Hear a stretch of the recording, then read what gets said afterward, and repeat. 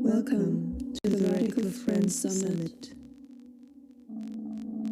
We will be guiding your meat bodies through embodied knowledge alongside our peers, who will be connecting your cranium nodes through the language and concepts of decentralized autonomous organizations.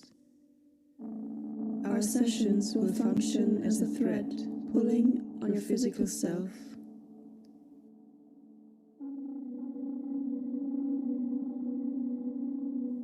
And so let us begin.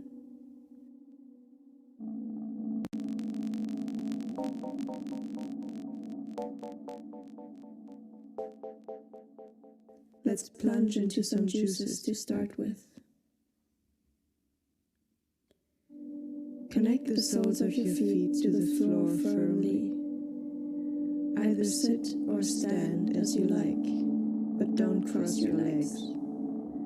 Stand up or adjust your seat anytime. There's something entering your feet from the floor.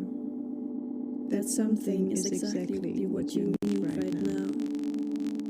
You can name it if you feel like it, or just know that what's coming from the earth is exactly what you need. Let that something rise from your feet upwards, warming your bones, forcing each of your cells to expand. Let it flush up through your torso, into your arms, to fill your hands entirely.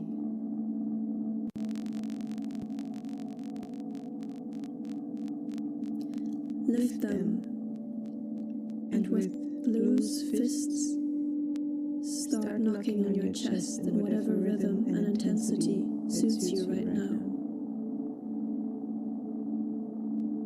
Pounding on the doors of your emotional space.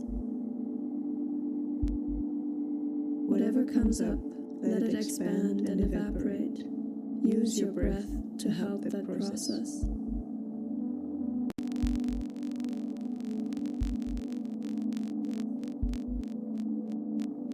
Good.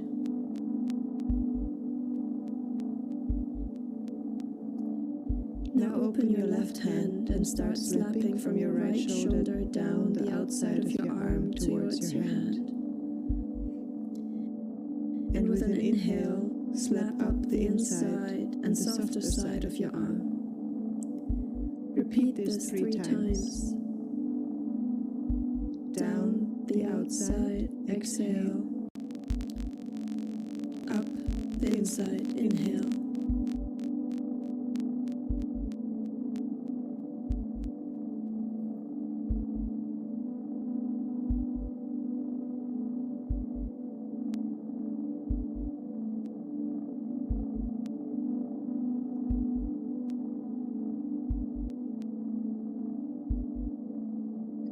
Then change the hand and slap the left arm. Down the outside, exhale. Up the inside, inhale.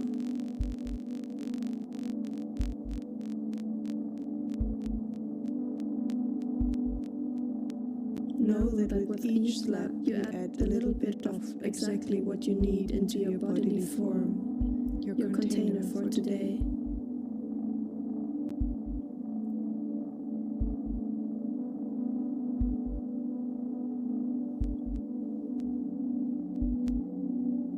Now, bend over and again with soft fists, pound your back ribs, your kidneys, the place where fear is located. Let that expand and evaporate too. Use your breath to help that process.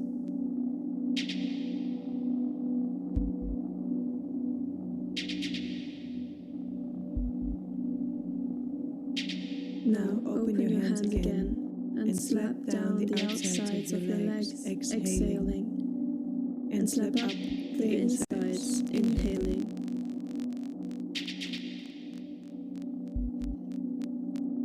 Repeat this 3 times. Down the outside, exhale, and up the inside, inhale.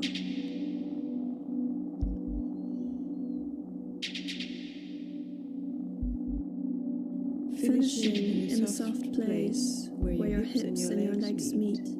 Let's stay there and start pounding again. Let each pound vibrate to your guts.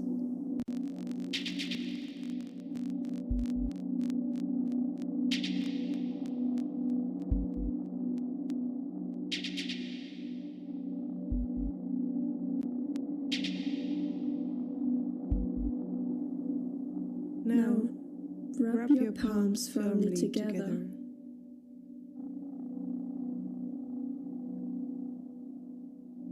Keep rubbing.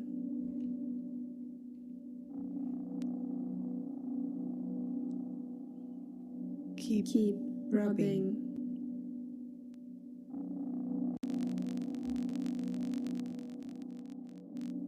Keep rubbing. Keep rubbing.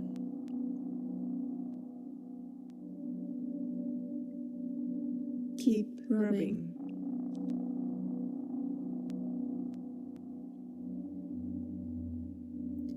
Place your palms on each side of your belly button. How much care can you put into this touch?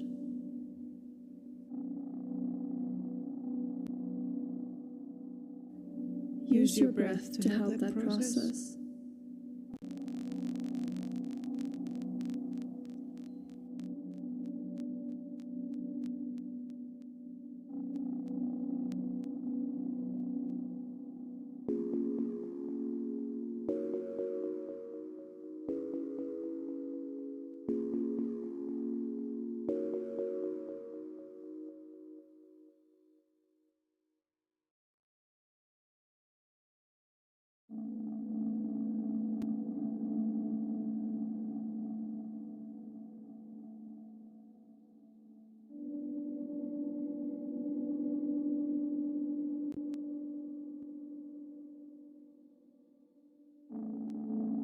Very slowly, drag your palms up your torso, stomach, lower ribs, middle ribs, breasts, clavicle, neck, earlobe, jaw, temples, hair, until the palms find each other again over your head. Stretch your arms, stretch this torso.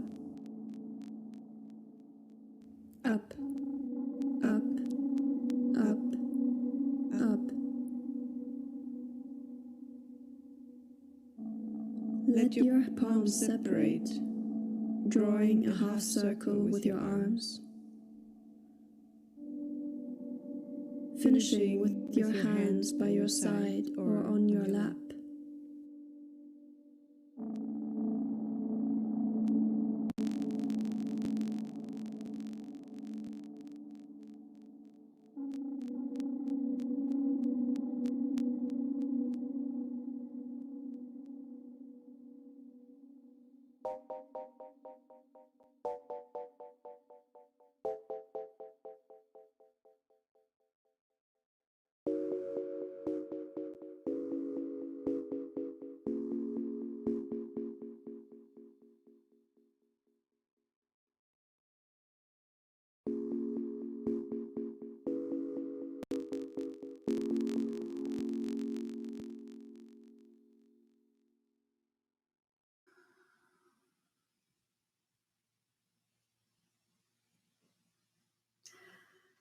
Hello. Penny and I would like to welcome you to the Radical Friends DAO Summit for Decentralisation of Power and Resources in the Art World.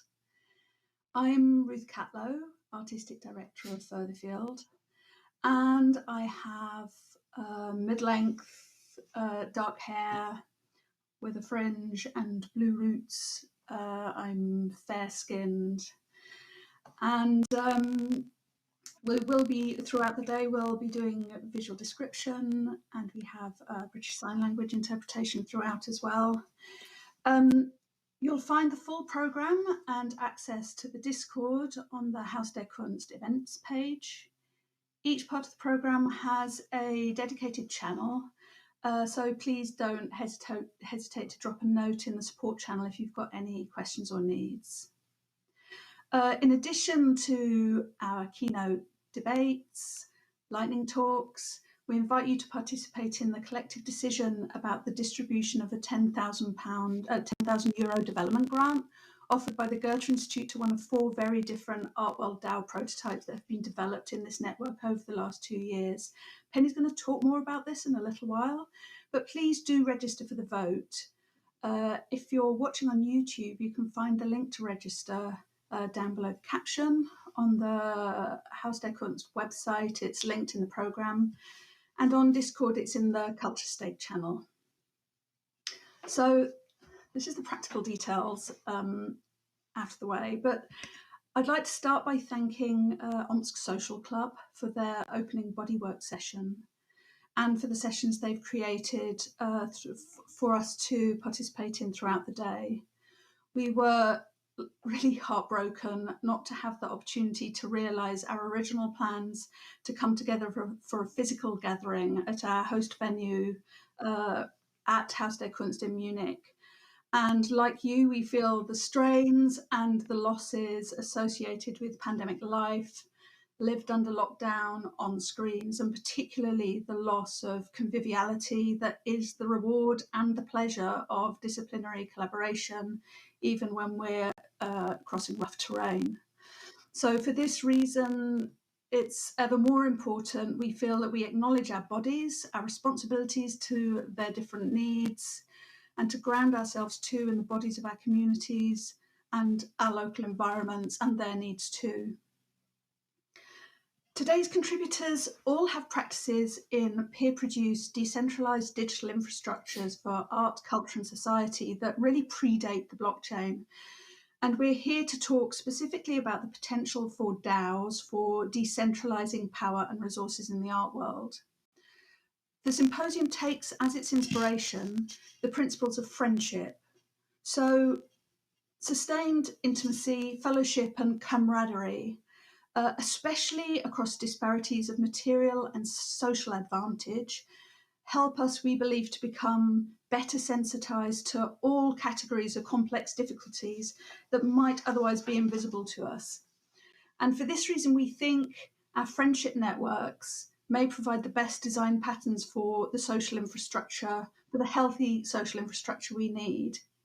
To end gatekeeping and elitism in the art world, we therefore bring this spirit of deep and radical friendship as a way to build resilient, mutable systems for scale-free interdependence and mutual aid.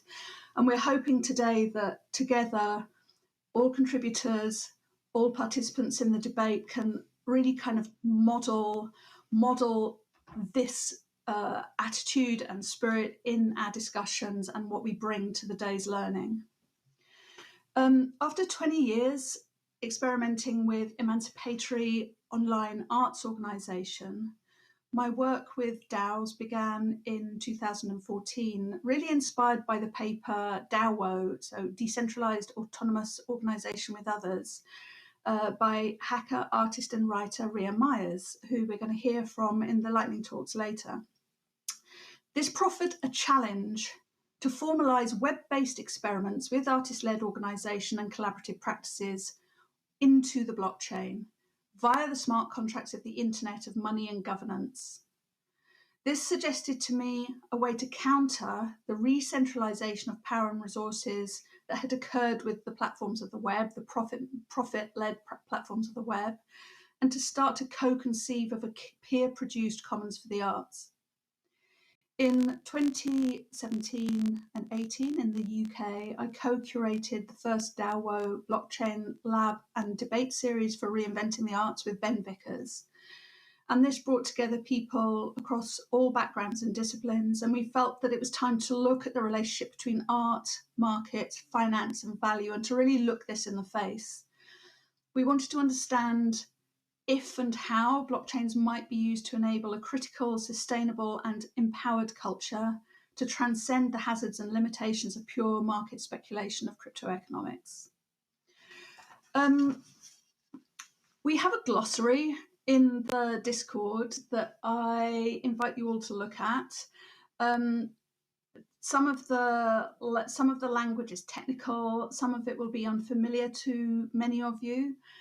So we do have, I'm about to give a kind of base level over one possible definition of a DAO, but you'll find, do dig into the glossary, and hopefully this will help you to get orientated. But the definition I will give of a DAO today is that it provides governance infrastructures that allow their members to pool resources, exchange economic value, and form joint ventures across national borders. They enable people to agree on how risks and rewards should be distributed, and to reap the benefits or otherwise of a shared activity now and into the future. And at a time when mainstream art world is focused on the personal wealth that can be amassed through NFTs, art world DAOs offer the potential to diversify collaboration and to lower the cost of translocal self-organizing, leading to new visions, vehicles, and configurations for communally grounded projects. Each year since 2015, the year of the infamous DAO hack, has been declared by someone the year of the DAO. But I think 2021 saw a conjunction of legal, technical, and cultural developments that means that DAOs are certainly no longer a fiction.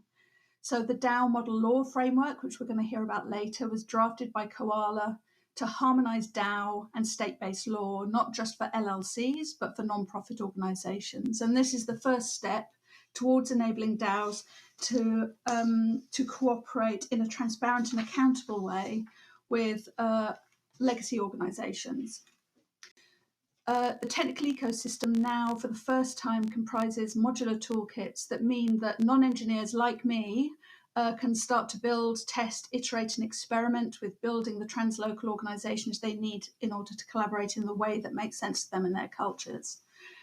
The open source Artworld DAOs we do and don't build now will have direct consequences for who owns the future and who decides what this means for others. Over to you, Penny. Thank you so much, and thank you everybody for coming. I am a white woman with auburn hair, black t-shirt, black cap, and red lipstick. So to carry on from where Ruth left off, these new technologies really promise the potential for not just artists, but also communities to build their own infrastructure in the form of executable manifestos, to borrow Kia Kreutler's words, to organize locally and translocally in a decentralized way that allows for adoption and adaptation, claiming and creating new art worlds, or worlds, on their own terms of governance and more than human families, allowing users to shape the technology they use rather than to accept what is given to them to build new structures for solidarity and autonomy. I believe the strongest societal and social testbeds are people, not companies. And the art world has access to a translocal, intersectional community of practitioners and players that break, mutate, and build upon what is real and what is not yet real in both the public and the private spaces across the globe, on and offline. And we need to be inside this conversation, which is why between 2019 and 21, Ruth and I led a series of 52-hour think tanks that brought together practitioners, coders, activists, and thinkers, many of whom you will actually hear today. These think tanks combined uncanny working methods and a toolkit of technical introductions, theory, bodywork, thinking, talking, and breakaways, which we've tried to manifest in our schedule for you to experience. The participants discussed, analysed, criticised, and mapped the obstacles, opportunities, and implications for progressive decentralised art world autonomy. And these areas that were explored included living bodies, systems, codes for more than human economies, what we can learn from existing community organising, and methods that foster trust, negotiability, dissolvable hierarchies, and embrace difference. Who and what are our stakeholders, mechanisms, productions, markets, values, motivations that bleed between the art world and consensual reality? How DAOs, concepts such as tokens and governance, designs, harness pathways to production, tools, capacities, and resources, and how they deter. From these sessions, roadmaps and prototypes for progressive art DAOs and art world DAOs were drawn up behind the closed doors of an unusual institutional alliance of Serpentine Gallery, Goethe-Institut, and Furtherfield.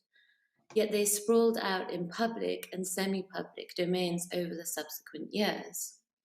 And this got me thinking very much about the public versus the private, which of course is one of the largest battles of mankind, but these days the situation has exponentially worsened in the midst of the COVID-19 pandemic. And I am in all your rooms right now, and you are in mine, and hence this kind of private space becomes at once the public. And of course, as second wave feminists favorably said, the private is always political. And so very quickly, we find ourselves in this cage fitted with a laptop in a super panopticon. Now, we could say this is a new prison for a new era, although the shape of the landscape is all too familiar. And therefore, I would argue that these new technologies have the possibility to act as a post-public, which is not a return to the public, nor a departure from, but instead liberating a space in which the users govern themselves, and the space holds its own autonomy, rather than a sovereign body that loans it to the masses until further notice. The art world is by nature one of the first testbed spaces for exercising and catering to an environment in which multiple struggles and emancipatory intersections can be founded within a plurality of social agents and their fights. And if we could build on this with the aid of technology, we could find ourselves connected to a network of groups rather than isolated communities, performing resistance through a centrality of singular need. This new spatial design argues for osmosis, not to reduce the struggle or devalue the pain, but instead to strengthen the citizen militia as a tactic for microgridding understanding rather than competition and judgment. It has become seemingly obvious over the last years as the slow, tortured death of party politics ensued that there is a need for a new space for politics, and perhaps it found itself in a home online between the ones and the zeros. Opinions and knowledge is transferred, deleted, embellished, shared, and refused. This online world is, of course, autonomous, yet large parts of it sits inside surveillance capitalist structures, in some shapes and circles. But one of the most worrying parts of us turning to the digital is that we leave the physical unguarded, and we find ourselves enjoying our newfound space of expression. I fear on our return to the matter of earth, we find it smaller, shrunken, poisoned, or gone. And so our years of research on DAO thinking has led me to believe the only way forward is the physical human network meshing with the digital in order to situate new resources and disruption points in communities. These resources are not just for survival, they should be for growth and empowerment. A DAO is a tool, after all, for testing out a different life. It is not a savior of life. And so I shall let these methods, conversations, embodied knowledge, the peers, the people who've been extremely vital to my knowledge of DAOs and will continue to be, I will let them unfurl across your screens in the hope they can help you terraform your own multiverses, together and alone. And to begin, I welcome Andrea Lissoni, the Artistic Director of Haus, and Johannes Ebert, the Secretary General of Goethe-Institut, to share with us their reflections on what future institutions could look like through the kaleidoscope lenses of these ideas. Thank you very much, Penny.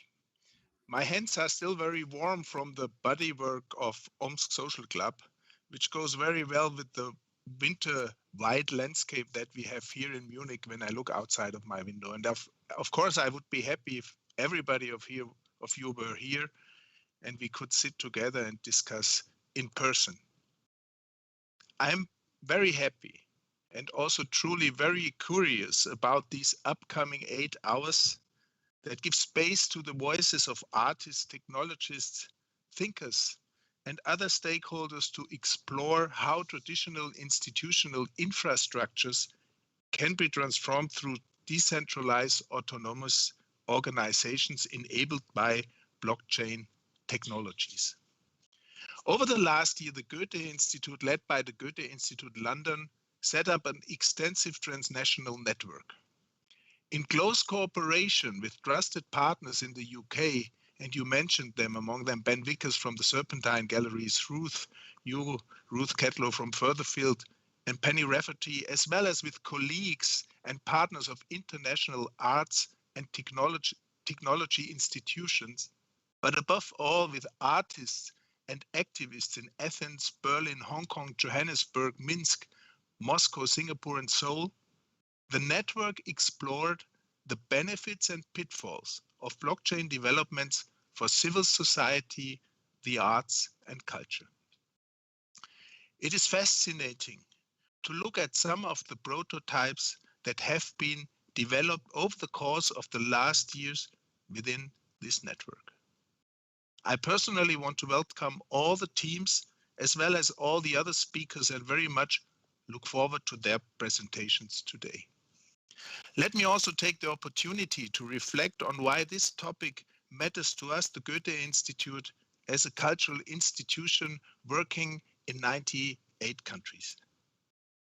Not only do we observe how blockchain technology is changing the arts or funding systems in the arts. For us, having decentralized our network of 158 institutes many years ago, we are genuinely interested in the nature of decentralized working structures and models. Also, it is in the very challenging circumstances that we operate today, for which we see potential for the use of blockchain technology or simply for working with models of decentralized autonomous organizations. To give you an example, in illiberal and authoritarian context, we have started to encounter new self-organized decentralized structures when working with artists or cultural practitioners in need or at risk. And I don't want to mention the countries where the spaces in the last year have gotten narrower and narrower and which have affected very much the work of cultural exchange and of the artists and of the artists in these countries. Here, blockchain-based solutions are sometimes used in communication, distribution, and support by members of the respective scenes. For example, in order to support fellow cultural workers in danger through crowdfunding, which is paid out in cryptocurrency for security reasons or due to a lack of a traditional bank account. It is also these practices that we are interested in as an institution, possibly allowing us to overcome some bureaucratic hurdles, while at the same time critically observing the many downsides of the technology, like the speculative culture that surround them. It also currently remains a challenge for us to network and scale such decentralized and collaborative structures worldwide. So formats such as this summit today serve as hubs of innovation for all of us. Through the exchange with critical thinkers and practitioners on the topics of our time, and this is a very important topic and strain of work for the Goethe-Institut, we can find new solutions.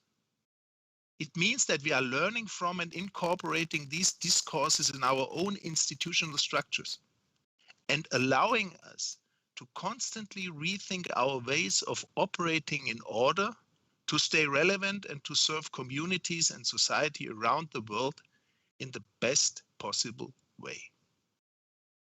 This summit for the Goethe-Institut is part of Lockdown Lessons, a project which searches for answers on what can be learned from the COVID-19 crisis on a global scale, looking at various concerns.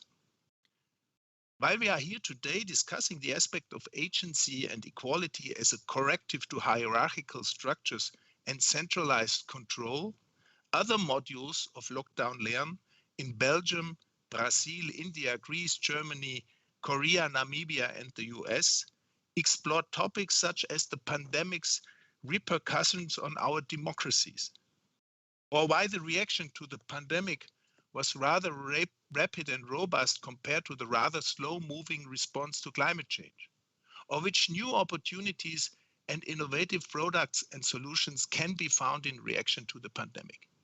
As terrible this pandemic is, I think we have to seize the opportunity to learn something from it. I don't want to conclude without expressing my regret that we cannot all meet here in person today in this winterly Munich at the Haus der Kunst. While I fully embrace the digital revolution, I do very much believe in real-life encounters for us as human beings, for a certain chemistry and creativity that trigger new ideas and start new collaborations. Sometimes it's easier to discuss ideas drinking a cup of coffee, or in the evening having a glass of wine, or speaking about Munich, a glass of beer. Having said this, much work has been invested into this program to create a digital space that allows for all of us to feel as little restricted as possible. I hope this approach triggers a similar creativity we all know from real life encounters. Also, the digital version of the summit, of course, has given many of you a chance to join today. So a very special welcome to all of you. Finally, allow me to thank our partner and host, the Haus der Kunst, especially my colleague Andrea Lissoni, Sarah Teuger, Julia Pfeiffer, and Saskia Müller-Bastian for the trusted cooperation in these last months. Above all, my sincere thanks goes to the curators of Radical Friends, Ruth Catlow and Penny Rafferty. And of course, I want to thank all my colleagues from the Goethe-Institut in London, Katrin Sohns, Mario Schruff, and the whole team. Enjoy the summit.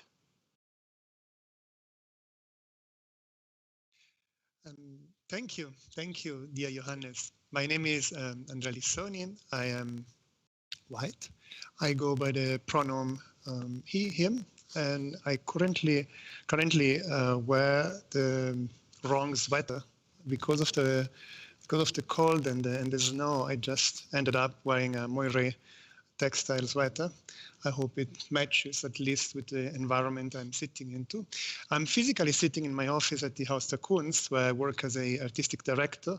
And behind me, you can see posters of current projects, a retrospective of Heidi Bucher, a display of the history of the queer archive, sorry, the other way, mirrored, in München, and sound and music, a monthly strand of live event focused on one author residence that we call Tune.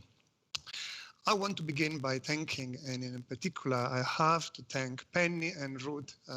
We are extremely grateful for the project you put together, as well as Katrin and Mario of the Goethe-Institut in London for facilitating this important sandbox to experiment with new forms of organization.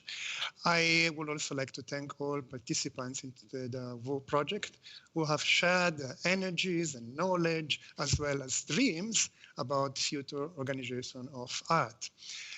This is an important example of peer-to-peer production, a mode of producing that is facilitated by the technology, and I will go back to this later, and we will be here later know more about. Thank you also to Power Studio, whose involvement we could all appreciate. The beautiful design interprets many layers of the project, and its smiley icon will represent the spirit of Radical Friends beyond this event. I'm sure about this.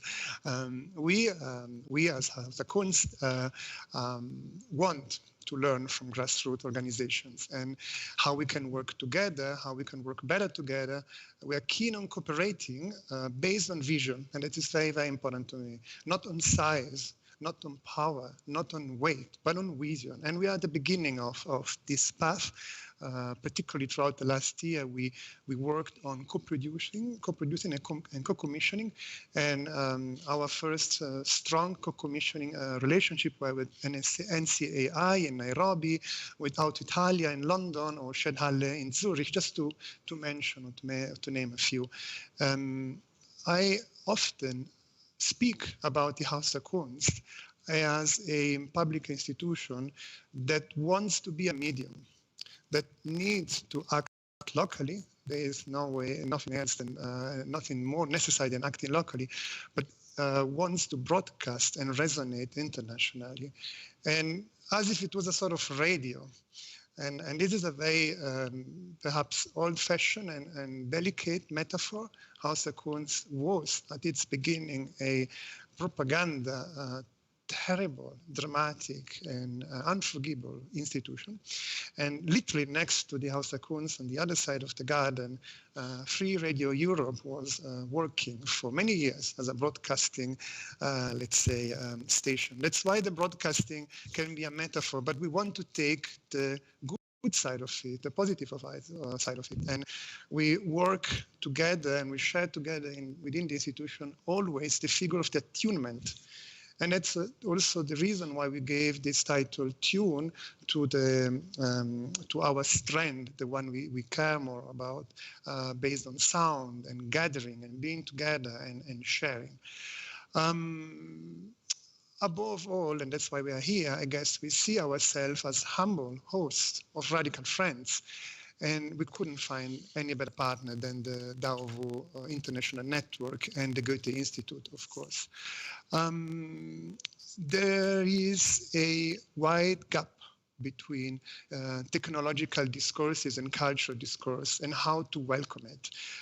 As a public institution in transformation and aimed at transforming and using Web3 technologies, we constantly run the one risk of either merely replicating the worst corporative legacy, say from central banking to profit-oriented companies, or especially in the arts, to mimic only the languages, the rhetorics, making them jargons and never deeply interpreting them, actively engaging, challenging them, and eventually assuming them, ending up in building more walls and more exclusion, if ever possible, which is dramatic. It's terrible. We need a change in sensibility and imagination, and not disruptive services. And that's why we see ourselves as humble hosts, as I said.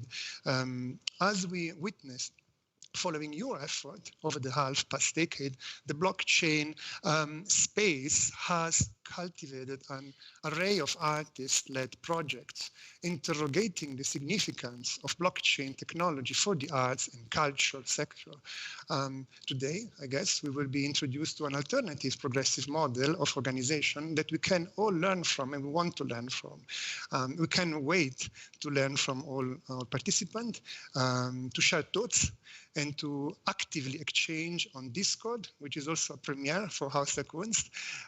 Personally, I'm particularly looking forward to listening to the DJ set by James Whistle, EAI, and I wouldn't be able to make everything I'm doing this. We won't be able to be the good host we hope to be without my wonderful colleague Sarah Teurer and Julia Pfeiffer for the extraordinary curatorial work and organizational work they have made, as well as Saskia Müller-Bastian, whose commitment to transforming digital communication culture within Haus der Kunst is admirable. Thank you, thank you. We are all very grateful. I can only leave now the stage to researcher and writer Jaya Brekke for a keynote lecture that I have no doubts will be inspiring and thoughtful. Thank you.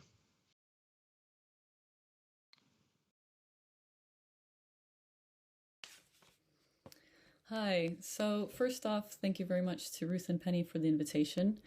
The work that you're doing for the Goethe-Institut and Haus der Kunst, and also everyone else in the audience that's been part of Radical Friends, I just wanted to start off by saying that the work that you're doing is extremely important, and that it's actually extremely rare to have people who have both the experience, the hands-on involvement, and the critical skills to really keep a focus on decentralizing not just the architecture, but also the broader effects in terms of governance and value, which is all too often assumed that it will follow automatically from the architecture and from kind of nifty token economic designs.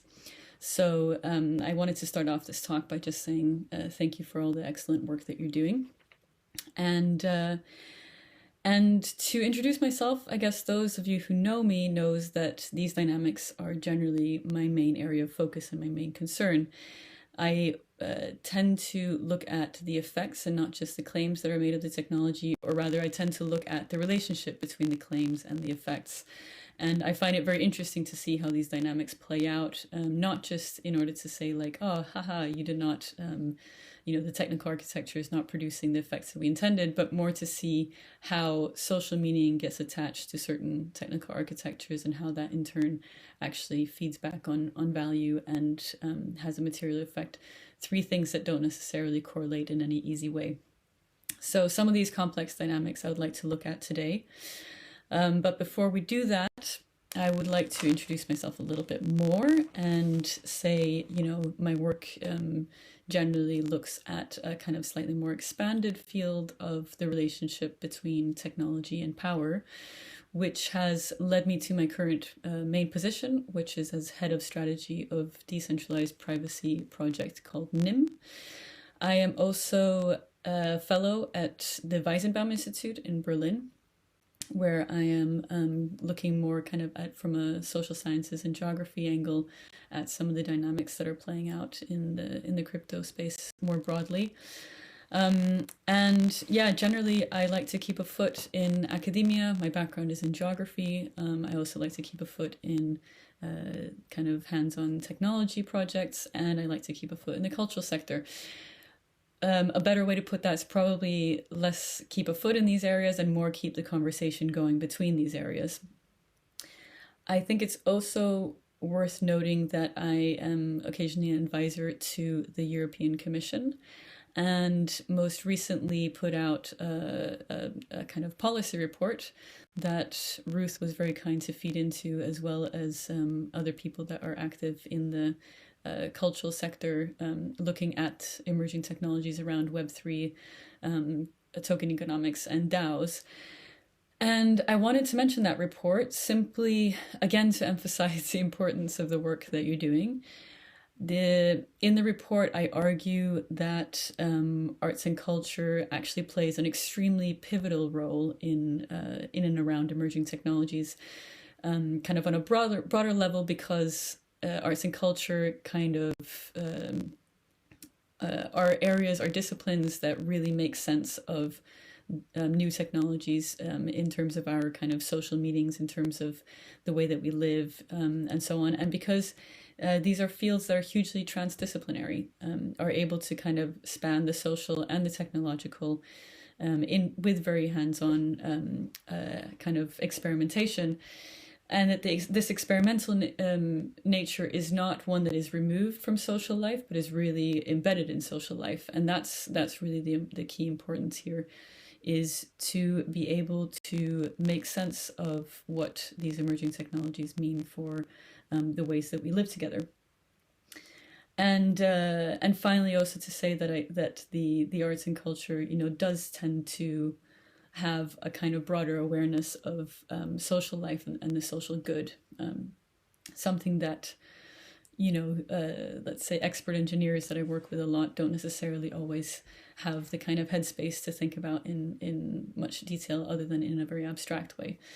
So my argument in that policy report is that this is a hugely important area to focus on, and it definitely also has the attention of policymakers. And I think that's something worth saying in a forum like this, so that people understand that, the work that you're doing as creators and cultural producers is actually hugely important here. It's not just on the sidelines. It's pretty central to what's going on.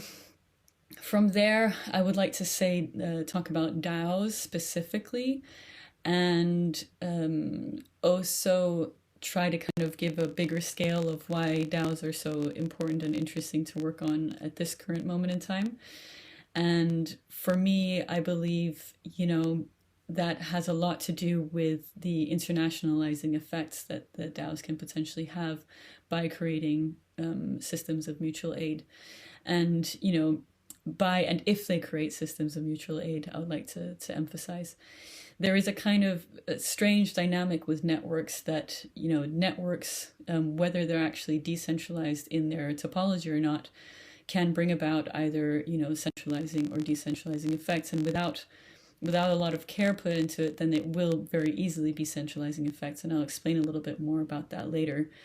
But for now, I think it's worth saying that what's so interesting about DAOs at this moment in time is, the possibility and the scope for some real cross-border organizing at a network level. And that, at a time when we're facing the rise of nationalisms again, the kind of lockdown of borders, both as a result of COVID, but I think in particular we can trace that back to the time of during the financial crisis, at least in the European setting, where it became very clear that, the economic solidarity between countries really had ruptured.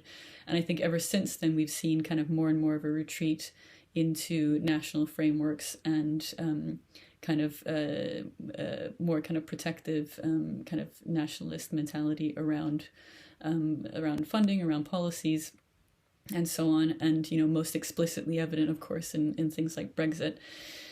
But in this time where nationalisms really are on the rise, I think it becomes so important for some kind of bottom up transdisciplinary and international global mentality to kind of be brought back in, and I'm hoping that's some of what we can achieve with DAOs.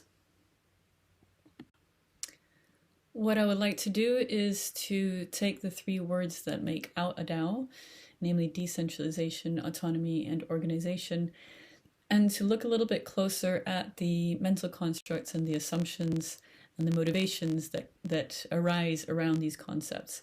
And I want to do that because I have a little bit of an itch about the way that these concepts tend to bring with them hugely contradictory meanings and associations and assumptions that I'm kind of curious to see how we might be able to resolve, or at least just understand a little bit better.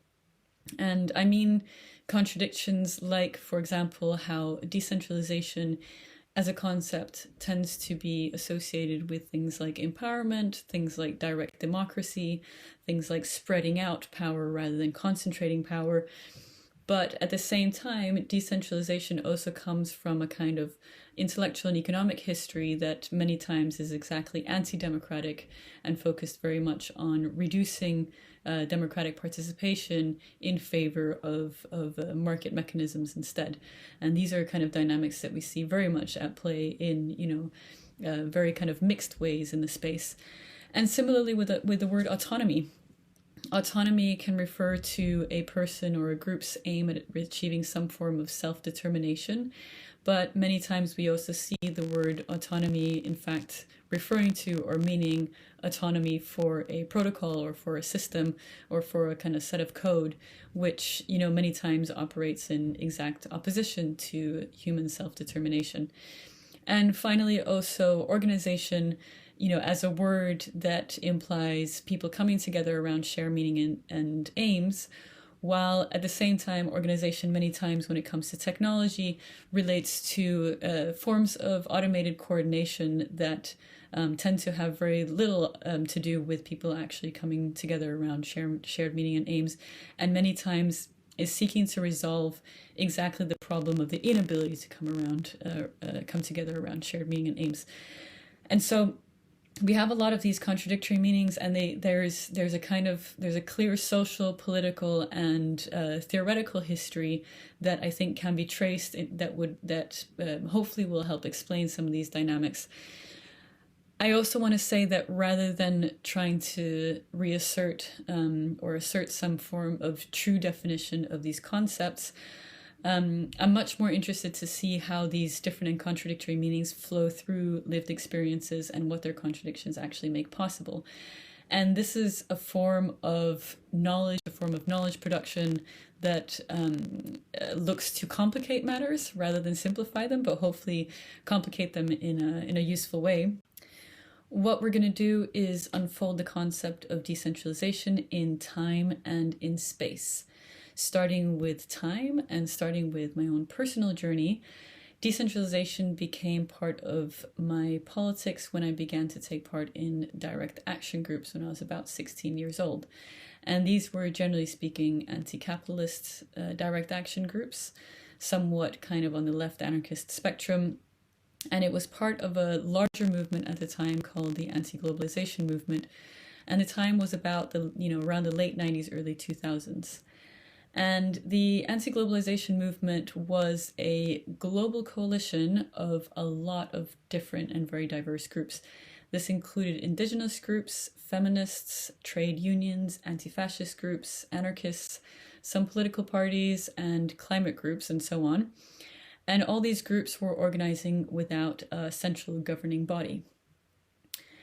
And I think it's worth to say that the broader movement was against capitalism and against ecological destruction, and mobilized largely through big global summits. So say the World Trade Organization was having a meeting, or the International Monetary Fund was having a meeting, or the G8, then this global movement would descend on these summits and have very, very large global, or very, very large demonstrations and direct actions take place.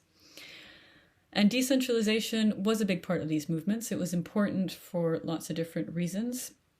And it was understood as related to direct democracy and to self-determination.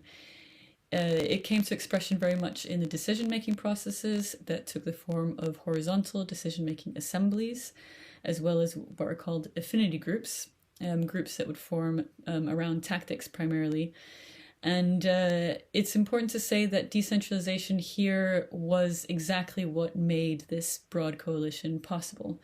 Without it, then these people would not have been able to come together, because the tactics of how to resist capitalism and prevent ecological destruction were simply extremely diverse, and the messages were extremely diverse, and no one would really have accepted the domination of any other single group. So to dig in a little bit more, things like affinity groups would be like your little direct action family. It would be a group that would form around, usually around the time of a summit, but also extend sometimes between summits. And it would, and they would usually form not just around kind of shared message and shared cause, but also specifically around the tactics. So how confrontational are you willing to be with the police? What form of action are you actually looking to take? Is it something that's more kind of on the festival type way of doing things, or something that is more along the lines of sabotage and direct action in that front? And your direct action family, your little affinity group, would keep an eye on each other in the middle of all the chaos of the demonstrations. And they would keep an eye on whether you got arrested or not, contact the relevant people, and so on. And in the bigger mobilizations, affinity groups would also serve to coordinate actions between the diverse groups that were present. So they would send representatives to a bigger organizing assembly. But what was important was the organizing assembly did not need to know every single detail of every single action that was planned. They only really needed to know the basics in order to coordinate, who's going to be where, broadly speaking. And this was also important in order to ensure that there was no, single body that could, shut down the whole thing through pressure by the police or otherwise. And so, there are some concepts here that I hope are already familiar to a lot of people. So that all sounds kind of beautiful and interesting, but I also think it's worth kind of noting some of the lessons that were learned around then. And I remember particularly when I was about 20 years old, I traveled from London to a remote village in Spain to a brilliant gathering of autonomist and anarchist women from all over the world.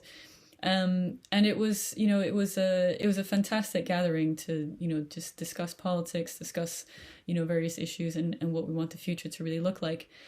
But it was also the moment that I realized one particular thing, a kind of something that I would like to call process fetish or process fatigue. And it was me realizing that all these meetings and assemblies had literally just, had nearly traumatized me. And it was a little bit, I guess, probably the reason for why, even though I've followed the space of DAOs pretty much since the infancy of DAOs, 2015, 16 probably, I've never been involved in their creation, nor participated in their processes. And I think it's because I simply burnt out around the kind of fascination and the focus on organizing and arranging processes and procedures in the abstract, with the idea that somehow that way we can kind of solve the problem of power and politics a priori and in perpetuity. So if we can find the right kind of formula, the right kind of diagram, then we'll resolve all our issues. And so much effort went into kind of discussing process, to the extent that it caused burnout. And so I remember, one example in that front. So when I was at that gathering in Spain, 150 or so incredible people just hanging out, talking, writing, partying, thinking about things. And of course, over the course of a few afternoons, some of us were workshopping really the kind of broader basis of our politics. And that took the shape of organizing principles, primarily, rather than issues. And what was essential, we agreed, was the ability to remain free in our differences, the ability to organize locally about the things that mattered most to us, but simultaneously the ability to coordinate and work together across multiple geographies and cultures. And so we gave a name to this our newfound political program, which was something along the lines of situated, interconnected manifestos. And I think that name has a lot of resonances with what's being attempted with DAOs, but in quite a different form. For me, it's worth noting some of these repeated efforts, because I think there is something to be learned with each and every effort that we do make towards decentralization. For me, one of the important lessons was how often we would arrive at things that sounded so great in the abstract for it to simply, fall far from the kind of experience in reality when people actually started to take part in so many horizontal-based decision-making processes. And that somehow it displaced a lot of attention. There was a lot of fetish for the kind of ways that decisions were being made rather than, what we were actually, making decisions for. And I very soon found myself in assemblies about how to run assemblies in a kind of infinite regression that I think is also familiar in the DAO space.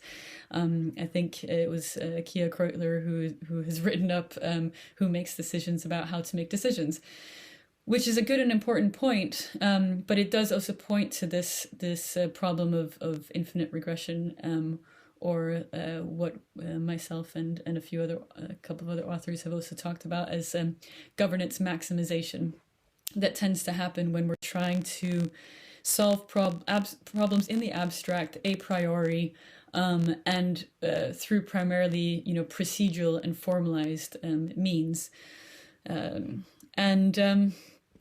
What I also learned through this experience, which is, I think, a lesson that's worth bringing on, is that there's no neutral means through which to solve differences.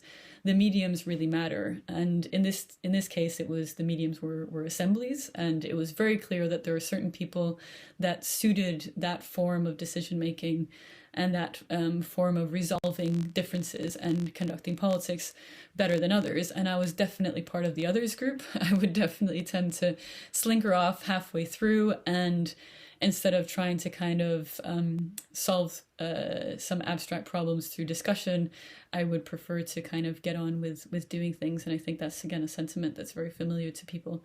So these were global movements and local groups that came about in order to resist a very different version of decentralization, namely a form of market fundamentalism that we can trace back to the infamous economist Friedrich von Hayek, who was a huge inspiration for quite a few economists coming after him, and also inspired the selling off of public goods through mass privatization by Reagan and Thatcher in the 80s.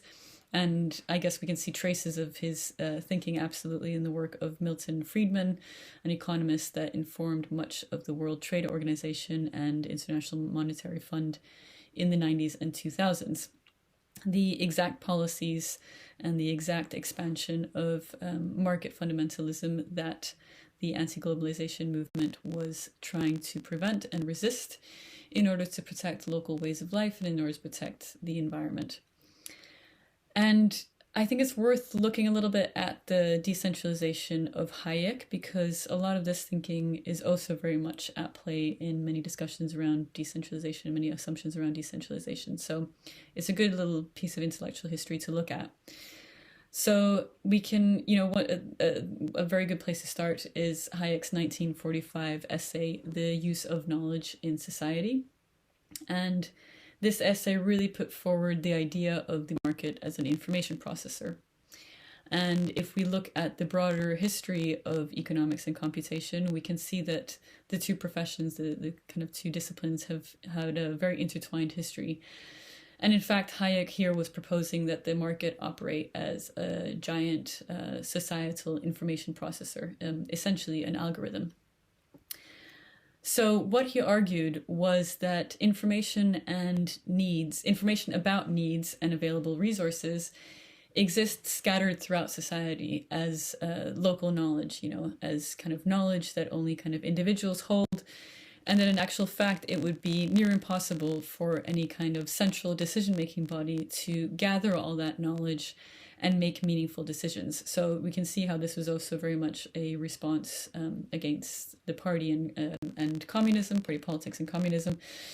And the argument was that instead the market would be the means through which to gather disparate bits of information and to communicate those bits of information in a decentralized manner, and it would do so through price fluctuations. Essentially, it looked a little bit something like this. If demand was high, then prices would go up, and this would incentivize people who would communicate, throughout the kind of market, and it would incentivize people to increase production of that particular type of good, which in turn would then flood the market and satisfy that need, that demand. Conversely, if there was plenty of a certain kind of good and not many people needed it, the price would go down until more people would decide to go ahead and buy it, and thereby kind of absorbing any kind of excess production. So the idea here was really that the market would essentially act as a decentralized information processor without the need for any kind of centralized decision-making, without the need for any kind of governance, nor any need to intervene, let's say. And, in the abstract, a model like this looks fascinating, and in many ways it makes sense. And, personally, I find it, as a mental puzzle, I find it quite pleasurable to read Hayek as much as I find it pleasurable to read Satoshi Nakamoto. There is, a kind of satisfying mental model is something that can be quite fun. But it's very important to then look at what happens in reality when a model like this is attempted to be steamrolled across people's different ways of life and across people's social and political realities. And in fact, what has been seen since then is a string of hugely destructive consequences, things that are epitomized in words that are quite familiar to most of us now, things like market failures, a word invented by economists, and also externalities, which is another economist way of expressing things, and also in free market imperialism. And this should really be a kind of lesson for anyone who goes on to read white papers and nifty kind of mechanism designs, is to really understand that the model is very different from how systems like this go on to affect people and environments in reality. And to keep being too obsessed by, you know, the beautiful model, the great kind of like the paper, the great idea, you know, brings with it a lot of brings with it huge blind spots, let's say.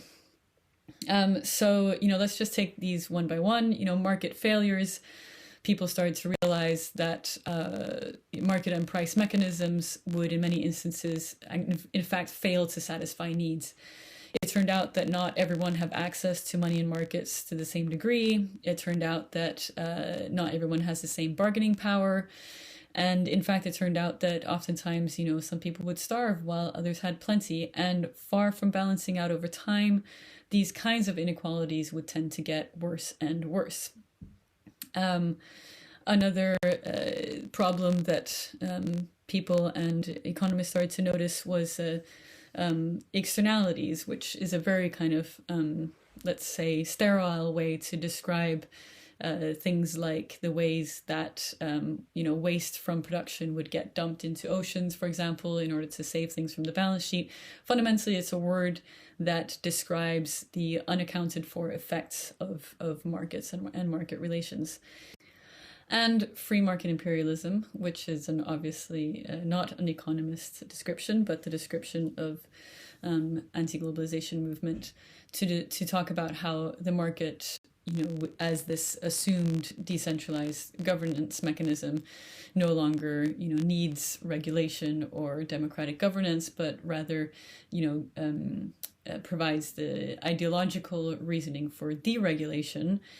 And, you know, was part of a set of policies that fell under the neoliberal thinking of people like Milton Friedman, and was exported across the world by the International Monetary Fund, the World Trade Organization, and the World Bank. And it's very much this idea of the market knows best, right? Which means that all other ways of addressing needs have to give way to this kind of higher logic. And there's a kind of expansionist tendency going on here that, you know, in order for Hayek's market to really be the perfect information processor that it claims to be, the market demands more and more information, and meaning more and more interactions and relationships need to be incorporated into market mechanisms and market relationships in order for these to be resolved through the price mechanism. Because logically, anything outside of the market might then potentially skew its results, right? So we can kind of see how this develops into this kind of expansionist agenda. And in actual fact, you know, a major assumption of the Hayekian version of decentralization is that it assumes that people operate as isolated individuals, and that there are only real means for understanding what each other truly needs is through price fluctuations. So it's the only way that we can kind of understand really what people are, you know, willing to give, what people are willing to kind of give in return for satisfying their needs. And this really brings about two terrible dynamics. It provides, first of all, the ideological basis for hugely violent market expansion, as I already described, systematically destroying all other means for people to collectively resolve issues and access the things that they need. And it also encourages a form of structural stupidity, because if only the market knows best, you know, only the market has the full amount of information, then any other type of intervention is, you know, is considered wrong, right? Which means even if you can see with your own eyes that people are starving, needs are not being met, there's, you know, climate disasters happening, homelessness or whatever else, there's a kind of ideological story here for why you're not supposed to intervene in just, you know, in the market, which should just be allowed to kind of freely play out its dynamics. And this was a set of ideas that, like I said, Hayek really crystallized in some of his writing in the 40s, but then kind of resurfaced through structural policies in the 80s, and then again through neoliberalism in the kind of late 90s, early 2000s. So these, let's say, dynamics, I think for me, it has been very fascinating to see how these diametrically opposed political ideologies, political agendas, let's say, on the one hand, a movement for direct democracy, for plurality, for difference, for local self-determination, versus an agenda of market fundamentalism, basically, the spread of market logic and the kind of market slash neoliberal way of life, the capitalist way of life across the world. You had these two kind of quite diametrically opposed versions of decentralization. And now, you see a mix of so many of these ideas play out in the crypto space and also in the DAO space and in a lot of the thinking around kind of crypto economics, but also mechanism design, which admittedly has a lot of other histories too. I'm very much simplifying a vast economic history here, but I think it is quite interesting to see how these two things come together. But there's an important kind of next step that happened, obviously, after the kind of neoliberal agenda of the 90s and 2000s. I think today it would be a bit harder to come across the same kind of market fundamentalism.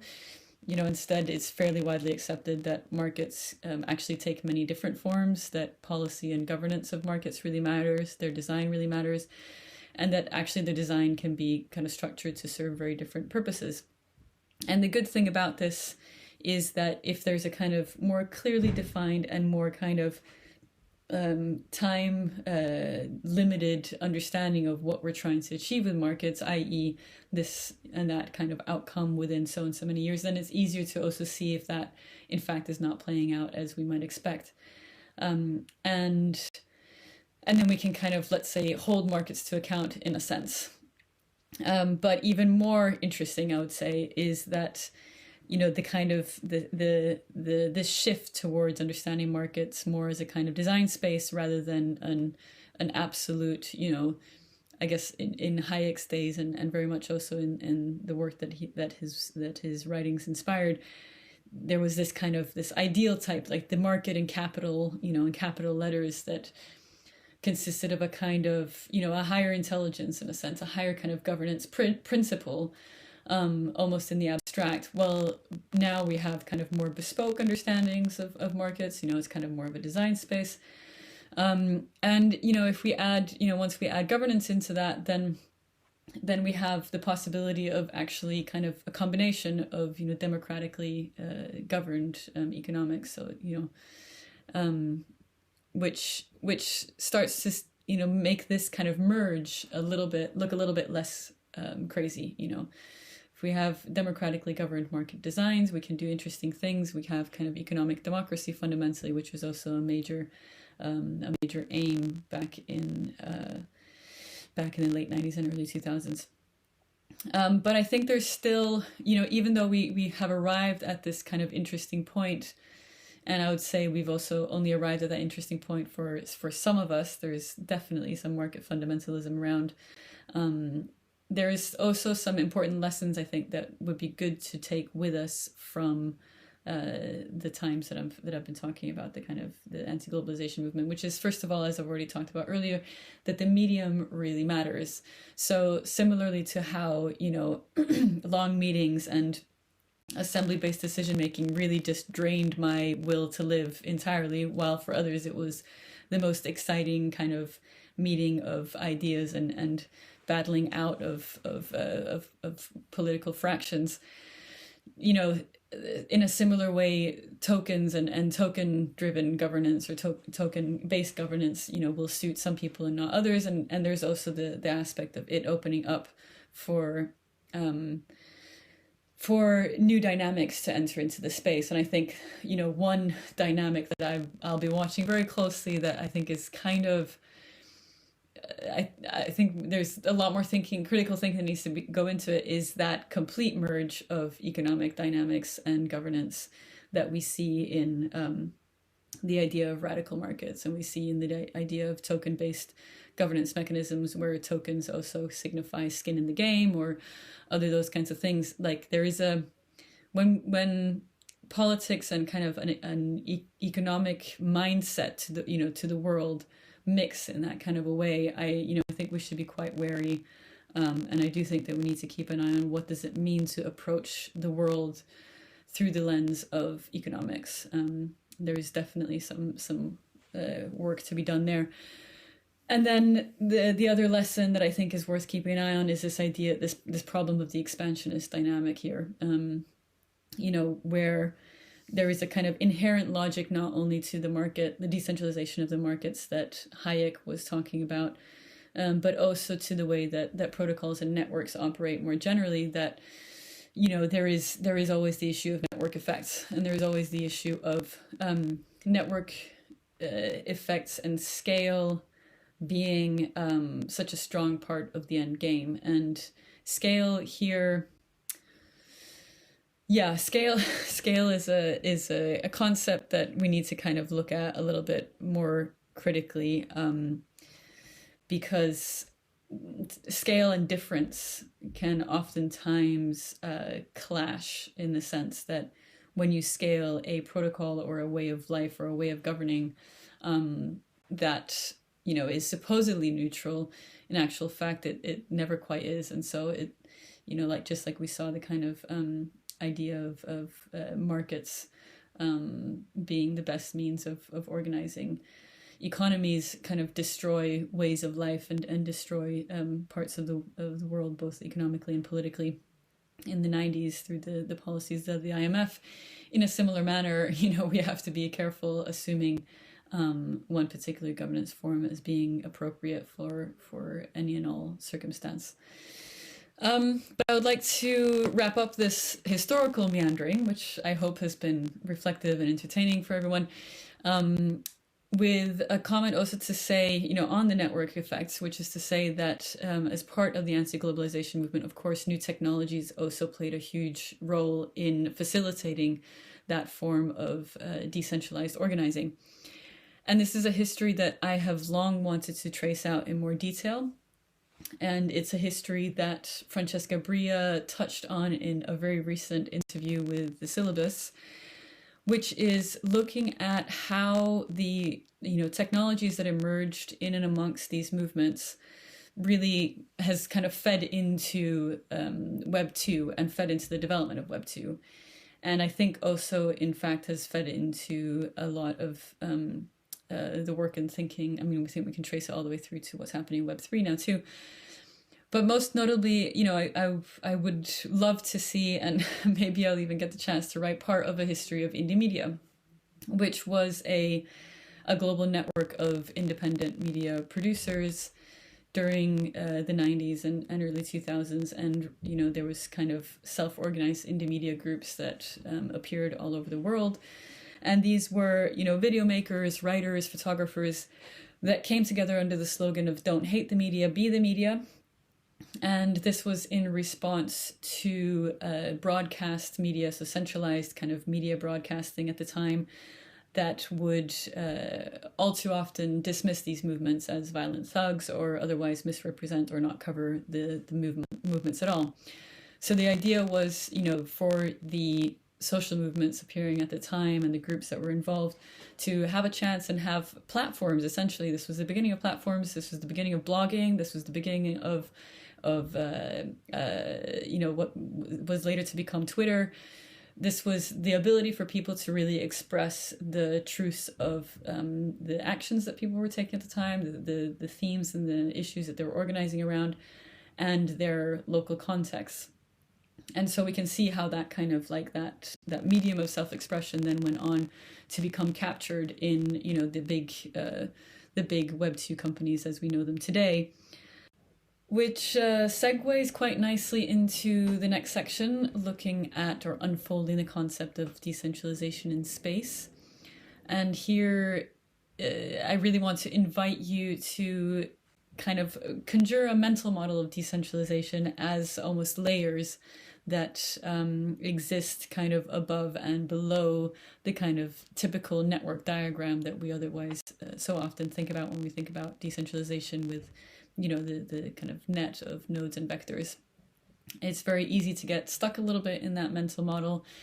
And like I've repeatedly said throughout this talk, let's say not be conscious of how many other layers are in operation, and how decentralization at one layer might very well cause centralization or be supported through centralization in other layers. And So I guess the easiest way to think through these the unfolding decentralization in space is probably through the metaphor of the stack. And the stack is a metaphor that obviously Benjamin Bratton elaborated on quite a lot, but I don't want to use his categories so much in this talk because I think there are some other categories that are slightly more relevant. I think in particular we can kind of talk about the history of the crypto space itself as a kind of unfolding of layers in that stack. Albeit it's still a little bit too limited, but we can look at the first unfolding of that, which is obviously going from what were protocols that were initially intended to resolve a lot of questions, a lot of disputes between people, and to resolve those at a technical layer. So, the fascination with the consensus mechanism, the consensus protocol at the very beginning of Bitcoin, and very much at the very beginning of Ethereum as well, which was not challenged really until the Bitcoin scaling crisis, but more importantly until the Ethereum governance crisis around the DAO hack, which showed exactly how, apart from the protocol layer, you nevertheless have issues that exist outside of that in what we might call the governance layer, right? And alongside the kind of governance crisis that very much, unfolded, let's say, from the flat mental model of the node vector diagram, it kind of unfolded into a kind of the human, the meat space, the human layer, where it's like we will nevertheless need to still be able to make decisions about how to make decisions, or still be able to make decisions about how to tweak the protocol as and when it's necessary. There was another unfolding that also happened, which was the awareness of whales, the consciousness of whales in the space. So here there was a kind of a new consciousness around how decentralized protocols, and even if we arrive at decentralized governance mechanisms, there might nevertheless be centralizing effects in terms of how value flows through the network and how it kind of concentrates around certain nodes and certain people and their involvement.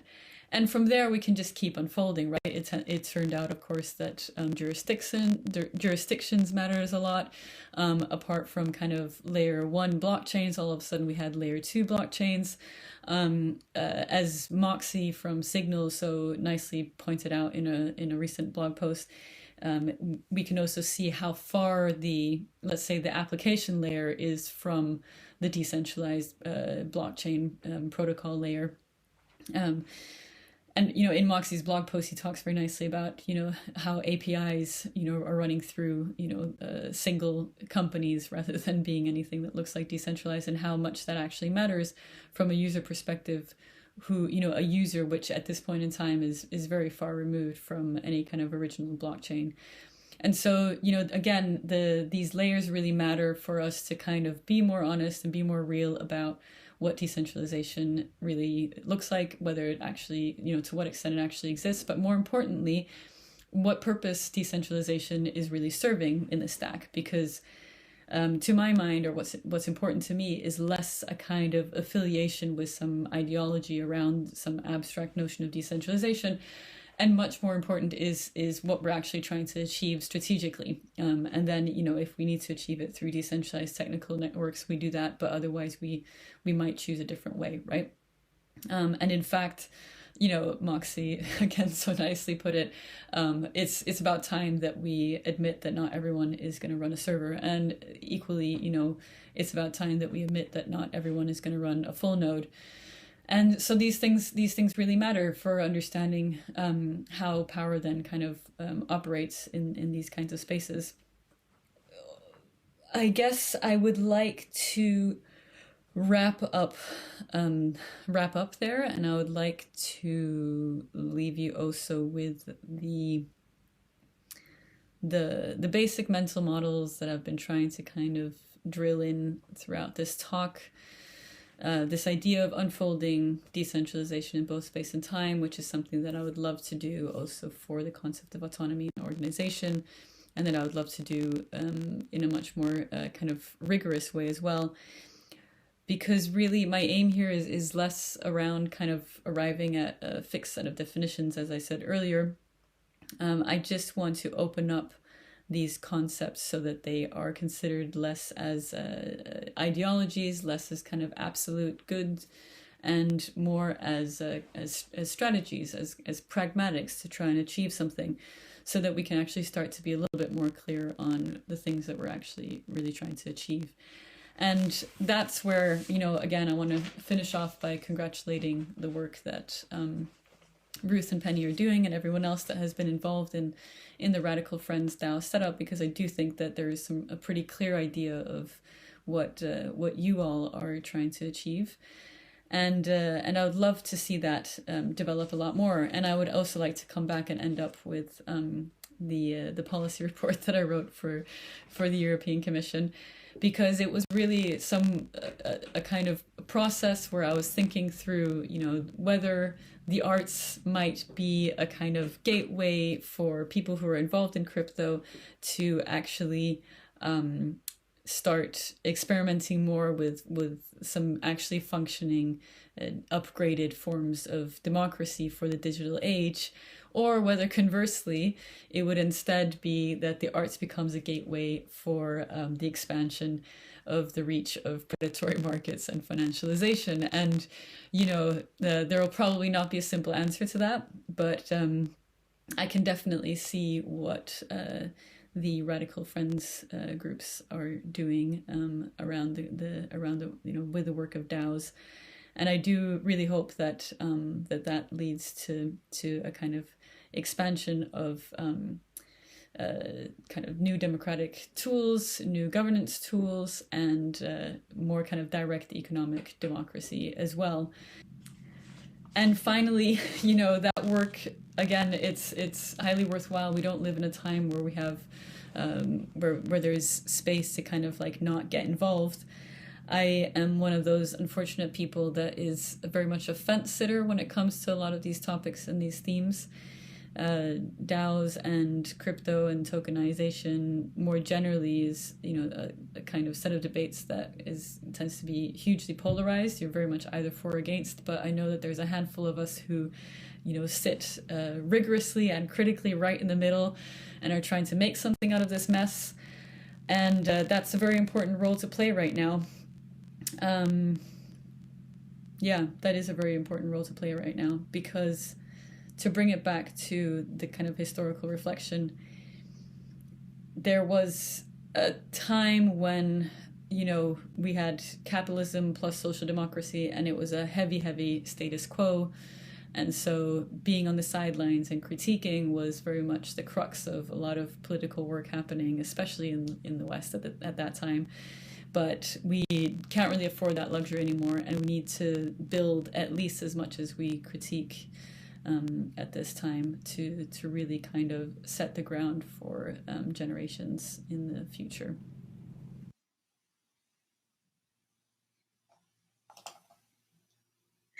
Hi. Hello. Thank you so much for that exceptional keynote. So much of my youth began to prickle, specifically rehearing that line of "Don't hate the media, be the media." And I wonder, yeah, I was trying to like rhythmically ensue what like a DAO remix on that would be. But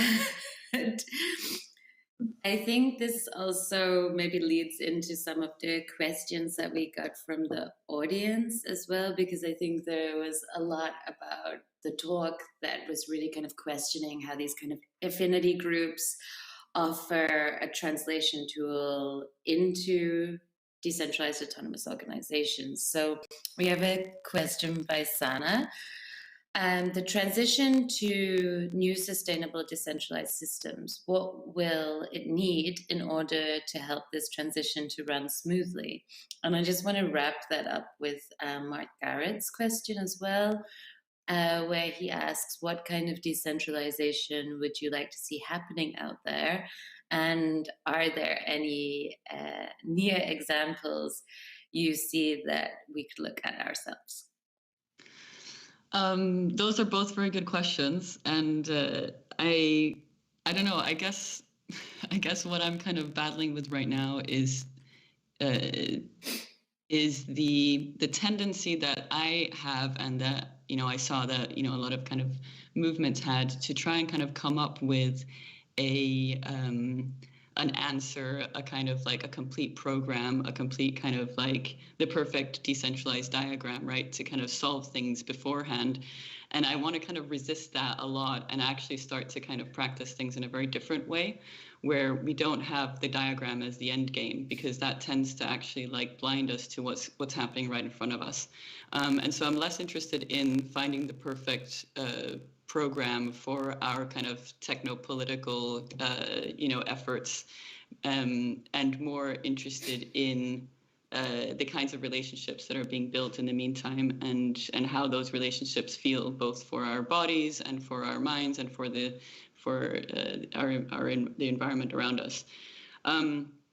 In answer to Mark's question about what kind of decentralization I'd like to see out there, I wouldn't necessarily like to see decentralization out there. Like I said, it's kind of more of a strategy and a means to achieve certain things.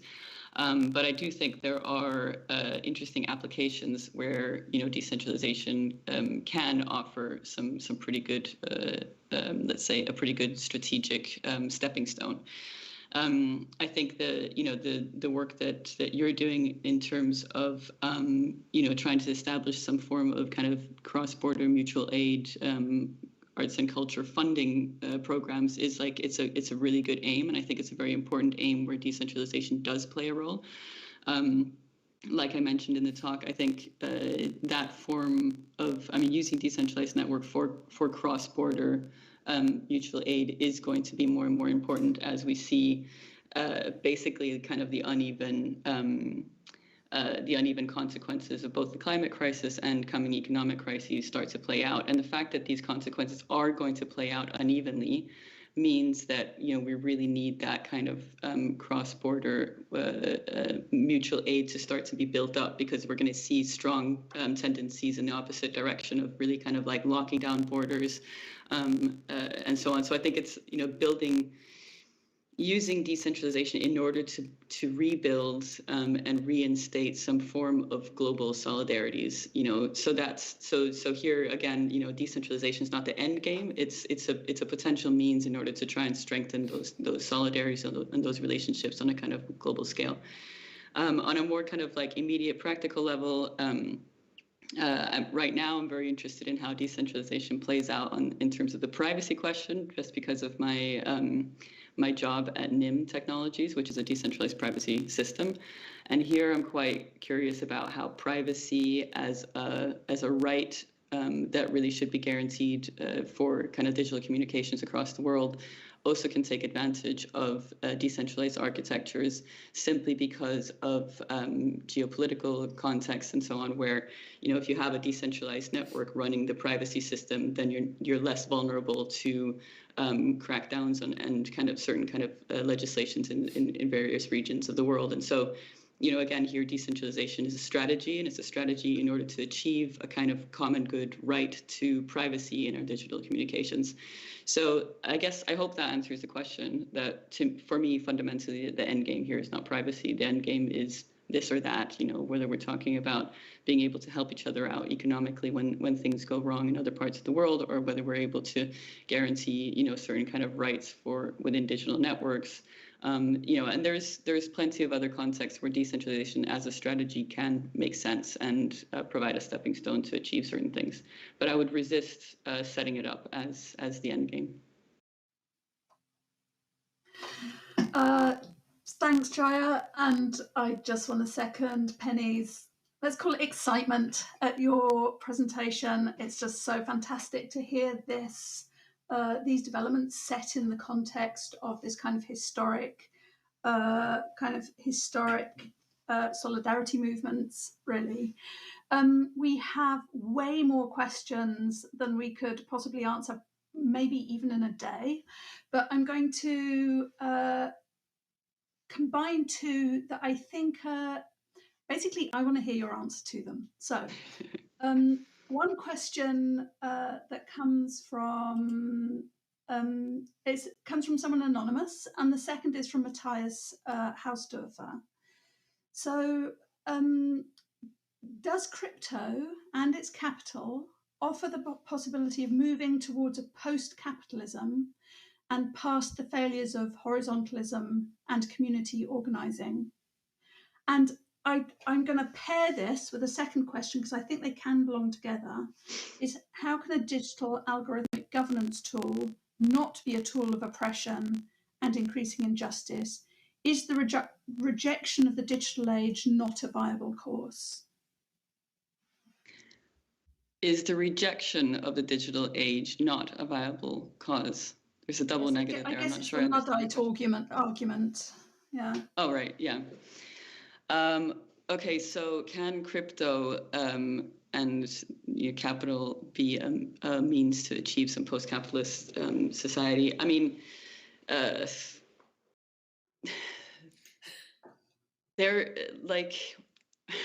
guess there's different ways of answering that question. There's one way which is simply no,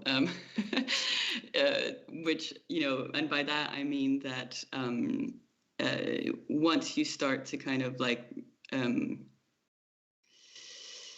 once you start to focus too much on kind of acquiring more capital, acquiring kind of more crypto and so on. Like the kind of it's interesting to see how quickly people's mindsets change once they start to engage with crypto.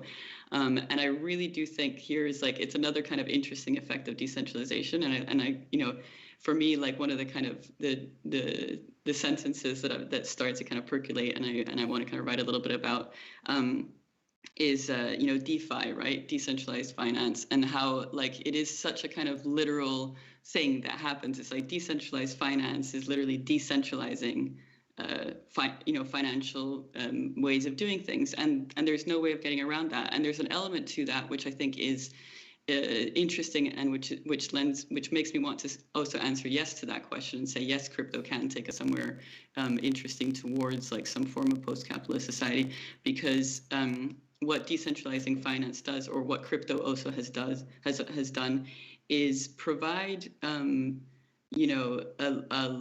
provide a whole new class of people with a form of economic power that they haven't had before, and that's happened kind of relatively quickly.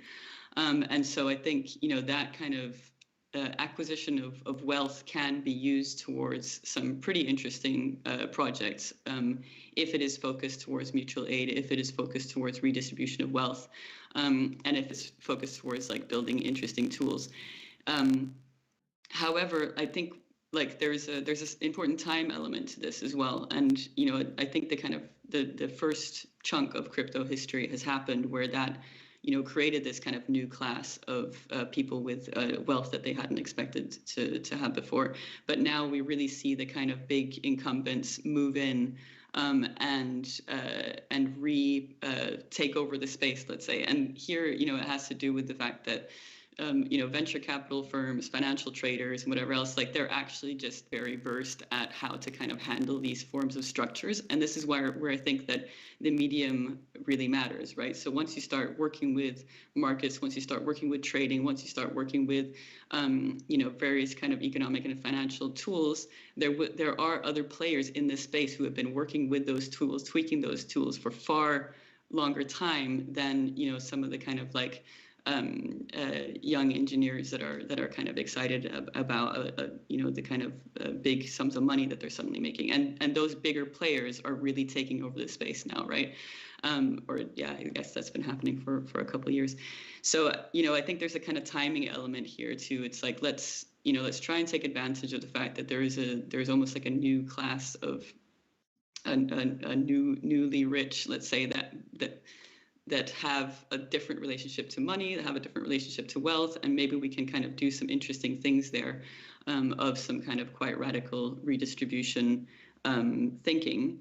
But it's not, I don't see it as like crypto is not like that it's not going to kind of like it's not the final destination. It's not the kind of the post-capitalist state of being, to my mind. Algorithmic governance, again, I feel similarly. For me, it's like it's less these kind of absolutes. I feel like people are always looking for absolute answers, And it's much more about like, you know, let's use it for something fun and interesting and not take it too seriously. And I feel the same way about machine learning and artificial intelligence. You know, I feel the same way about, yeah, so much of what's happening in kind of the emerging technology space, that people really want to kind of like, you know, take one element and then plaster it as if it's kind of like the like the market as a god or the protocol as a god or whatever. And really, these are just like, they're like funky, weird, and peripheral ways of, I mean, they're funky, weird ways of doing things. And I think if we can think of them as peripheral rather than the central way, then we can actually start playing around with methods a little bit more freely.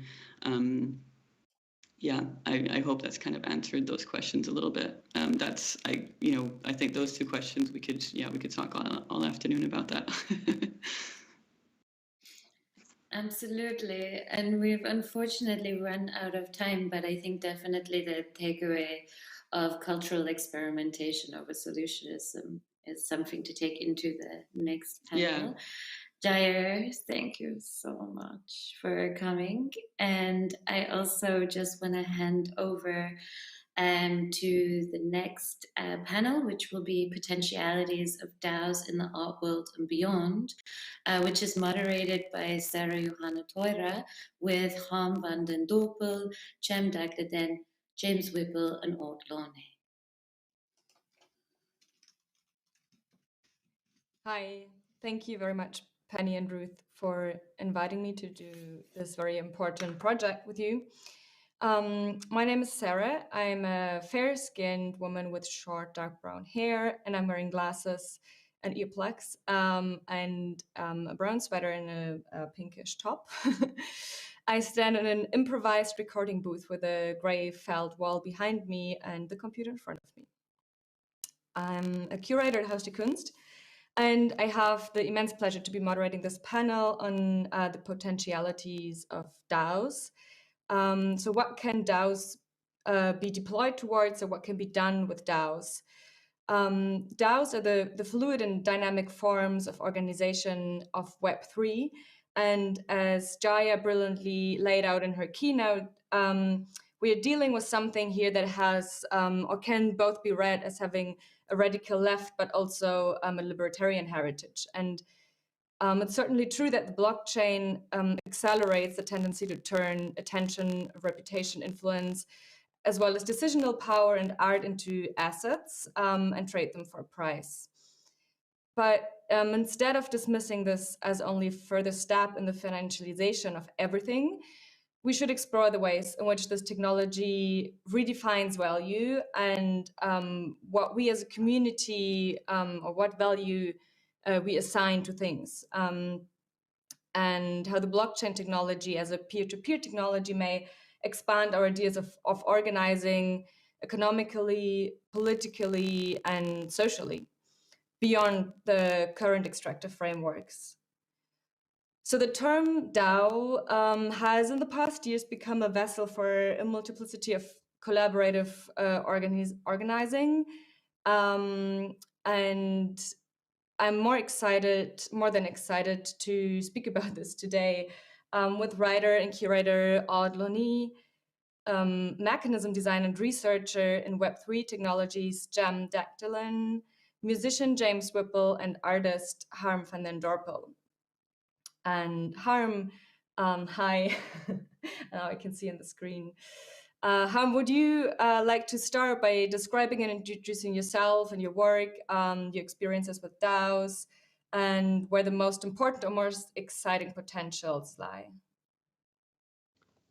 Yes, thank you for the introduction and for the invitation.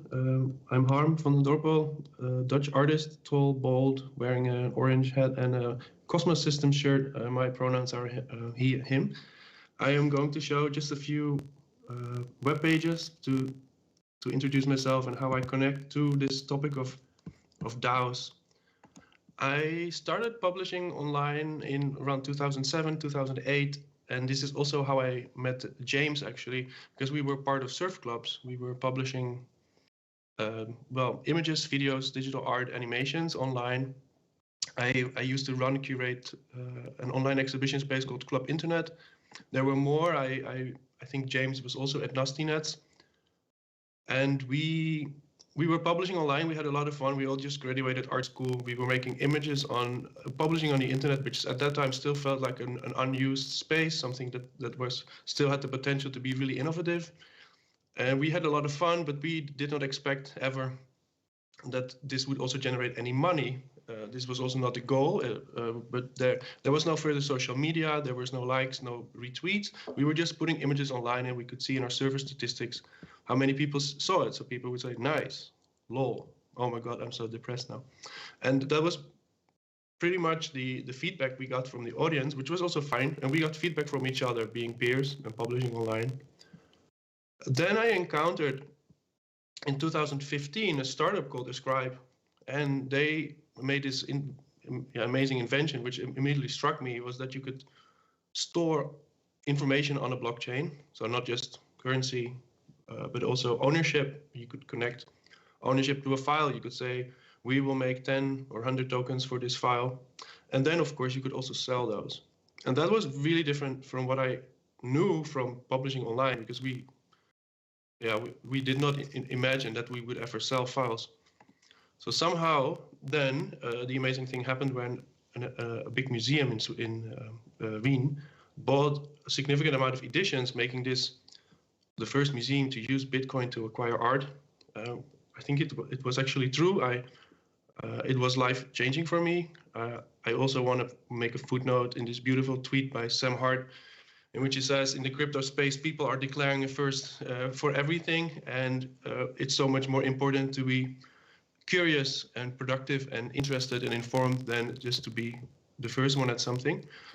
But still, this changed my life, and suddenly it was possible to, at least theoretically, say, sell digital artworks on a market, because artificial scarcity was introduced.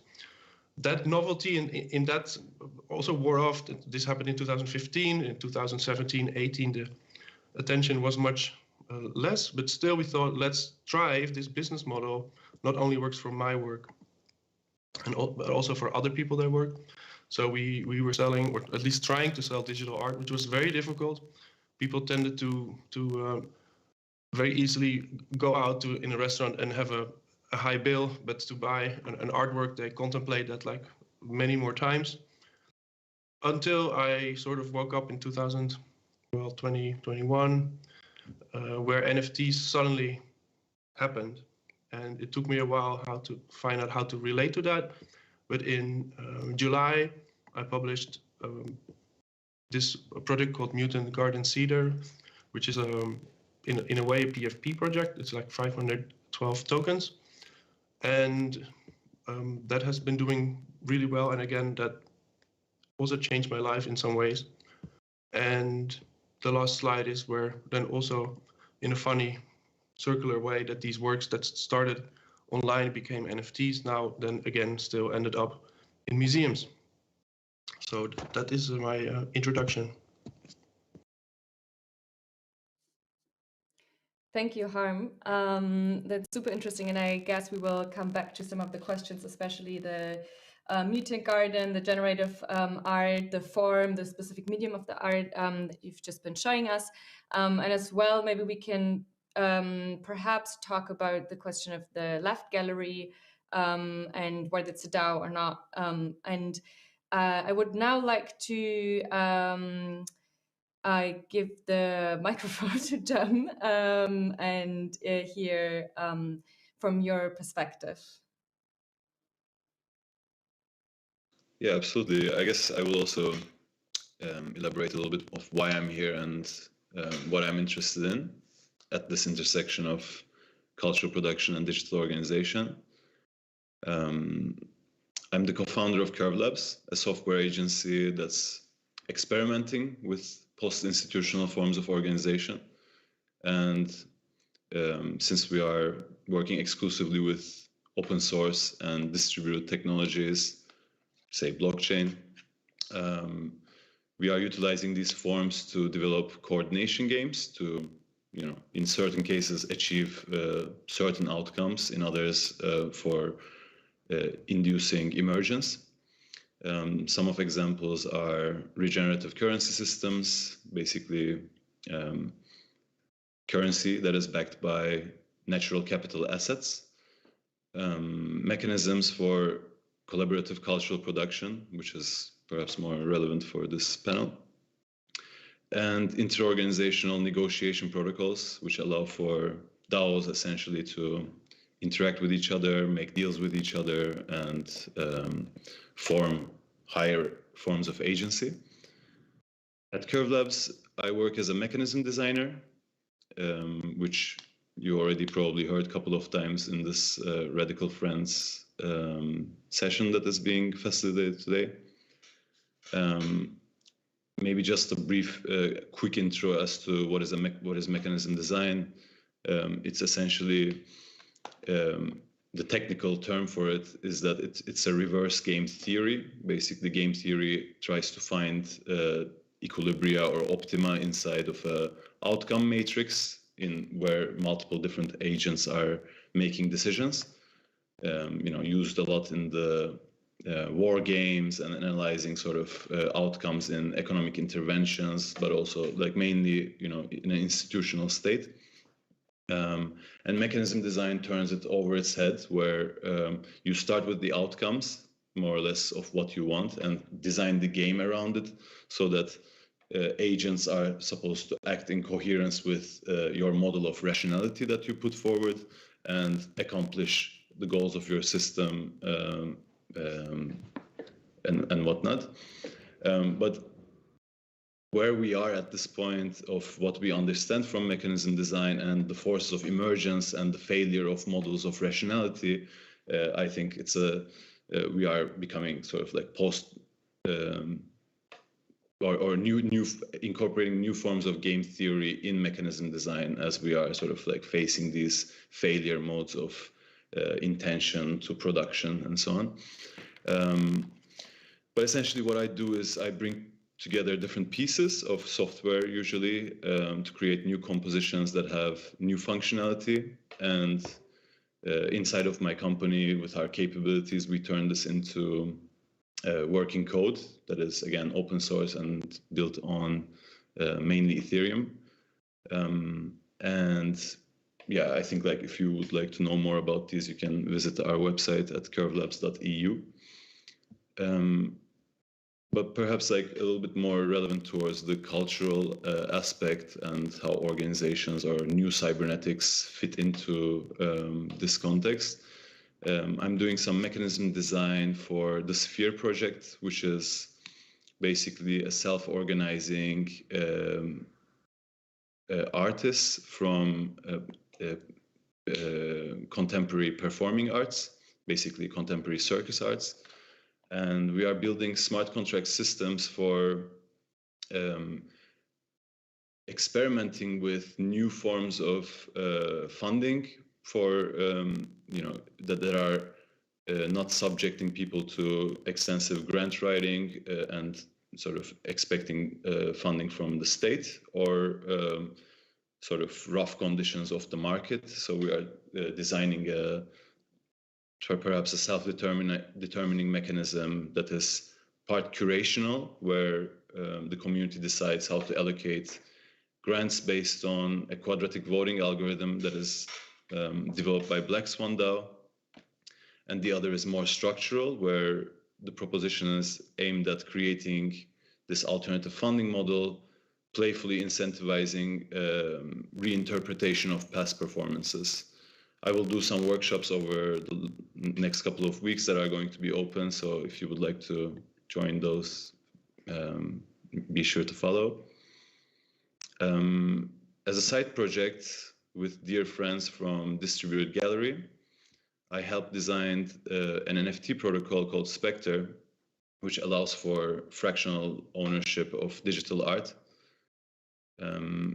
This project excites me, obviously, but also transformed me because of the deep immersion in research in art theory and art market that I had to do for sort of crafting a considerate proposition in this space. And this made me realize that the novelty in sort of meshing together these worlds of economics and art in a very synthetic but experimental way sort of had this more than infrastructural potential as to become a new medium for the new artists that could sort of like have as a canvas an economic media that they could articulate their propositions.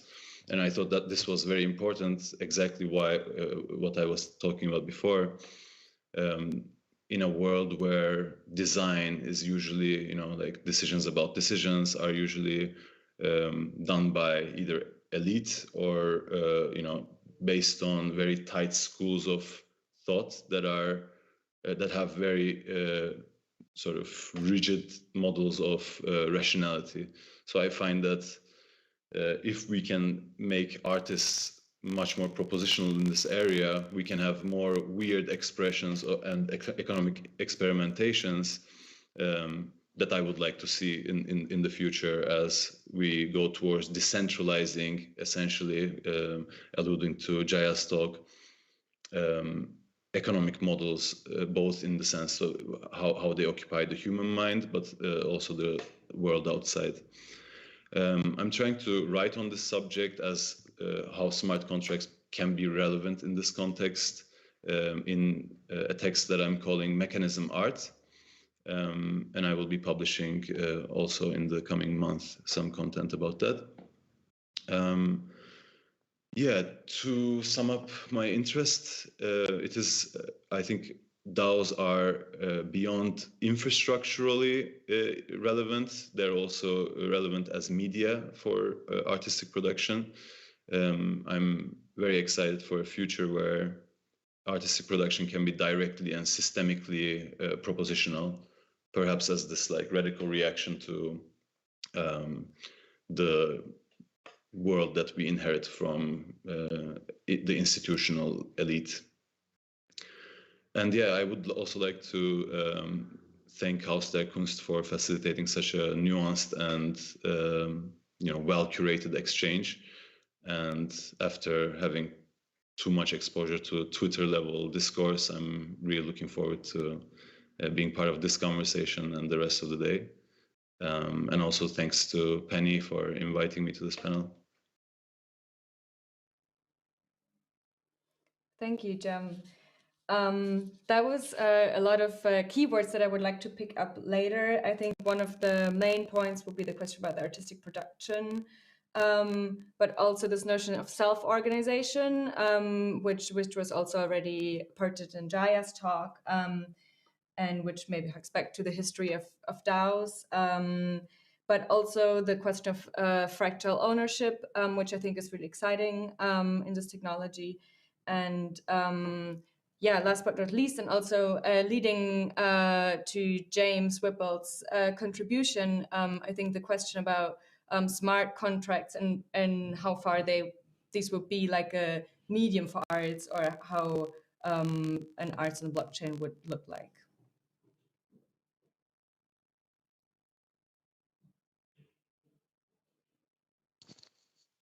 Am I coming through? Yes. Yeah. I hear you now.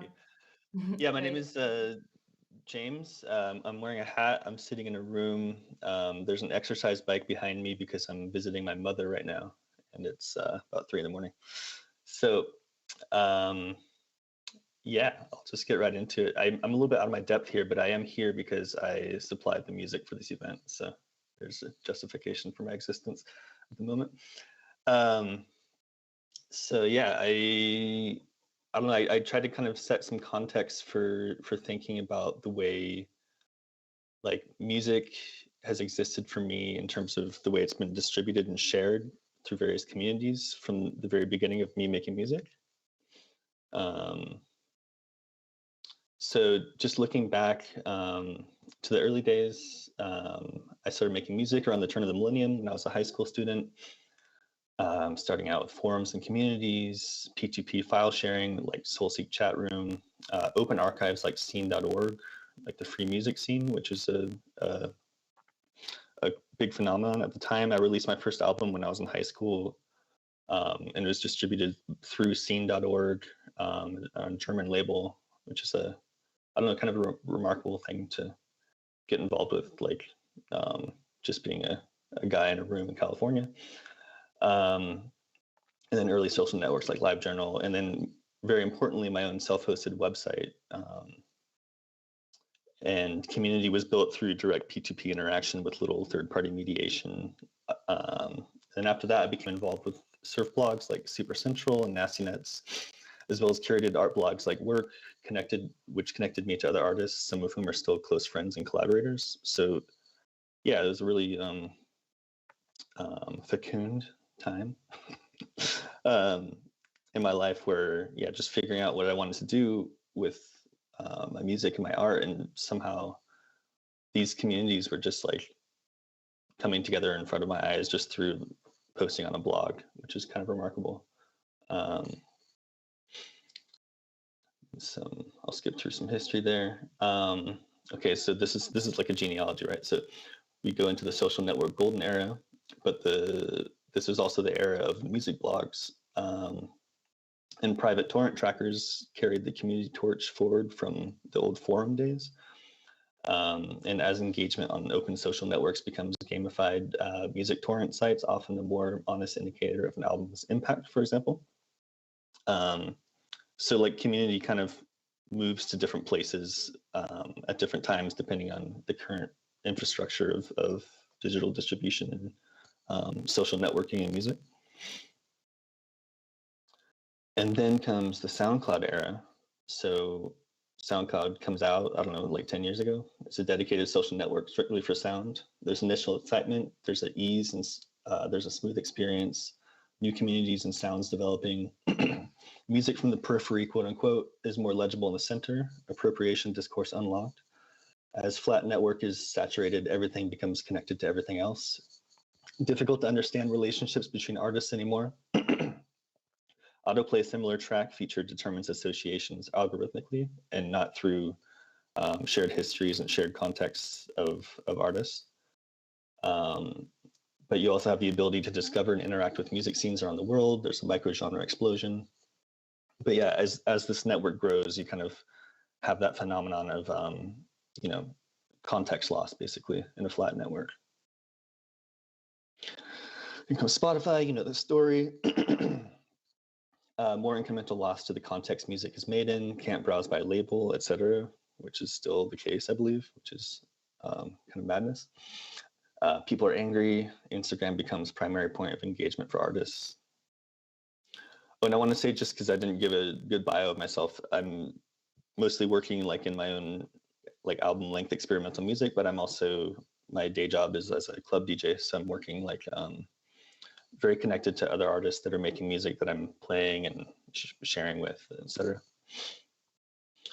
So there's the feeling now that music isn't specific anymore. It's content for the data sewer. It's for everyone and no one. It lives on someone else's server. It's short-term. Community and history are legible, which gives the responsibility of contextualization to journalists, which centralizes discourse to specific places and types of people: London, Berlin, precarious master's degree havers.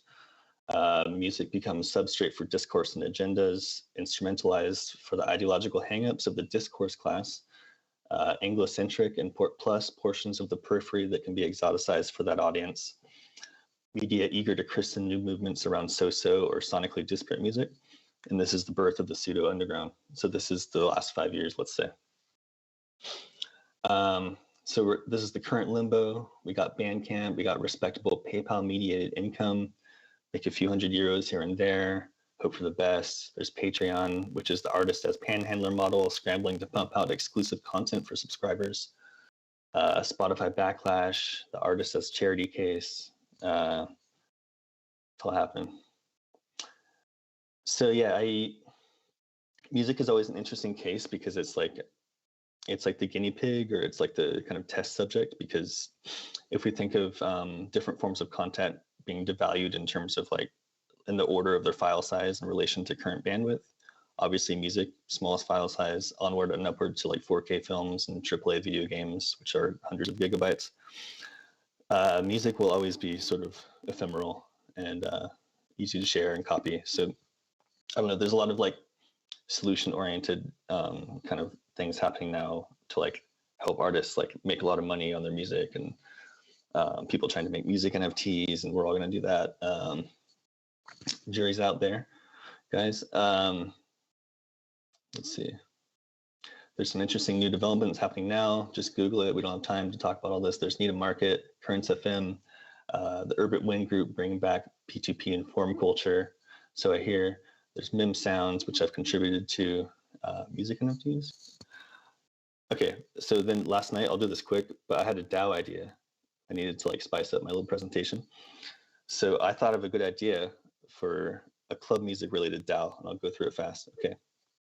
Problem one, some DJs earn a lot of money playing other people's music. The producers bringing new ideas to music are making a few €100 at a time on Bandcamp and also miss out on social rewards. People thinking they're cool. That's the social reward. Existing solutions involve artificial scarcity, DRM, royalty collection, etc. A real solution would have a technical rights-based component and a social component, because new styles in dance music tend to arise through collective action, and individual authorship can be blurry. People who contribute should get some money, and people should know about them and think they're cool. Problem two, it's difficult for new sounds to find traction and spread. There are many interesting microgenres that don't take off because there are not enough tracks being produced at a high enough quality to fill out a whole 2-hour-long DJ set, for example. Existing situation sees constant revival of existing old genres ad infinitum because new genres usually cannot grow powerful enough to clear space for themselves in a crowded ecosystem.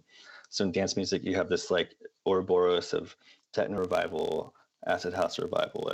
It's all on like a 3 or 4 year schedule, and it's the longer you stay in the biz, the more maddening it gets, because there's all these brilliant people around the world doing new things, but they'll have their time in the sun for 18 months or whatever, and then we're just back on that techno, you know, which is great. I love techno. Anyway, okay, so this is my idea for this DAO that I made up yesterday. And if you execute this, just give me a bunch of like tokens or whatever. So it's niche DAO. The artist defines a made-up genre. Other artists submit tracks conforming to genre or subtly advancing it. Members vote in submissions, with founders' votes weighted, of course. Chosen tracks receive professional mix and master paid for by group treasury. And then when track is played by a DJ, all members receive percentage of DJ fee. And that's through self-reporting, guided only by social consequences, taboo, gossip, maybe a DJ blacklist threat, no DRM, no fancy kind of like, yeah, I won't get into it, but like there's a lot of like pseudo DRM proposals happening now, which are kind of stupid. Anyway, that was my idea. If you make it, contact me, and let's make some money and save music. Amazing. Thank you so much, James.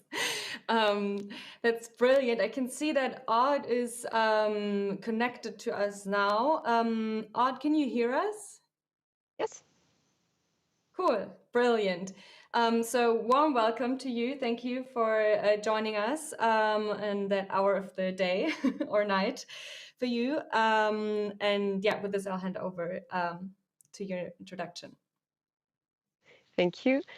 So I'm Aude, a medium-sized brown-haired girl sitting in an unfortunately relatively dark space as it's 4 in the morning here. And I'm an independent researcher, writer, curator, and I got fascinated by the concept of DAOs in 2016, and the fascination still hasn't faded.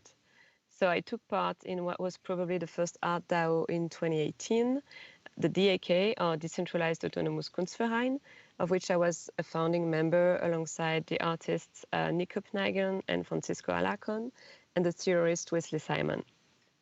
Our initial aim was to enable artists to produce projects in politically sensitive areas and to bypass censorship thanks to an organization based not in a physical jurisdiction, but on a blockchain, which at the time felt incredible.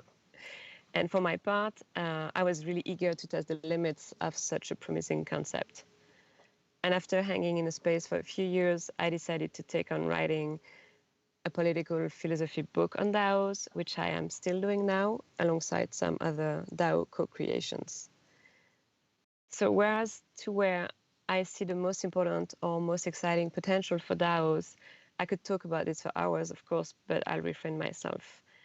And in general, I guess, and to briefly touch on a topic that is not ours directly today, but the way DAOs allow a transformation of the very idea of work, offering unprecedented flexibility to workers that can choose the projects they want to contribute to in a more human environment to thrive than the one of hierarchic companies. That is, in my opinion, an incredible promise. But within the arts in particular, since I appreciate some of the projects that will be presented today, I'll mention just a few that I haven't seen on the program. So, such as Ahacumenta, which is a community-owned biennial created by the Trojan DAO, which is a grant distribution fund aimed at artists. The ambition for Hacumenta is to operate transparently and trustlessly at every level constituting the biennial, be it raising or governing resources, commissioning artworks, renting exhibition spaces, but also to participate in the growing peer-to-peer art market enabled by the NFT technology.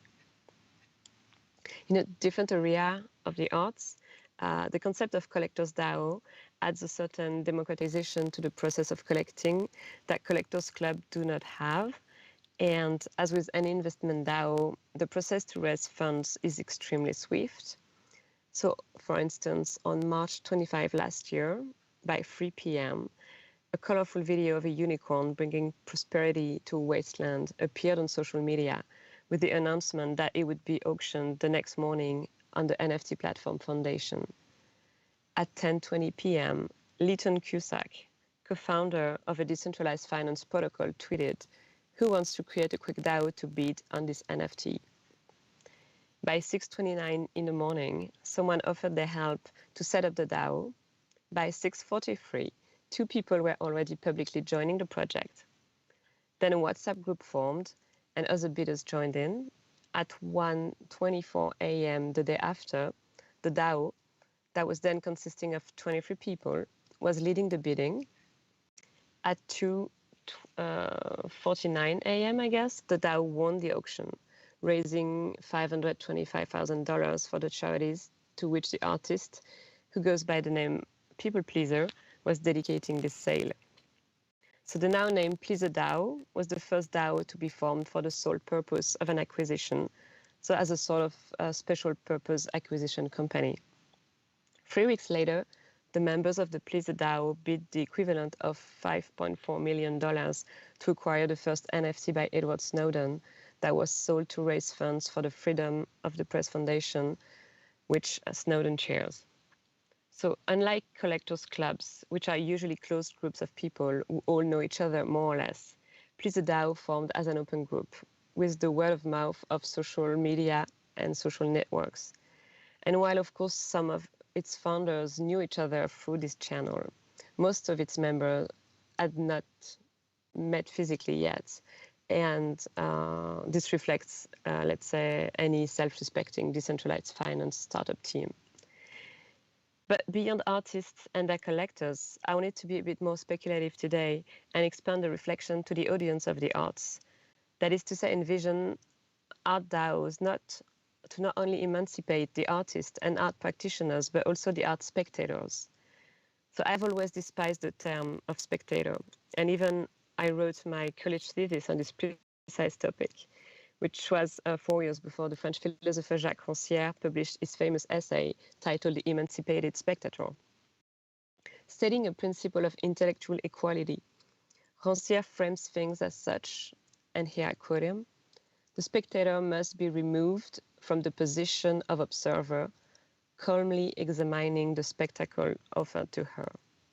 She must be dispossessed of this illusory mastery, drawn into the magic circle of theatrical action, where she will exchange the privilege of rational observer for that of the being in possession of all her vital energies." So following the traditional views on theater, This form of spectacle reinforces both a sense of belonging to a community and a sense of individuality originating in this newfound agency. So could these reflections be applied to visual arts? And if ever there was a non-monetary art enthusiast DAO, what could this form bring to the condition of the spectator? To quote Rancière again, theatre remains the only place where the audience confronts itself as a collective. It involves an idea of community as self-presence. And while I'm currently initiating a worldwide decentralized autonomous exhibition, I'm hoping to discover some answers to these questions. Thank you so much, Odd. There's two things. I mean, one, of course, I'm really interested to hear more about the DAO exhibition. And I guess towards the question of the spectators and the role of the spectators, I would like to ask Jem whether this is you see in a relation to the what you called mechanism art. Can you repeat the question? So when Odd said the spectator was not to be the observer of a spectacle, so I was wondering whether this is whether you see a relation there to your mechanism art that you've been recently researching. Or Yes, 100%. I think we are looking at a new paradigm of artistic production where, I mean, not everything is new, of course. Like a lot of these things have been, talked about, theorized by, people in the tradition of cybernetic art, living art, relational aesthetics, and such, where, artists become sort of a catalyst in a series of motions that become a more of a indeterministic or non-final work of art. So I think that's spot on to say they're related and perhaps the same. so the non-final work of art, maybe that's something Harm you could talk about as well, relating to the NFTs that you've launched. Yeah, certainly. Because the project is 512 tokens that people could purchase, and they were sold in a very short time, much to my surprise. The interesting and funny thing is that, so the owners of these tokens, of these artworks, they come together in a Discord and they talk about their mutant. The unusual part of this NFT is that the NFT changes over time. So people discuss how their mutant has been changing, how it's been growing. And somehow the owners form a group now, a group of token owners of this artwork, and they gather, and in a way they are holders of a token, which is a bit of a membership token, or even maybe has some DAOish qualities, which was very surprising to me. Such a thing had never happened to me, where the artwork itself is also in a way a gateway or an entry point or an entry ticket to some kind of community. And I think that is really a new participatory kind of phenomena that we see with crypto now. Yeah, I think that relates back to what Odd mentioned, basically about the scalability of minor forms of organizing, right? And if we now try to translate that to, let's say, exhibition making, which is a very hierarchical form of art production, maybe Odd, you can explain a bit about this process, or like how it changes exhibition making if this was to happen in the blockchain. Well, I'm currently experimenting with it, so it's the very start of this process, so I can't really say already what it changes, but let's say that I've always, or like, yeah, for a very, very long time in my curating career, I've always tried to get rid of this power of decision making, and always try to give it away to either the artists or the audience in different kind of projects. And this time, I opened a discussion, let's say, and gathered people around this idea to build this first fully autonomous decentralized exhibition. And so right now we're just having the start of discussions, and the exhibition is going to take place in October, and it's going to be like there will be a sort of a node, let's say, that would be the incarnation of the Discord of the DAO, like physically in one space, which is the core space of the exhibition. And then all the artworks will be exhibited in different places all over the world where people who are members of the DAO reside or work. So yeah, for now, we are more discussing the form of the DAO that we are going to use to make the decisions before making the first decisions. As we said earlier, what I think is so interesting in this space, as Jamie also pointed out rightly, is this idea of the community that was always like so important for music, especially. This everyone holds, everyone contributes. So I was wondering if we could briefly, before we open up to the public Q&A and take some questions from the audience, think about the idea of ownership that is implied by DAOs and how that changes our idea of ownership, or how it can change. Would you like to comment on that, James?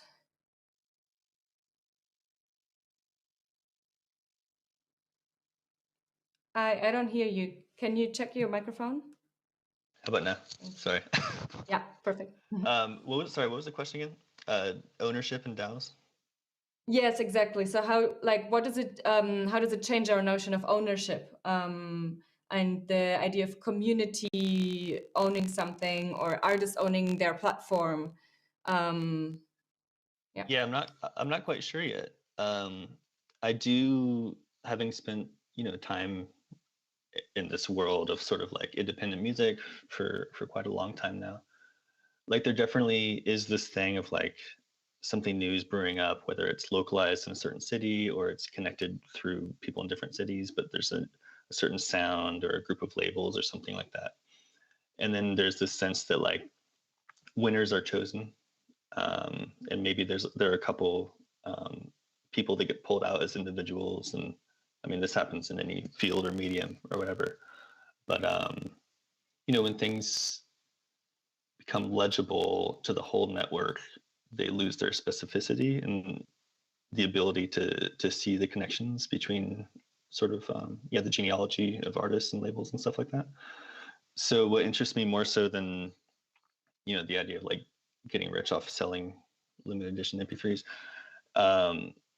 is how like these little networks can remain legible is not the right word, but like, I don't know, like how those connections can stay through time and not just be like a kind of spawning pool for other industry actors to pull stuff out and highlight. Yeah. I think that makes sense. Yeah, that's definitely the challenge, I think. I would like to open up now to the audience questions, and I'm just going to read them for you, maybe group them.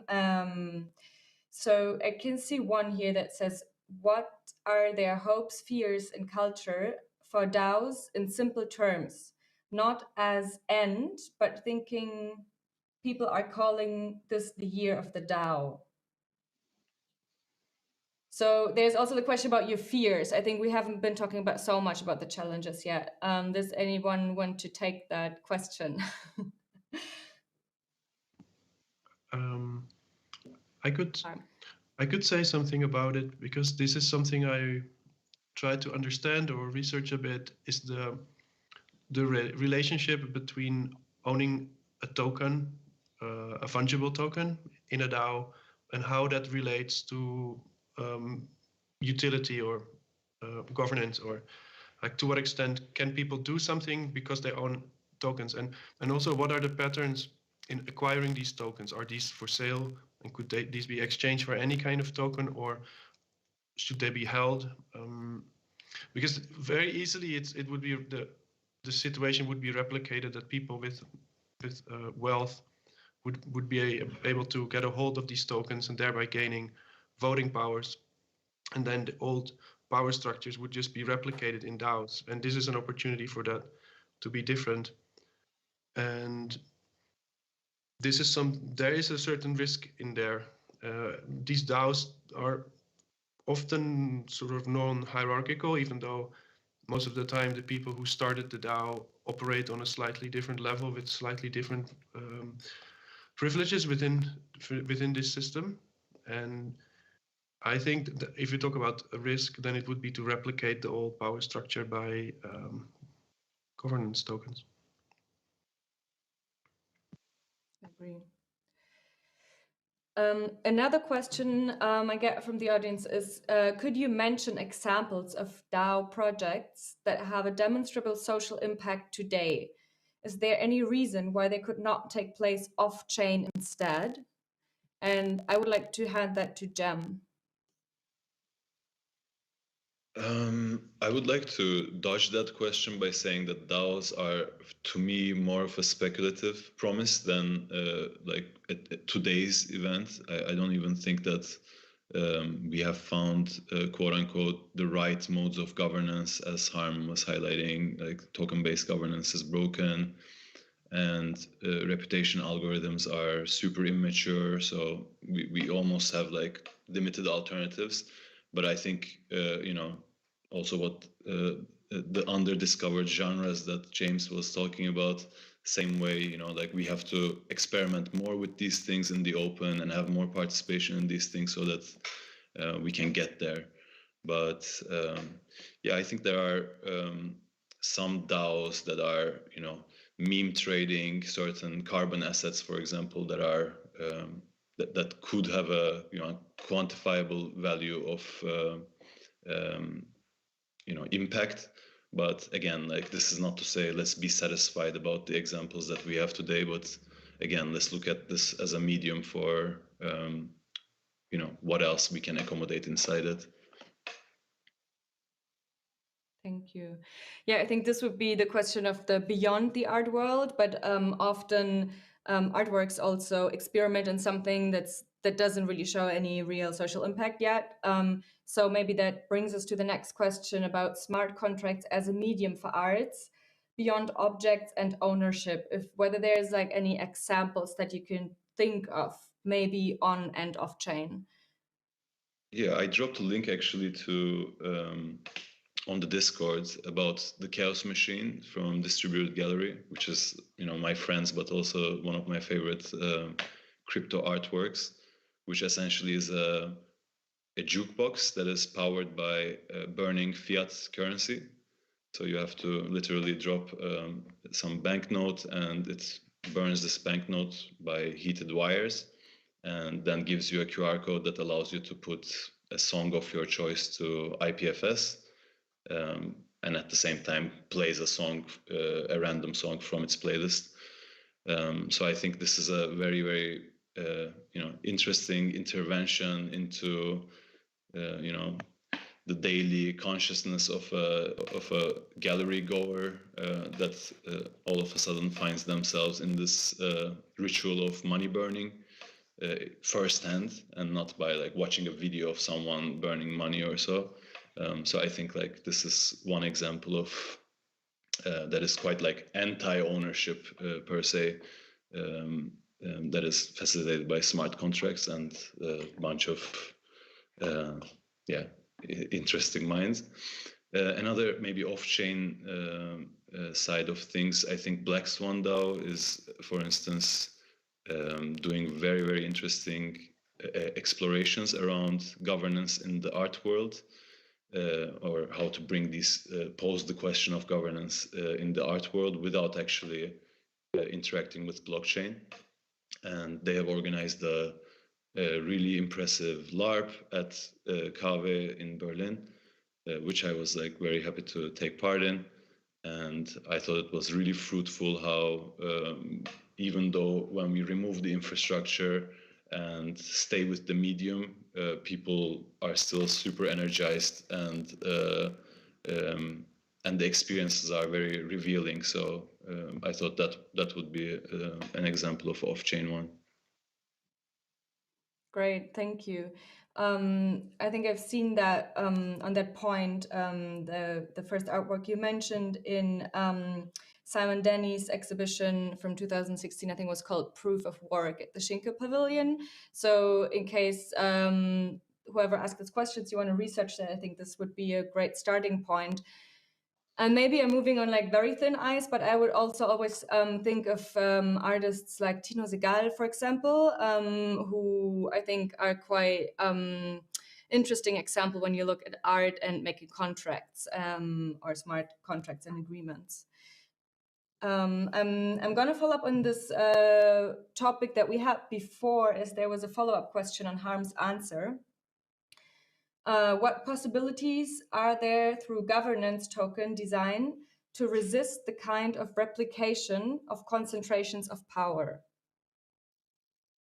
Yeah, I think there's many different ways. I just posted a link to a Twitter thread that Kia made me aware of, where it highlights at some point that token dynamics and algorithms defining the functioning of a token do not need to be as simple as they are now. They do not need to be just plain fungible currency, but tokens could be acquired based on merits, or tokens could be made to some extent non-exchangeable, or there are so many more inventions to be made because the blockchain is Turing complete. And I'm just basically quoting as far as I understood that Twitter thread that is in the Discord now. So what we have now is just very early and simple. I think there could be more complicated, and I'm sure Jem knows more about this. There is so much more possible if you have a world computer.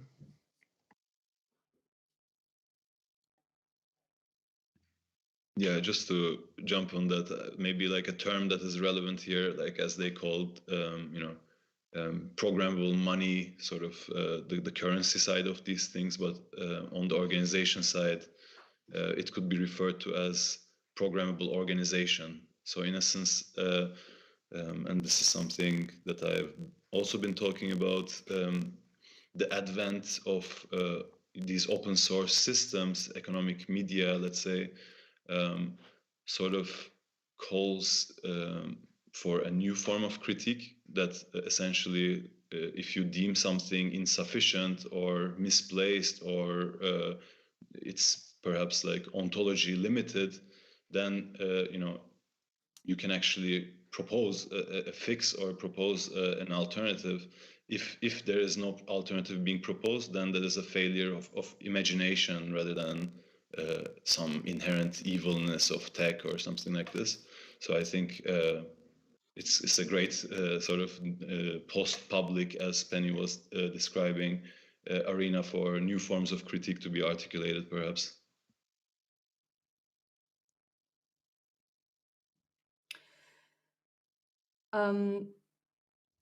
What does the blockchain really add to self-organization? And I would like to hand that question maybe to Odd, as you've been mentioning the DAK project. Is it not counterintuitive to base a self-organized organization on a global technology? No. I'm trying to balance between a very short and very long answer. We have time.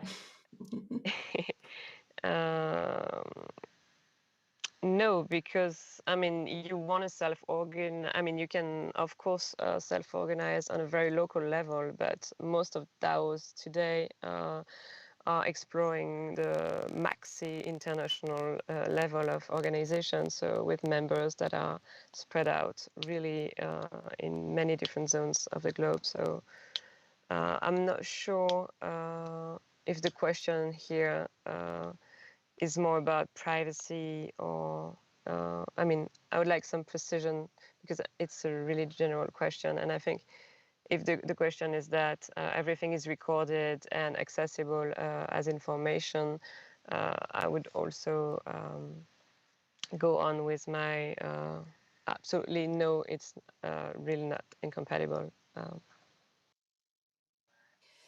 maybe it's also this question about whether there can be technical answers to political questions, if that makes sense. Yes, I mean, I'm not sure what the question was really aiming at, but we can address it anyways. Maybe with the question of autonomy, I think you were interested in that. I mean, it's quite a crucial point, I think, when we're talking about DAOs to people that are not really familiar with the concept, is that the autonomy, I mean, at least in my opinion, in DAOs refers way more to the kind of autonomy that is probably that of a temporary autonomous zone, for instance, than to the autonomy of software. And it's more an autonomy that is more true to its original moral and political senses of acting for oneself spontaneously, voluntarily, and governing oneself according to one's own rules. And the funny and interesting point, I would say, in that definition is that this kind of autonomy, again, in my opinion, is the exact opposite of the autonomy that we consider is the one of software, which is a code that has to run according to rules that are embedded in itself. And the autonomy of DAOs, for me, is an autonomy that is defined negatively, I would say, because you're always autonomous from something. And I see this autonomy as a form of resistance. And yeah, that's how we come back to the self-organizing. Thank you. I think maybe another notion of this question could be whether, I mean, I know that from like talking to my colleagues in cultural discourse, often there's a fear of financialization, right? And of giving value or assigning value to certain things. So I could also imagine this question kind of touching that point to a certain extent. And I was also always wondering or curious about the question of the value creation within DAOs and the, you know, this idea of financialized relations. And I think maybe that's something James touched upon in his presentation. Maybe you could elaborate on that as well. Yeah, I'm not quite sure how well I could elaborate on it. You know, like it's been, you know, like a decade and a half of like, you know, with like independent music. It's such a boring topic at this point, about like how little musicians earn outside of touring, and then post-COVID, it's a whole new game. But yeah, can you kind of maybe restate the question? I have 3.5 minutes. Maybe I'll think of something interesting to say. Well, it was just the question of the creation of value and financialized relations, yeah. And how they play out in the DAO scene or in the music scene in DAOs. Harm looked like he was about to raise his hand. Do you want to No, because very often in discussions, panel discussions and online writing, when people then hear how DAOs could or might work, and they see that so many things have a financial incentive, they're like, now everything is going to be incentivized financially. But what I think often don't see is that it already was financialized. It's just more transparent now. Money was already ruling the world. It's just more now, oh, now we see it, and now it's transparent. So it is, but it doesn't mean that it should be as broken as it was. It is an opportunity to make it better. But financial incentives have already always steered also the art world. And so this is an opportunity to do better, but not complain that everything is a transaction, because it already was. That's something I think is super important in this field, is that we really need some new vocabulary, because the idea that we are voting to make decisions, and that specific vote is a transaction in itself, is a little bit disturbing. Although I have to say that there's so much in the operation or the life cycle of a DAO, which like I am very in the neighborhood or the vicinity of many of them. There's so much that is happening between real people, between that is, you know, non-transactional, depending on your definition of transaction, of course, which actually is the main body of production, and the rest of the thing kind of like supports, is the scaffolding or is the main construct that, you know, there's also this other question in the chat, I guess, talking about fractionalization and like why is these things relevant and why not outside of blockchain, you know, is organizing invented through the blockchain?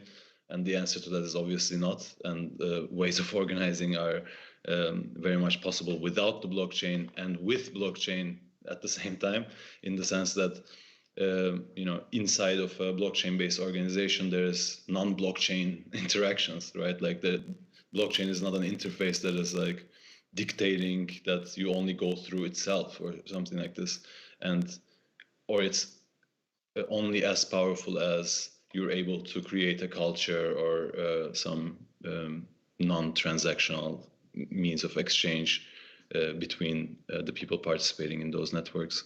So yeah, memes are, you know, they come and go, but culture more or less can be more persistent. And I guess those who want to be persistent as such need to cultivate such, you know, common causes or culture and even cultural production.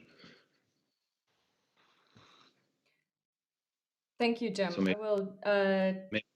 Maybe just as a last note, like we can distinguish between soft and hard organizing, and you know, soft organizing would be the communication, would be the collective effervescence, and hard organizing would be, you know, the type of interfaces that you need to scale an organization or to bookkeep or keep record of things.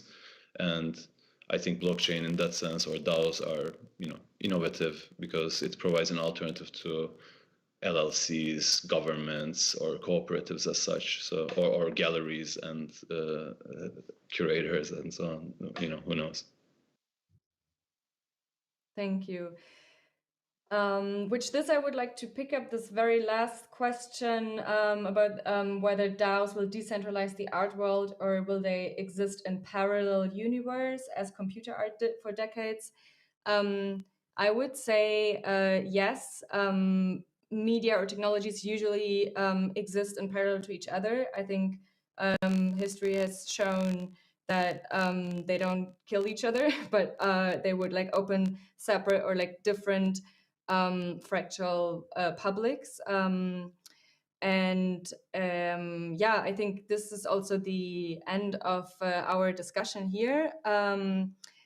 Unsurprisingly, both with opportunities and challenges. So we learned to see the art world as connected communities rather than machines for generating a product. I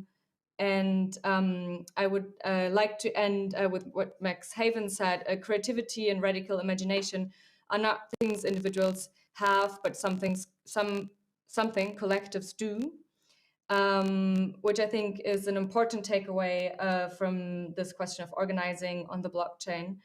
I would like to thank you on the panel, Harm, Jem, James, and Odd, for sharing your thoughts. I would like to thank the audience for your brilliant questions, and I look forward to discussing further with you. I know we haven't had the chance to touch up on all the questions. In the meantime, don't forget to register for the vote later on, and keep your eyes and ears open for the brand new music set by James Whipples, alias EEA.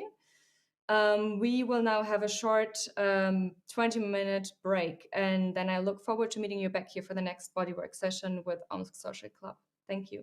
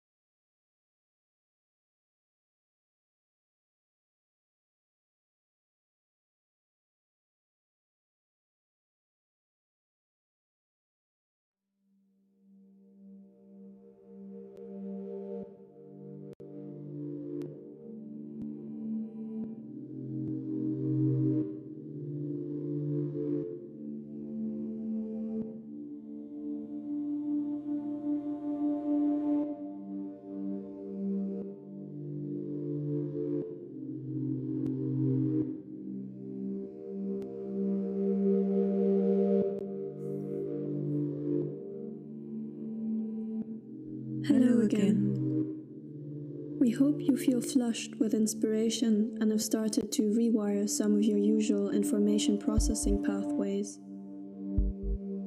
Let us help you channel this new neuronic field potential and unlock your bodies using your voice key. First, let us activate this key. Start breathing ever so deeply. First into your upper chest. With every in-breath, feel your ribs expand outwards towards the back and the sides. Feel the air rush through your nostrils or your mouth.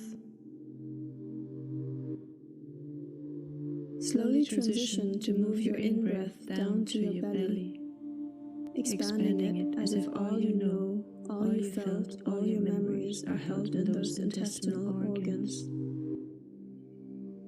Exhale and inflate it, dissipating all that is held in that vault again. Inhale and concentrate on your belly. Exhale, start to use your hands to massage your face. Inhale into your belly. Start massaging the back of your jaw.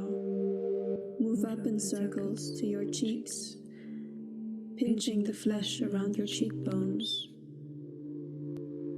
Take the tips of your fingers to your temples. Massage your temples, and from there, run your fingers through your hair, lightly tracing circuits onto your scalp. Remember to breathe in deeply into your stomach. Place your hands gently onto your lap or in any other comfortable position. Starting with the rhythm of your breath, start to sound out each exhale. Use the syllable ah or Inhale. Exhale and extend the length of your breath. Send the vibrations of this sound into a part of your body which feels tired. Inhale.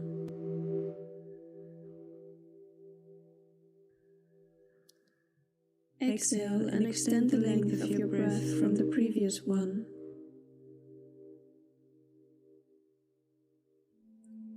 Send the vibrations of this sound into a part of your body which feels tight.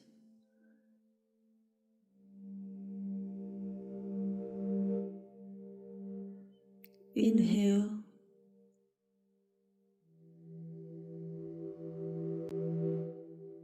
Exhale and extend the length of your breath from your previous breath. Send the vibrations of your throat into a part of your body which feels cold.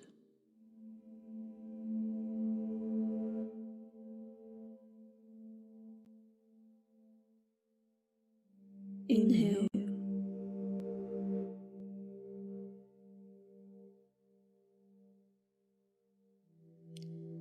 Exhale and extend the length of your breath from your previous breath. Send the vibrations from your vocal cords into a part of your body which feels energetically depleted.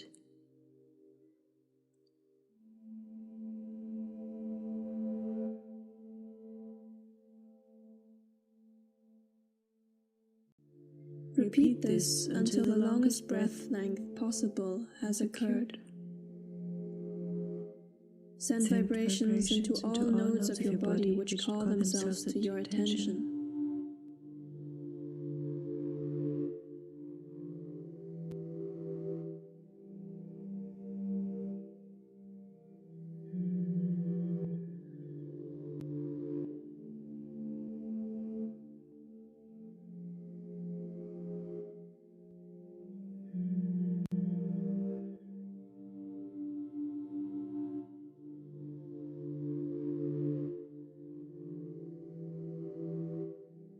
Send vibrations into all nodes of your body which call themselves to your attention.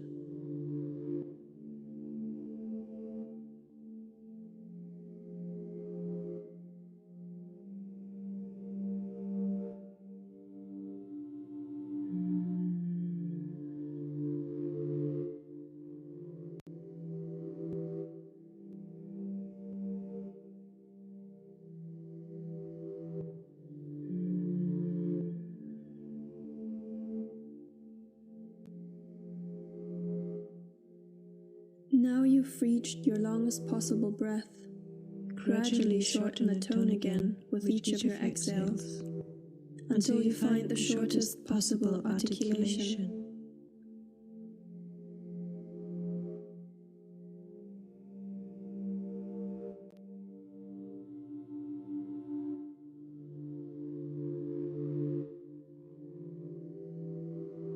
Gradually shorten the tone again with each of your exhales, until you find the shortest possible articulation.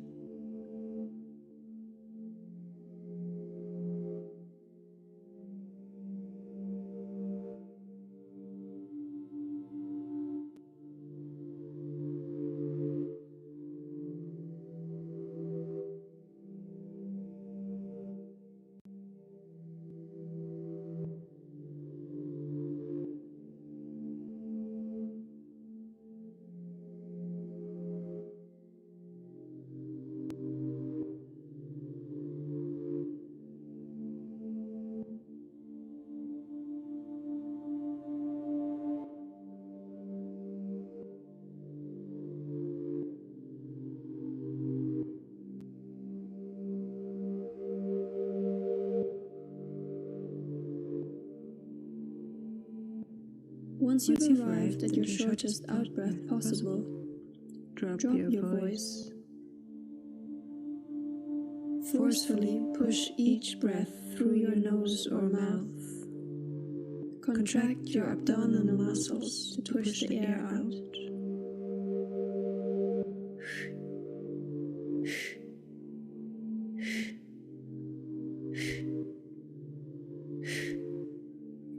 Concentrate on exhaling. Your lungs will take care of the oxygen intake.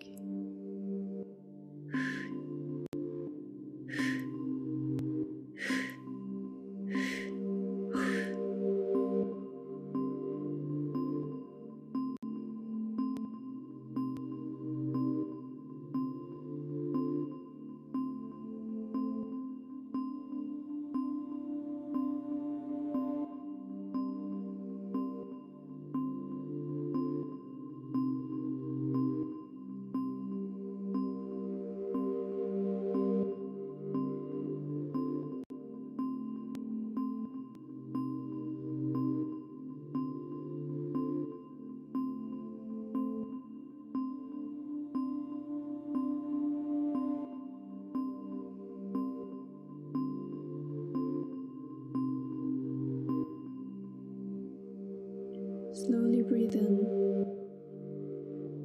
breathe out. Return to a rhythm of breath that feels comfortable to you.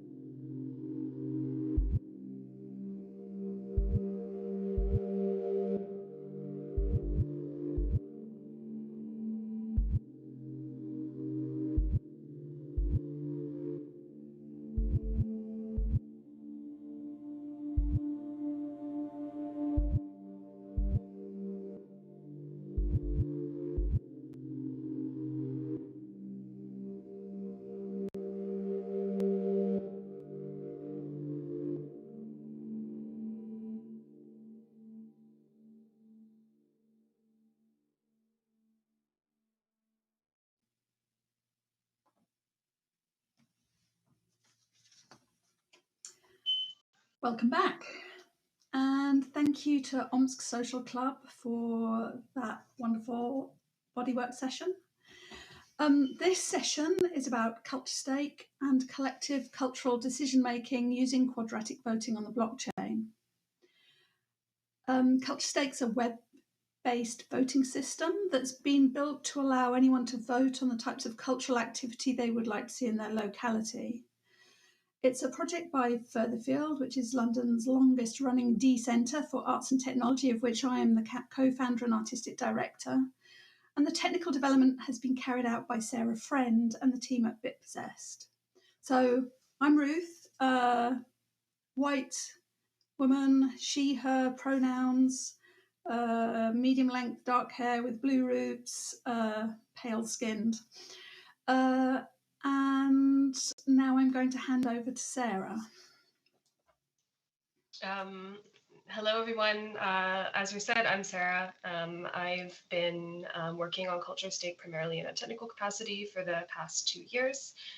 I will also describe myself. I'm also a white woman that uses she, her pronouns. And I'm not sure what else to say.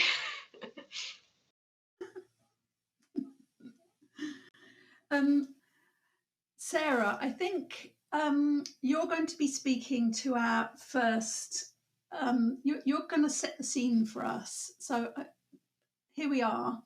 Oh no, I think I'm setting the scene. So, yeah, so culture and creativity connect us, but the culture sector has developed around those with the most access to resources. This is kind of a running theme through all of this morning. And the art world actually comes to be a kind of exemplar of the worst kinds of concentrations of power and wealth and lack of access. So as a result of this, the vast majority of people are just not involved in the decision-making for creative and cultural area activities in their area. So one of the kind of principles behind CultureStake, or the motivations behind CultureStake, is to use art as one of the first places where we start to experiment and overturn this situation.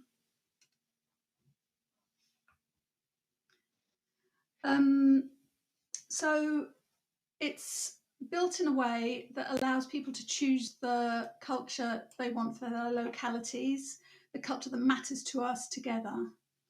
And configurable vote weighting means that those most affected have more influence. So instead of putting a check in a box, you allocate vibe credits, and the more credits, the more positive the vibe, but you can't allocate them evenly. So you have to show not just what you feel strongly about, but also how strongly you feel about it too.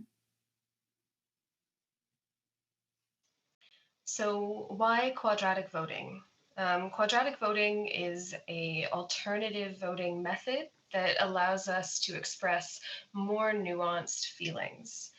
Voters receive a number of what we call vibe credits that they can allocate between the different things in the vote.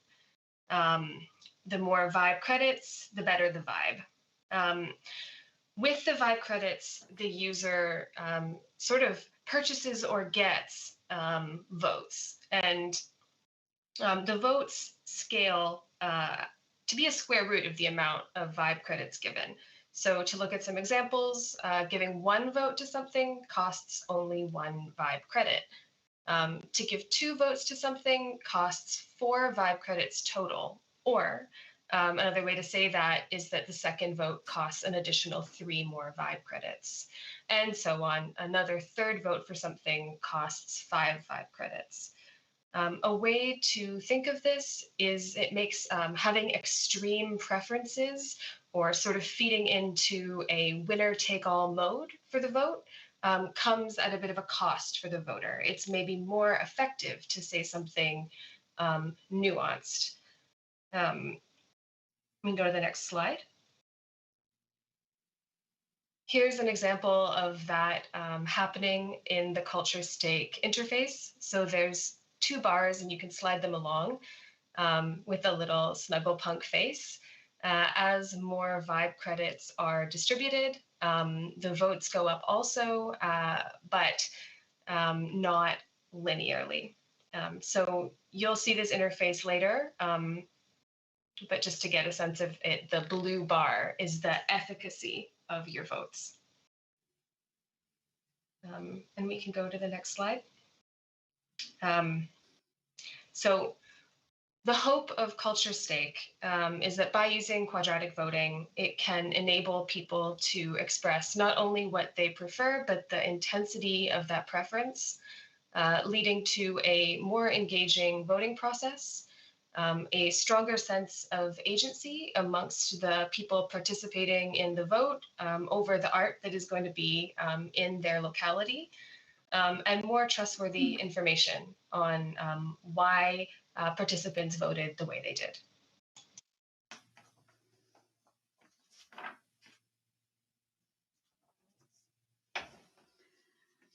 So at CultureStake, we want to end elitism around the arts by opening up cultural decisions to make wider groups and providing more agency to communities, to enable people to have a stake in what cultural activities get produced in their translocality.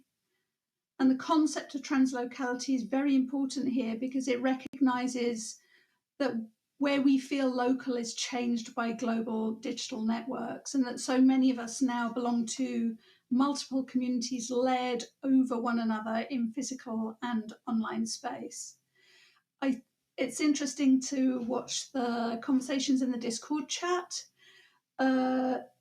We see this tension between like this question about why do we need DAOs? Why do we need the blockchain? Why can't we organize just locally? And the reason why this question of translocal organizing becomes so potent for an art world experiment is because the art world is always at once a kind of international market and also impacts people's cultures on the ground. So we're looking to kind of explore this tension together as communities about what cultural experiences we want to have in the places that matter to us. So so we're really looking to move away from small groups of experts making decisions for large groups of people towards large groups of people working together as cultural communities. Sarah, I think I kind of trampled over some of the things that you were going to say because I was getting confused about how the slides were working. I was wondering, is there anything you'd like to add before I kind of move into setting us up for the vote so people know what to expect? I think there were two things we were going to talk about in terms of why we're using the type of infrastructure we're using. And one of them was having the vote results available publicly on the blockchain, and the hope that that can move arts funding and decision-making processes towards an open data commons, so that all of that information can be accessed and verified by the public. And then the other thing that is quite interesting is because with both the People's Park Plinth project and the vote we're going to be undertaking today, the vote results will lead to a distribution of funding, which is maybe an important reason for the blockchain context of CultureStake, because in the future there's a possibility to also handle the distribution of funding with the blockchain natively. Thanks, Sarah, and sorry for pushing you out of turn. So slide counting. Yeah. So this is an image of the first voting event, or a collection of images from the first voting event that we ran from Furtherfield Gallery last summer in Finsbury Park. So Finsbury Park is a North London park used by 50,000 people a week who collectively speak 200 different languages. It's kind of pretty typical of a kind of London very mixed communities. We used CultureStake to kind of connect with all of the users of the park, or as many as we could, to decide which of 3 digital taster works should be realised at a larger scale in an initiative that Sarah just mentioned called People's Park Plinth. In COVID times, we were forced to kind of turn our gallery inside out. So in the animation image on the right, one of them is the image of our gallery wrapped in hoardings, and this is how people access the vote. So our idea was to turn the gallery inside out and turn the whole park into a platform for public art. And our idea is that in the future, any cultural organisation will be able to set up a vote using the app and consult closely with their communities about which artists to feature in their next exhibition.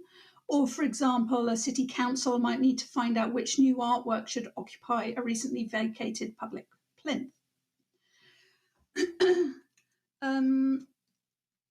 Okay. So today we're inviting you to participate in the collective decision about the distribution of our €10,000 development grant offered by the Goethe-Institut to one of 4 very different Artworld DAO prototypes that have been developed in this network over the last 2 years by teams in Berlin, Hong Kong, Johannesburg, and bridging Minsk and Moscow. This has been through the Artworld DAO think tank events that Penny mentioned earlier that combined bodywork, technical political discussion, delving back into art historic precedents, etc. And these in turn were built on the DAO prototyping sessions. So really trying to make these kind of connections into the potentialities of DAOs as these technologies were emerging. So really that before the techs were ready for testing and experimentation except by engineers. The DAOs represent critical, conceptual and practical approaches to community-led resource distribution, improvisatory collaboration and speculative worldings.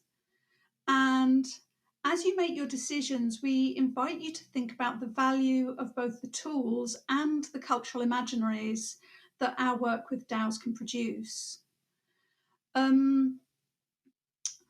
With this fund, the Goethe-Institut aims to allow for one of the DAO prototypes to be taken to the next phase of implementation. And we wanted to provide you all with an opportunity to get a feel for core DAO processes under discussion, so of voting and resource allocation. And we are very interested in your questions. Our work on this has kept us in a state of discomfort. There are many things around these questions that are kind of sometimes uncomfortable. They raise questions that I'm sure you will help us to put more nuance into. But in the context of this online event, we're really inviting you to think about which of these DAOs means the most and brings most value to you, encouraging you to extend the idea of local to include the translocal, where locality is less about physical location and more about affinity and shared values. So like thinking back to Jaya's keynote, like those of you that have this experience of flat organizing, like we are asking you to think about which of these DAOs will most support you to move forward with the common cause that you find with the people that you feel you belong to. Which of these DAOs brings most value to you and your communities? After this presentation, there will be 10 minutes for presentation and 8 minutes for discussion of each of the DAO prototypes in turn. Each prototype is very distinctive and deals with many important questions, often like springing very strongly from the local context in which they were built, also dealing with very important questions that we can all learn from. So just on a practical question, if you're watching on YouTube, you can find the link to register for the vote down below in the caption. On the Haus der Kunst website, it's linked in the programme. And on Discord, it's in the CultureStake channel. So just a heads up, once you've registered, you'll receive an email asking you to go to the website where you'll verify your address. Then you'll receive a second email which will allow you to use your voting tokens. and the presentations will be followed by a 20-minute voting period on CultureStake. So in this context, the kind of double email message may feel a little over the top, but this is a security measure to make sure we don't get multiple people sending in multiple versions of their own email address. So this is a kind of typical email verification security. And so we'll have the presentations from our Artworld DAO-Prototypes, and then you will have a chance to vote while listening to the Mesh DJ session. And that's us done. Hi, everyone. I'm Callum Bowden. I'm a white man with a reddish beard and short hair, and I'm wearing a tie-dye shirt. Hi, and I'm Laura Lotti. I'm a white woman with long, dark hair and a black t-shirt. And we are Black Swan. Today, we're going to talk about the work that Black Swan did as part of the DAO sessions Artworld Prototypes and the learnings that came out of it and what we're up to now. We put resources in the hands of the users rather than the gatekeepers of the arts. And Black Swan's cosmos is based on the separation of decision-making and resource contribution. Galleries, museums, and funding bodies, what we call the silent stakeholders, have no influence over how their resources are used.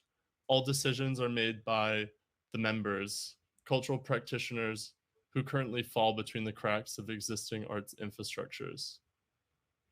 Black Swan's methodology puts play at the center of technological development, and we use play and games as a means of breaking down and challenging the mystique surrounding blockchain technology, so that we might understand emergent behaviors around its uses and foreground the effective dimensions of our technically mediated worlds. So in the last year, Black Swan ran a series of research experiments to try and break down different components that eventually will make up the Black Swan DAO, and a digital toolkit to support different ways of organizing and sharing resources in the arts. The first experiment and working group was part of DAO and hosted at Trust in Berlin, which looked specifically at decision-making. Then at Kunst-Institut for Contemporary Art in Berlin, we looked at organizational structures and modes of exchange. And then most recently at the Van Abbe Museum, we looked at different ontologies of value and the way that values in the plural are produced by artistic practice, not just narrow and abstracted market values.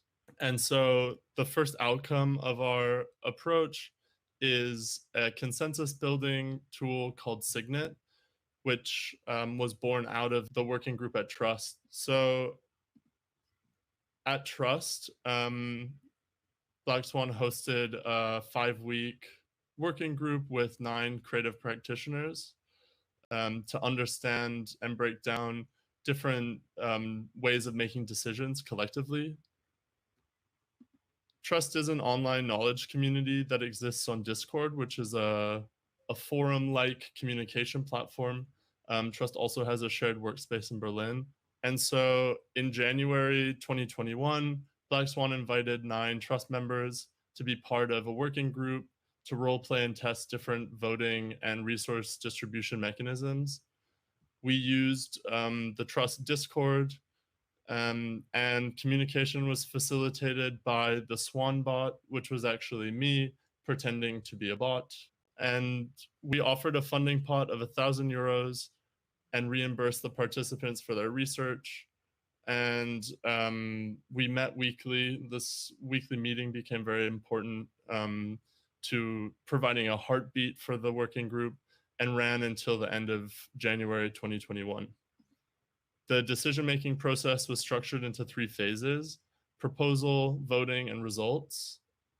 We wanted to have a really simple proposal form so that the emphasis of our research could really be on the 3 different decision-making models that we were experimenting with, but it was basically an open form that people could hack and use in any way they wanted to. Certain emergent behaviors came out of the working group.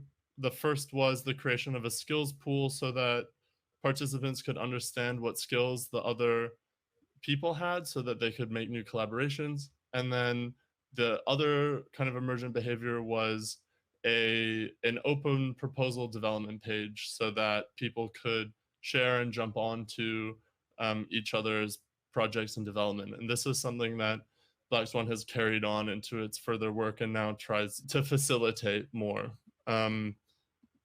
And ultimately, 16 proposals were created in this 2-week period, ranging from personal art projects, new collaborations, technical experiments, tool development, community initiatives, and excursions. The voting was structured into 3 different mechanics to understand how they felt to the group in practice.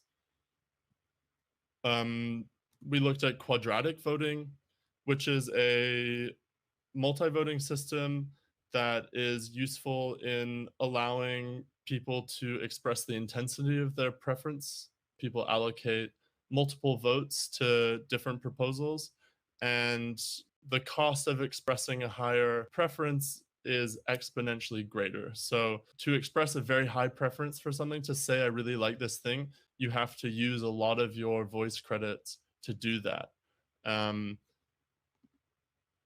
We also used a simple 1 person, 1 vote system in Discord where people just would press an emoji to signal their preference for something.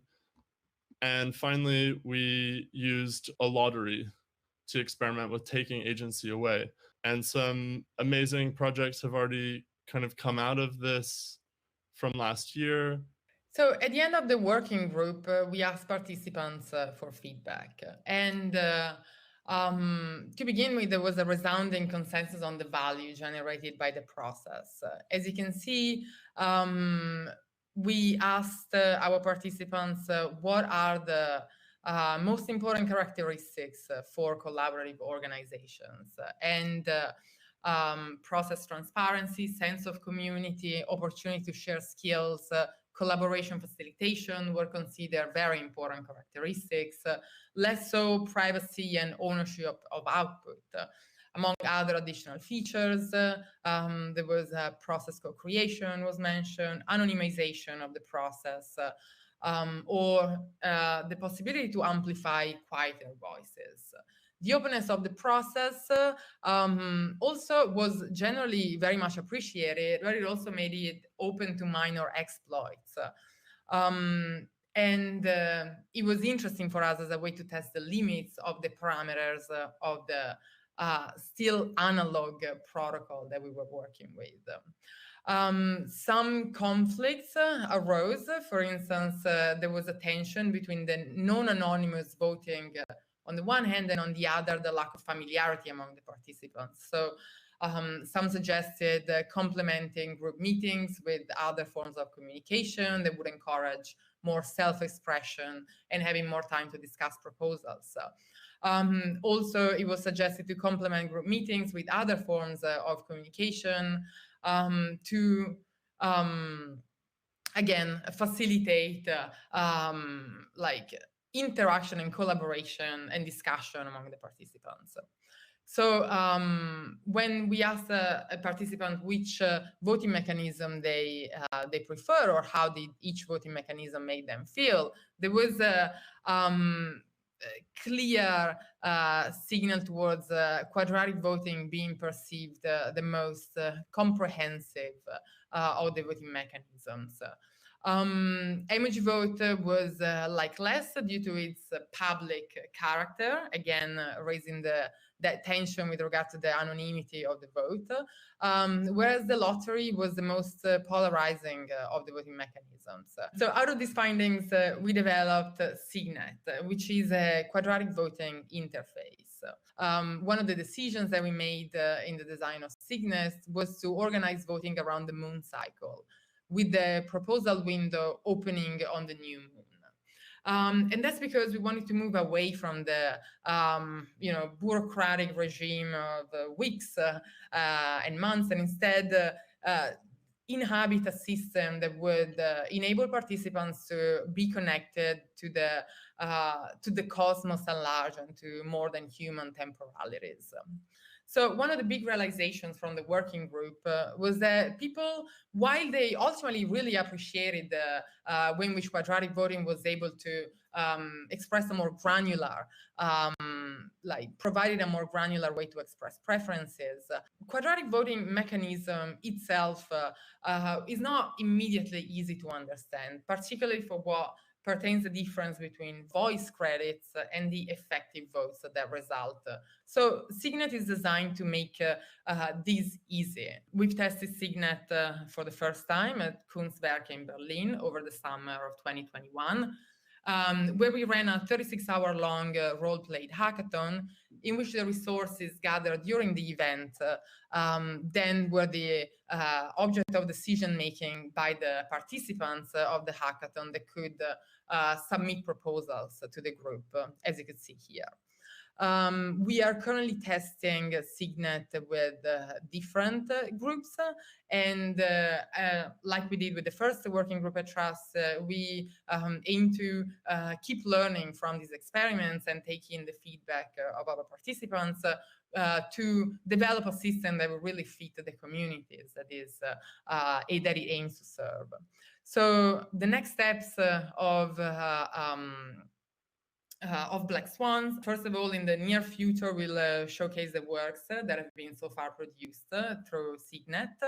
One of the big goals that we have for this year and the next is to develop Signet into a fully fledged DAO. And here you can see the different modules that the DAO will be composed of.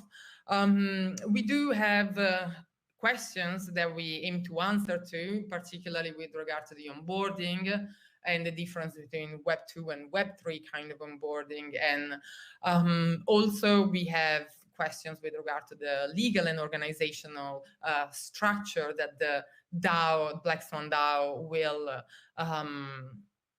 ultimately take to be able to facilitate relations. That concludes our speed run through Black Swan's recent past and near future. How are you feeling, Laura? Good. I feel accelerated. Cool. Well, thank you all so much. Thank you. Hello. Thank you so much, Laura. That was super clear, and we're really excited about the work you're doing. We have, I think I didn't explain this before we started, but with each DAO presentation, we're having the presentation, a few questions. So please get your questions in the Discord or in the Slido if you have direct questions for our prototyping teams. And then we'll have a couple of minutes of body work. So we're kind of really trying to make our brains, our bodies, our coordinating spirits get kind of like really into tuned. But maybe I'll kick off with a question. And just like to come to your end point is like, what are the kind of biggest questions that you are facing now as you move from a kind of off-chain prototype into a kind of fully teched up DAO using the blockchain-based DAO tools? Yeah, what kind of like what have you learned that is now going to change the way you might approach that? Or yeah, thank you. This process has been like full of really amazing learnings and insights into the building of these organizational structures. And as we explained in the presentation, so far we've really taken a playful approach really to the development of this technology. So very much about testing not just the coded mechanisms, but also the emotional and affective affordances of some of these patterns of how do we relate to each other and make decisions together. So one of the, I think, really big learnings for us lately has been about the really key role of facilitation into these organizational forms that want to be more horizontal. Maybe referring to Jaya's great keynote this morning, like problematizing the concept itself of decentralization and realizing or like trying to understand where it is useful for existing communities, and where some of these relations still need a lot of care, really, and facilitation for these proto-organizational forms, DAOs, that we're here to discuss to begin to set a different blueprint for what an institution of the future might look like. So yeah, I guess more generally, as a key insight, the aspect of facilitation, and then more generally some of the questions that we were mentioning in the presentation in terms of onboarding. And so how does it look like to enter this different way of relating or using a different substrate than the platforms that we're all used to? So there are like a few challenges at the level of user experience, for instance, such as using like a wallet, learning what does it look like to hold the funds in your browser, effectively, if you're using MetaMask. Yeah, we also have still these very open questions at the level of what's an ownership structure that would really make sense to support these existing communities and networks of creative practitioners that want to open up to these alternative technologies. There's a lot, isn't there? It's kind of, it's like really kind of, it makes you realize how much we are doing through our kind of informal, customary, but it makes you realize how much coordinating pattern just happens through kind of custom and practice, and then working out what will happen when we then try and formalize elements of this, what that then does to the other areas of, what that will then do to our cultures is what I hear in what you're saying. Absolutely, and as you said, as also Kia Kroyle discusses, like it's very much more about the cultural patterns that get established rather than the technological form itself. So, and also, again, we have a huge history of to learn from in terms of organizational, initiatives and movements. So, yeah, definitely there is a lot to look forward to and experiment in terms of novelties, but also, again, digging into the history, I think, of peer-to-peer or like horizontal organizing.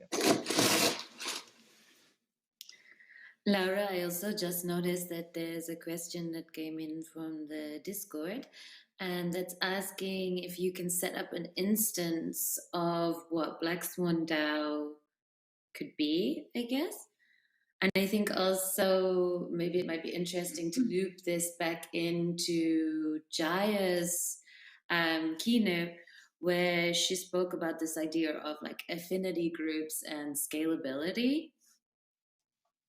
Yeah, so it's not possible yet to spin up an instance of Black Swan, but hopefully it'll be possible very soon. So it's something that we're actively working on.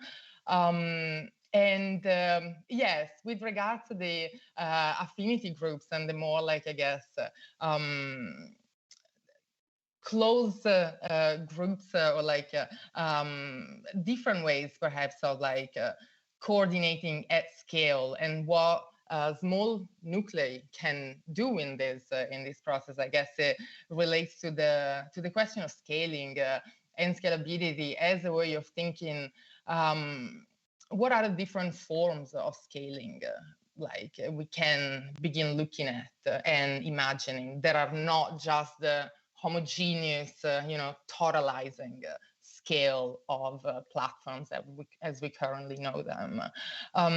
Yeah, so I guess one way in which Black Swan is trying to answer this, something that we began maybe gesturing to in a hackathon that we did over the summer, is thinking in terms of different groups, maybe as a term that we use, it was communes, but how these different groups could exist and coordinate on their own for what regards their own projects, but then also enter into translocal relations with one another without losing any of the importance of the local, and richness of the local realities in which they are situated. I'm going to try and squeeze in.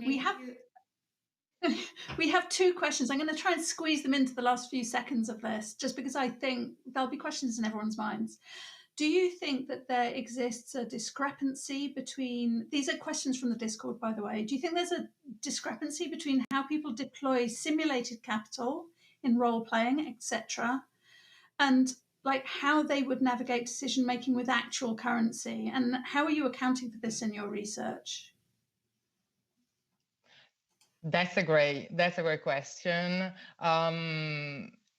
Yeah, like part of the intention of the role playing is precisely to create an environment in which it can be safer to experiment or like think in terms of exchange forms or value in a way that it's not perhaps as risky as it could be in the like consensual reality. So we've yeah, I guess it's I'm not sure exactly if we've definitely encountered, I think, like discrepancies, but I think more, I guess, in a way of like surfacing what are the behaviors that, if not looked after or addressed in the role-playing world, then could lead to negative externalities, I would say. So in that sense, the role play has been really effective into creating environments where we could test also sometimes the limits of current systems, but in a way towards how could this act differently. I hope this answered the question. Okay, I really put you on the spot. That was a little intense. Please, if you feel like you would like to expand, do join us in the Discord again. And thank you so much. And we're now going to move to a short bodywork session that will then be followed by a presentation from Ensembl in Hong Kong. Thank you so much, Lara.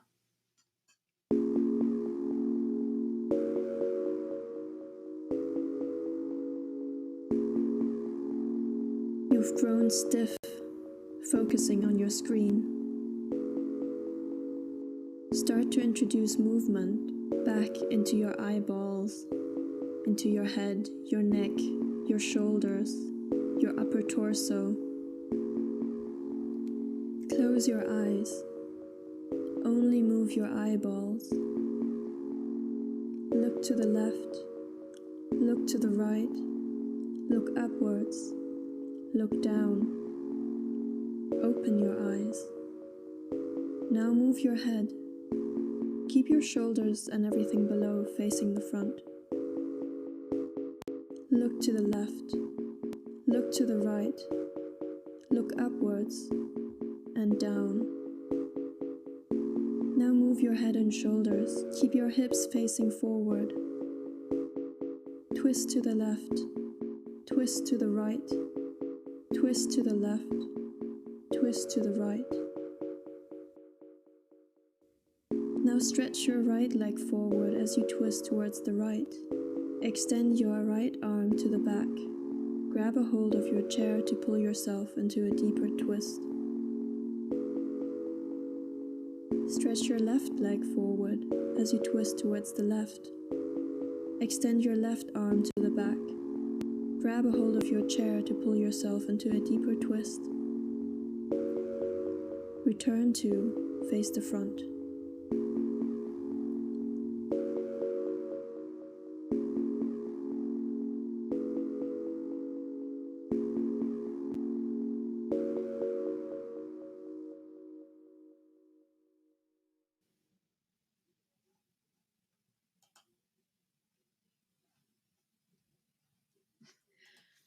So welcome back, everyone, and we'll move straight into the next presentation.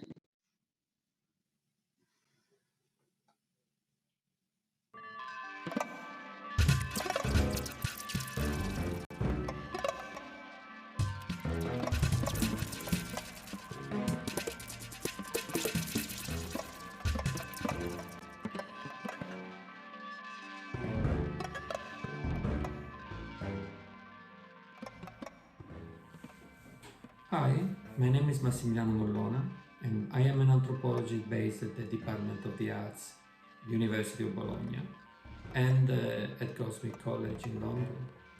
I'm here to talk about Ensembl, which is a decentralized autonomous organization initiated by Hong Kong-based artist Samson Yang, myself, and the digital studio Meta Objects led by Andrew Crow and Ashley Lee Wong.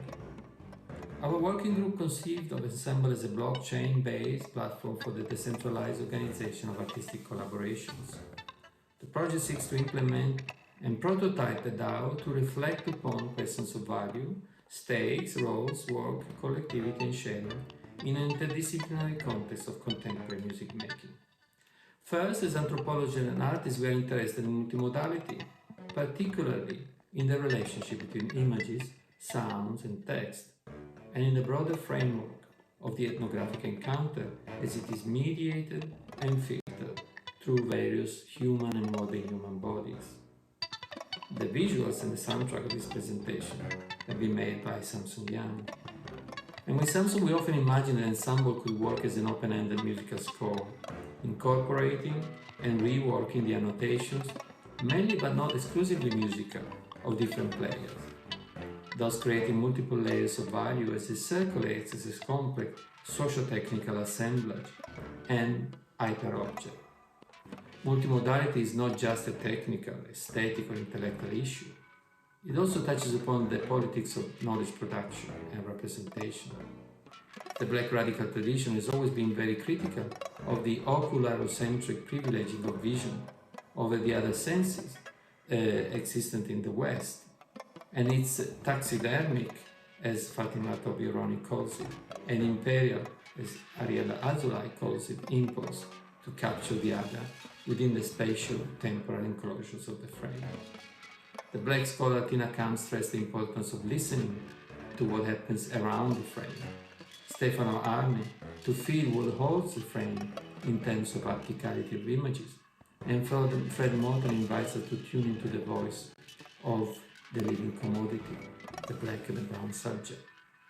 Ensembl explored this issue with regards to interdisciplinary musical competition by musician, composer, additional artists, and also scholars as myself, with composite annotation, objects, and graphical scores, and the way in which these artists and these scholars rework the original piece.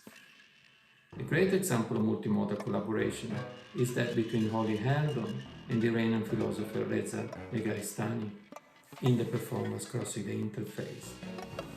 Ensembles also allow us to imagine collectives that come together as aggregate of unique individuals, whereby differences of background, working practice, and knowledge are valorized.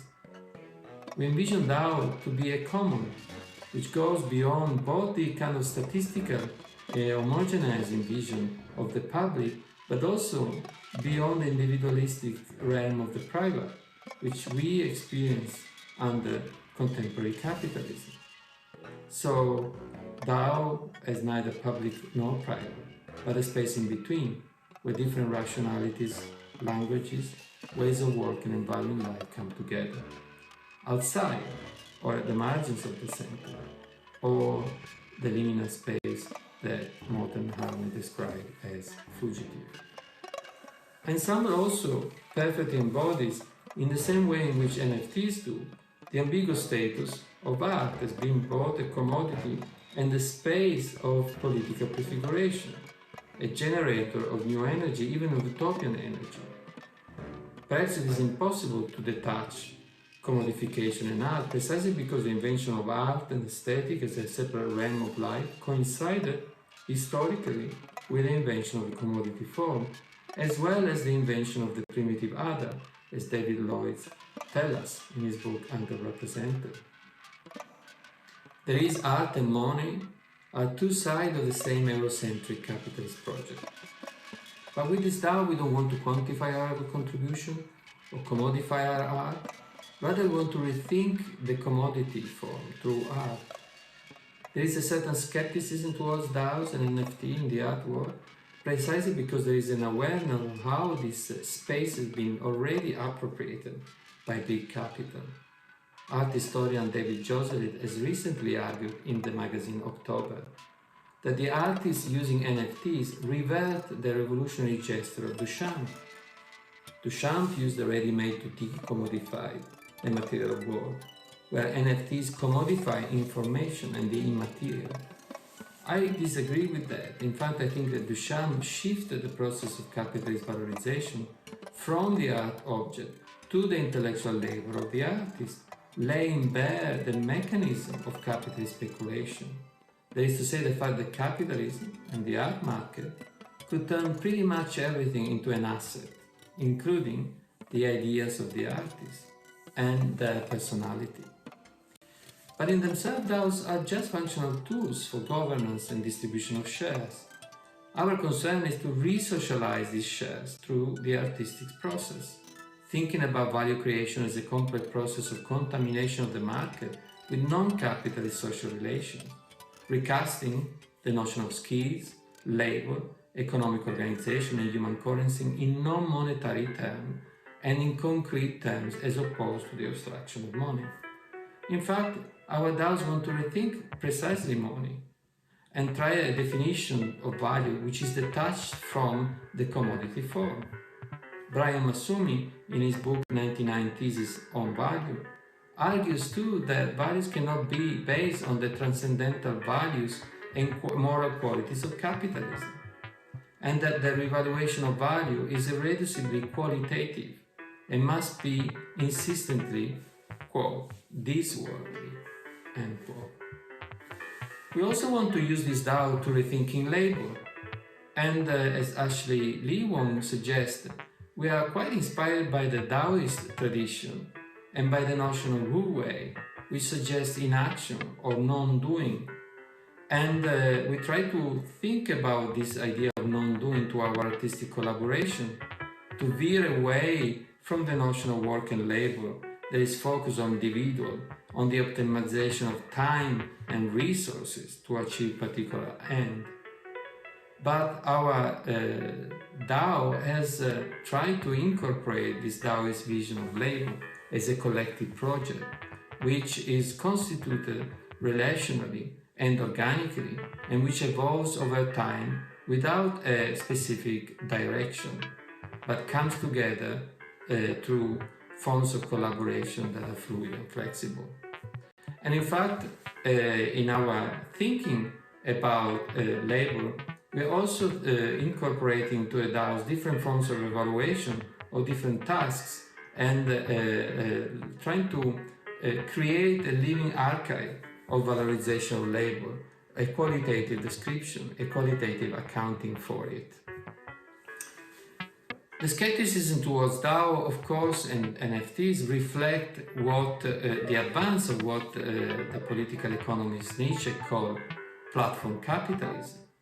Cryptocurrencies and digital organizations such as DAOs are a form of economic decentralization which have been then appropriated by monopolies, which precisely turn into assets this dispersed and egalitarian and horizontal network of social relations. These monopolies are not only in the digital economy, but they, let's say, expand also in the world of industrial production, in the world of industrial distribution, because everything that is produced and distributed nowadays depends on digitalized information network and automation. But we want to think about our DAOs in terms of peer-to-peer relationship, reciprocal economy, and gift economy. So a way of re-socializing, of course, the platform. And we know from various experiments, and including the experiment that I've discussed in this gathering today, that there is a big movement of cooperativism and of socialization of platforms. For instance, Michael Valens' peer-to-peer foundation. So our ensemble explored this question of multimodality, collective labor, and non-economic value through interlinked and interdependent components, including an app, creative interventions, and theoretical reflection, to reconsider artistic collaboration and make transparent the process of negotiation, distribution, and production of art. Brian Massumi defines DAOs as traveling archive, anarchic archives of values. And likewise, we want our ensemble to prefigure itinerant, unpredictable, and recursive processes of value creation. Thank you.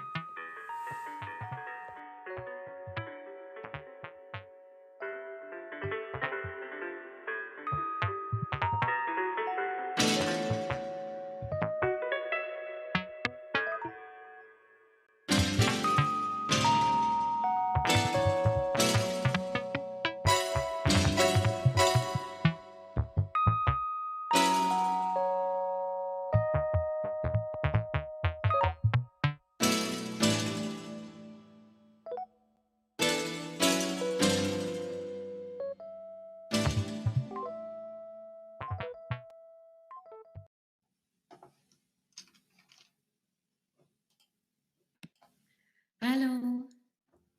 Hey guys. Hello. Hello, welcome Meta Object. Would you please... It would be really lovely, seeing as we just heard this amazing presentation from Mao. Could you please just introduce yourselves and your role in the project? Sure. So my name is Ashley Lee Wong.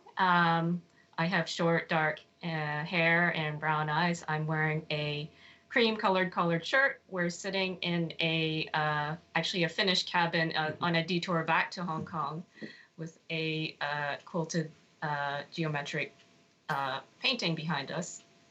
So I'm Andrew Crow, white male, dark blonde hair and beard, dark shirt, he, him. And yes, so we are Meta Objects, a digital studio, and we worked with Samson Young and Massimiliano on taking their conceptual idea and actually coming up with a practical structure for the DAO that would support it. So I also feed into the conceptual side and also the curatorial aspects of once we create the DAO, how do we seed the project with a kind of musical composition and collaborative project. Thank you so much. I just want to jump straight in and ask a question about your processes altogether as the four of you have worked on Ensembl. Have you noticed any ways in which blockchain thinking has or could in the future affect the cultural conclusion of the projects that are emitted through the Ensembl DAO? Or like, how do those two parts speak to each other over the prototype stage? Yeah, so in terms of Ensembl, we really take the analogy of music composition as a way of organizing, as an improvisational process that is collective. So we try to emphasize the collective over individuals. So the individuals, well, they don't exist without the collective ensemble or the collaboration. And it's kind of an open-ended process where we're constantly negotiating between each other the different stakes within the project, but also logging our various activities where we may play different roles in a project. So the ensemble actually includes not just artists and creators, but also propagators like curators. They may include like museum professionals, people who are contributing to the project in different ways. And we see our roles as kind of flexible and fluid, where different participants can play different roles. So someone can have an artistic role, someone can be more on the production side. And then there are various processes where we may vote on various decision making and various distributions of stakes in the project. So it's really emphasizing kind of moving away from this notion of individual authorship and thinking about centering around projects and around the collective endeavor and how to sustain these projects. So the ensemble can actually change participants over time. People can come and go and the project can evolve over time, but it's mainly about how do we find ways to sustain this collective project over a long period of time. And this project is never necessarily complete or formally resolved. It's something that continually evolves because the idea of the open score is intended to be modifiable. It's tended to be performed and reperformed in various contexts and situations. So we really try to use this idea of the open score and music composition as also an analogy for how we organize collectively. I mean, what was really interesting to me was coming up with this structure that really gave all the people involved in the project a stake in the project and a stake in the project's success. So not only the people working directly in the ensemble to produce this project, but also people who we've called propagators, who, as Ashley is saying, maybe curators, or other people who want to, say, host a performance of the project, to get them into the project and get them like invested in the project's continuing success.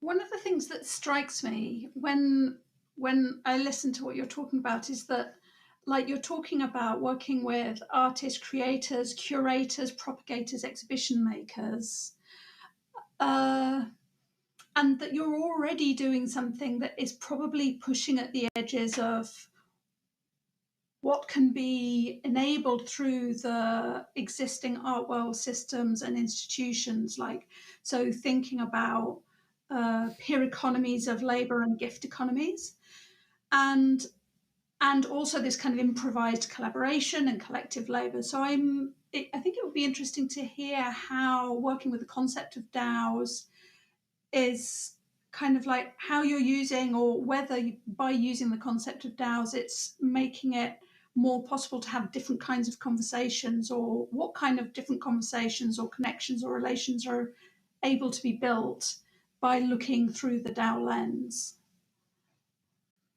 Maybe Andy can describe a little bit about how it works and how it creates a kind of log of work as Yeah, I mean, it's really, the DAO is about leveraging the inherent advantages of blockchain, where you have something that's completely transparent. So all of the decisions are visible to all participants. They're in the immutable ledger. So you can always look back on the history of the decisions made. It also, using smart contracts, offers a way of somewhat automating the project's finances. So that's a burden taken off an individual in the project, where a lot of like distributing any revenue that the project generates can be done automatically. So I think Samson had an issue with always being the lead on many of these projects and being the one receiving the funds, organizing the participants, and then distributing the funds himself, because he is the main contact with the museum who's giving him funds to distribute. So he felt really uncomfortable collaborating with all these different people and being the one responsible for, you know, paying out these different people. Yeah, so it's really a way of making the project collaborative through the blockchain, because the blockchain is inherently decentralized. And I guess more transparent as well, so collaborators can then see how funds are being distributed according to what's been agreed. Yeah, exactly. Yeah. Guys, thank you so much for your time. And for your work and for the beautiful aesthetics of this project. It's really very inspiring to watch. We will now go to our next bodywork session, which will be followed by a presentation by Covalence Studios in Johannesburg. Thank you, guys. Sure. Thanks, everyone. Get onto your feet and draw your attention to your hips. Invite the idea of a horizontal circle into that space, pushing the pelvis to the front, to the left side, to the back, to the right side. Try to make this the smoothest and biggest circle possible. You can speed up and slow down as you wish, whatever feels good for you right now. Start playing with this circulating energy in each of your joints. You can move from the hips to the shoulder, to the elbow, to the neck, back into the wrist, to the eyes. Slowly start to draw that circulation into your face, under your skin, through the cavities of your head, landing on your tongue. Move your tongue slowly glide with your tongue over the backside of your teeth. Open your jaw a little. Let your tongue slide between your teeth lines towards the front of your mouth, back of the lips. Try to reach as far as possible behind your lips down to your chin. When you're ready, take both of your hands and cup your face with them. Let your tongue rest. Let your hands fall down and open your eyes. Hi everyone, my name is Vivisha and I'm one of 3 prototypers for Covalence Studios. I am Indian South African. I have medium brown skin and short curly black hair. I'm wearing gold brimmed round glasses and I'm wearing a black t-shirt. Today I would like to introduce you to Covalence Studios as an idea, proposition and paper prototype that was developed around the structure of DAOs and what such an organizational framework could offer in art ecology in a city such as Johannesburg.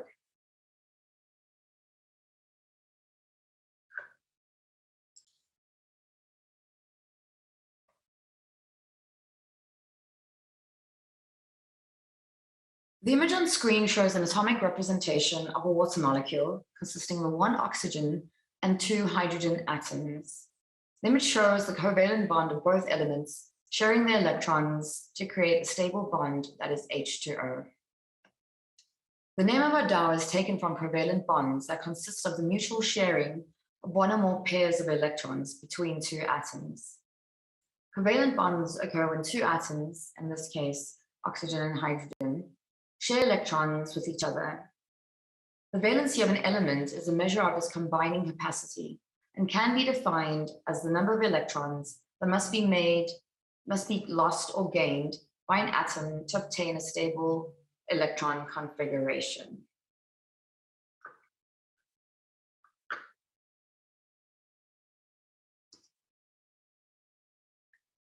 On screen, you will see a rotating logo of Covalence Studios that mirrors a 3D, 2D representation of an atomic structure.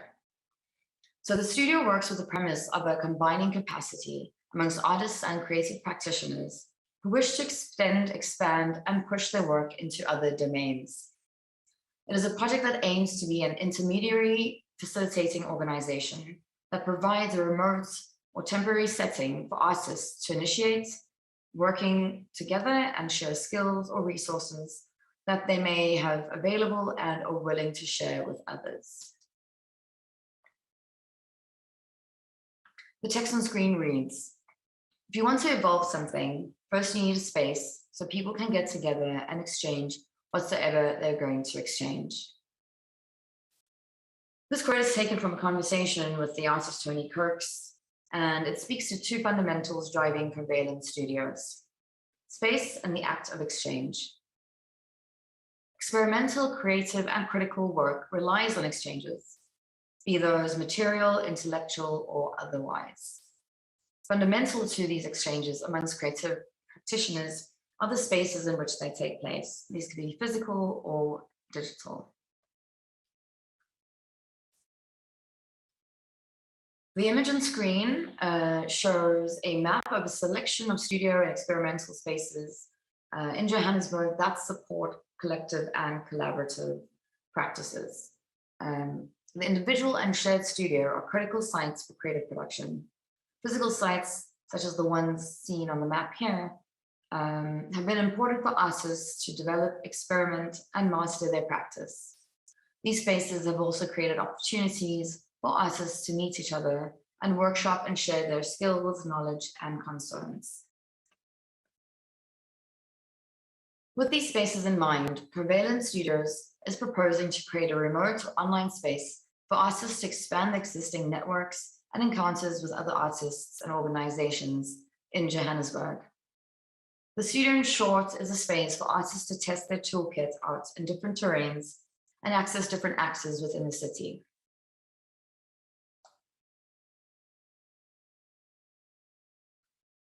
The image on screen shows a breakdown of the structure of the studio and its members as it has been developed thus far. Split into 3 sections, and the biggest pool being a pool of members. Secondly, a subset of practitioners for collaborating and exchanging in the studio itself. And thirdly, a platform for publishing work. Covalence Studios is an attempt to extend the potential of the shared studio space as a space for individual and collective thought and expression, exchange, collaboration, and innovation. And it aims to support interdisciplinary experimental works and projects.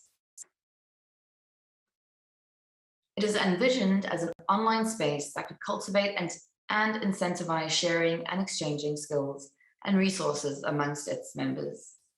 From transferable skills to material resources, time and material labor, studio members will be encouraged to share or exchange skills for individual or collaborative projects. The project is a proposition to work across our existing networks to support more lateral ways of sustaining our creative practices. This cross-pollination of skills and networks is intended to make available misconnections across networks we currently occupy. Importantly, Covalence offers artists an opportune space to organize themselves and their exchanges. The pool of members would include practitioners involved within the creative sector who have taken some sort of stake in the field of contemporary art, ranging from artists, curators, writers, designers, sound engineers, technicians, and lawyers. The editorial platform will be a site for members to publish their work and projects in a more public-facing way. Discussions around whether these works will get voted for by members or they will be made immediately available on the platform is yet to be decided.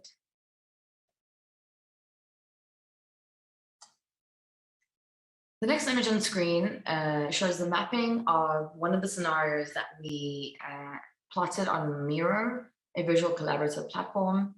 The schematic demonstrates how members would reach other members to work within a collaborative capacity. Just to give some background, the onboarding of members would have been would happen prior to this section, and that is where members would upload the information about themselves and their interests, etc. In the scenario on screen, members have already, again, been onboarded into the DAO. As you will see here, user 1 submits the call for collaboration. This can go out to a particular person or member, or it could be a completely open call. This will then get transferred into a public newsfeed where members will receive notification of their posts.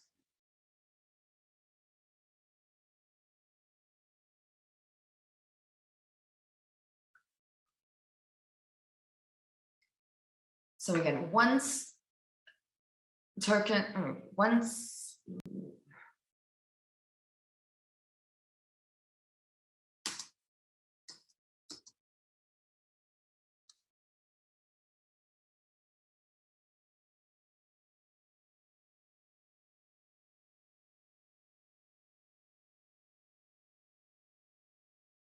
the image on screen shows the mapping of scenario 2, which is plotted on Miro, a visual collaborative platform.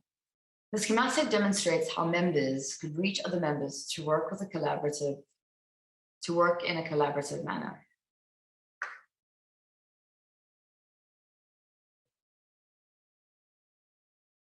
The image on screen shows the mapping of scenario 2, which is plotted on Miro, a visual collaborative platform. The schematic presently just demonstrates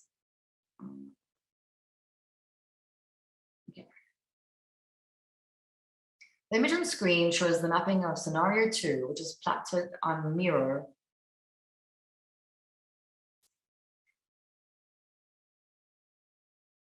The image on screen shows the mapping of scenario 2, which is plotted on Miro, a visual collaborative platform. The schematic demonstrates how members could reach other members to work in a collaborative manner. In the scenario, members have already been onboarded into the DAO as members, where they've uploaded information about themselves. As you will see here, user 1 would submit a call for collaboration or for a project. It would then, they would create a scope for the project, the requirements. It could then get sent into a open call request or to a specific user, which would then travel into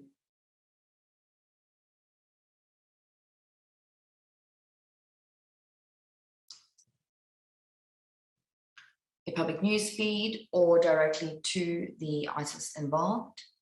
And then there'll be a set of negotiations that happen within the studio itself. These negotiations will take place within the platform. And once that has been confirmed and is approved, members can go ahead and collaborate as such.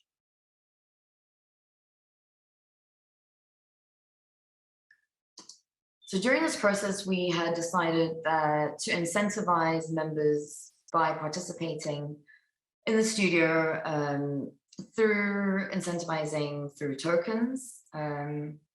We have not yet completely confirmed or decided how to allocate tokens and incentivization, and this is still something that we are busy thinking through. So, central to the Covalence Studios is that it is member-based and member-driven. As one engages within the studio, they're incentivized through tokens, which would afford them a stake into the studio's platform for future decision-making. The studio is also considering fractal ownership of collaborative projects that are initiated via the studio. Again, the ways in which participation within the studio are to be incentivized and tokenized are yet to be agreed upon, including how members potentially vote and could be used to manage the studio itself.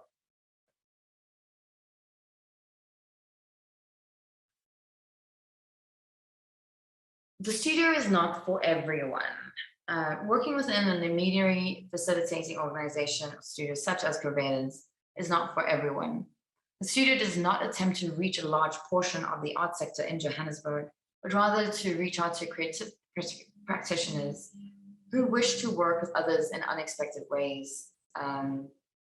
Personalities, chemistry, and chance still play a crucial role in how these exchanges would take place.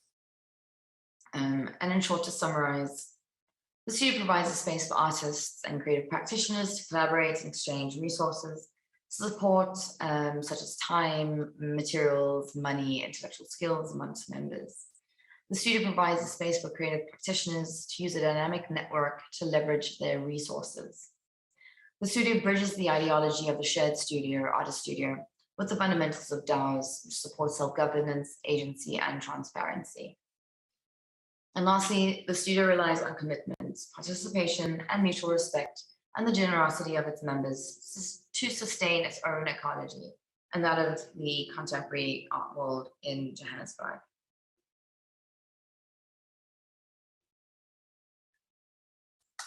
Lastly, I'd like to thank Ruth and Penny and Callum, together with the Goethe-Institut in London, Mario Schruff, and the team at Haus Kunst. And lastly, Covalence was developed through conversations with practitioners in South Africa, which include Bettina Malcolmis, Josh Ginsberg, Paula Seshetu, Chad Cordero, Carly Whitaker, Brooklyn J. Bacati, Nathan Gates, Tulile Gamedze, Simon Gush, Nadira Patel, and Ilza Marie Vessels. Thank you. Avisha and Carly, firstly, welcome. Thank you for coming. And I really want to apologize. We had clearly had a technical problem, and I think our team put on the last draft rather than the actual final piece, and I'm really sorry about that. But so let's use this time now to catch any confusion that might have arisen from that, and just to hear more about your work. So I guess watching your presentation, the thing that I think would be really useful for all of us to hear more about is what are the kinds of collaboration, like what are the examples of the kinds of collaboration that you are looking to support through the work at Covalence Studios? Like, can you give us some examples of some of the things that might happen amongst members as a result of the way you've been thinking about this? Right, thanks Ruth. Should I? Yeah, you can take that. Well, I mean, the studio was developed within the context of Johannesburg and thinking through the kind of work that's being produced currently, which I think could be developed by having different practitioners in conversation with each other. So for example, I'm trying to imagine kind of more interdisciplinary works that could take place, or really research-based projects that are a bit, I don't know, but more experimental. I think a lot of the work that gets produced currently within South Africa, and I'm sure everywhere else, is really determined by gallery markets, etc. So what you see is a kind of flux of a very particular type of work, and the studio is kind of fundamentally trying to disrupt that and create a space for different kinds of disciplines to kind of come together and build a kind of more sustained experimental project. I'm not sure exactly what form that would take. Yeah, so I think it's also about exchanging of different types of resources to facilitate that practice and the goals of the participants in the studios. So whether it's time, critical feedback, specific skills, and really looking beyond sort of an arts community to more skills that exist in a variety of industries, whether it's music, tech, creative writing. I mean, the scope could be as big as the people who are in the studio would like it to be, and the involvement could vary in different levels as well. Yeah, so the pool can be quite extended. We even went so far as to say that, lawyers who want to assist artists with contracts, for example. And that also then brought us to a position where we're thinking again about scale. How big should the pool be, or limited? Who would the members be exactly? Would it, only be limited to creative practitioners, or again, other members who are interested in the arts and willing to support, including institutions, possibly? Yeah. Maybe I can also just jump in there with a question. It's so nice to see you both. I remember, like, over the course of these years that we've been working or conversing together, what I found was really interesting was how you were like unpacking what was happening, like specifically in a Johannesburg context, with like this new model of DAO that for you, there wasn't that many organizations and communities that were like looking through this philosophy. And I wondered whether you would, share a little bit of that with the audience, because I found it really fascinating. Are you talking to the context of Johannesburg and? And like when you began creating these working groups and like what were kind of coming up, specifically around the kind of infrastructure and scene and like what's happening in the arts there and how these like support and also sway, that kind of thing. I mean, Carly, could you speak to maybe the more digital kind of realm? I think practice here. I think maybe in a broader sense, there are many networks that exist within Johannesburg, and they're quite small. So I really think that the vision and the intention of Covalence is to bring those networks together and really sort of enable cross networks to develop as part of those sort of initial networks and really sort of disrupt them and sort of encourage a less of a siloed approach to practice making. And I think DAOs and conversations around blockchain and DAOs, I mean, they're still quite nascent, but I think there's an optimism there, especially I think within the global south. And a skepticism. And also, both. I think, I mean, we'll see what happens in the next couple of years, at least here, and the kind of uptake and then possible, hopefully, skeptical criticism as well. Thank you. Thank you. We actually also have a few questions coming in from Discord. We have one that it seems that you use tokens to reward and manage artistic practice within the org and network. What token rules / guidelines have you discovered / found? And most important, to attain equitable and productive and truly creative imaginative practices? So that's a good question, because this is something I think we've also struggled with in terms of trying to create an economy within the studio itself, which is, this kind of temporary instituting studio for production. I mean, we don't really have too many answers around, which actions would get tokenized and incentivized, and what kind of economy that would create within the studio. And again, the problematics around what kind of certain actions get incentivized, how that pool of, let's say, tokens would then affect the kind of, let's say, organizational structure as well. And so solving that would definitely be part of the next phase of research that we would go into with our participants that we've been working with so far, because that's kind of where we sort of left things with them. We were like, okay, you kind of get so far, and then that was definitely the next step for us.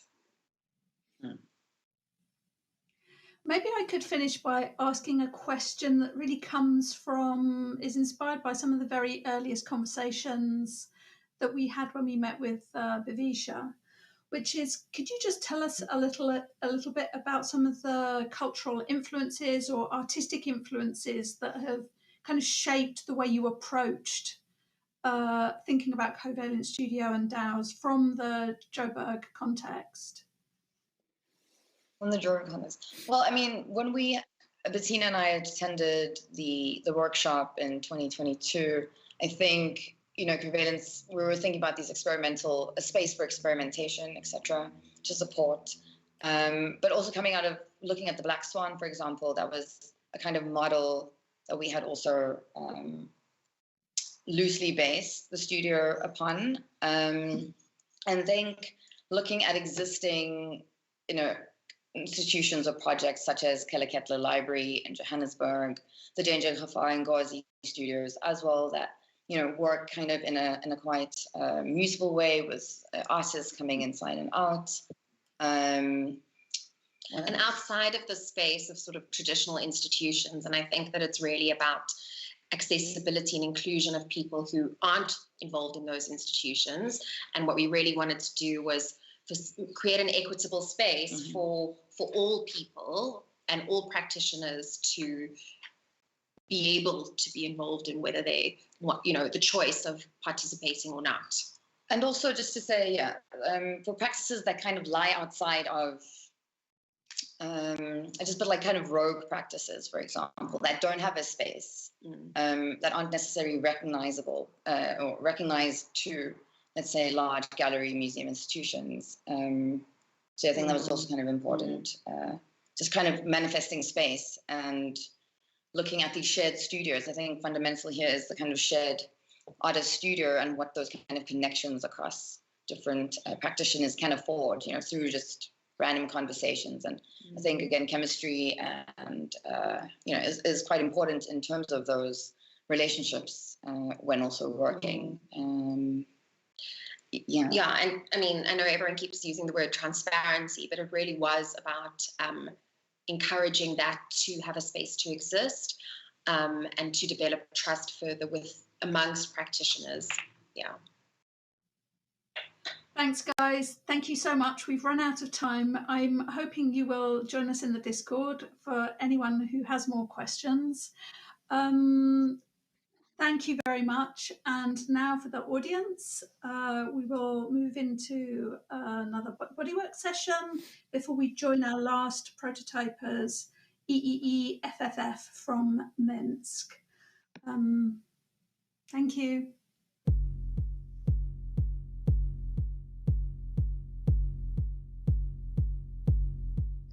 Stand up. Connect the soles of your feet to the floor, firmly.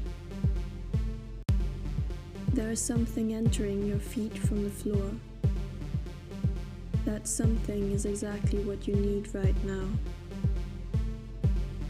Pull up the energy in through the soles of your feet, through your ankles, into your calves, your knees, your hips. Feel how this energy is coercing you to start jumping. Jump with your toes pointed. Up. Up. Up. Up. Jump with your knees towards your chest. Up. Up. Up. Up. Jump with your feet towards your butt. Jump. Jump. Jump by alternating knees, running on the spot. Run. Run. Rest. Jump your feet wide. Jump them together. Wide. Together. Wide. Together. Jump your feet wide. Jump them together, wide, together. Rest. Observe your heartbeat.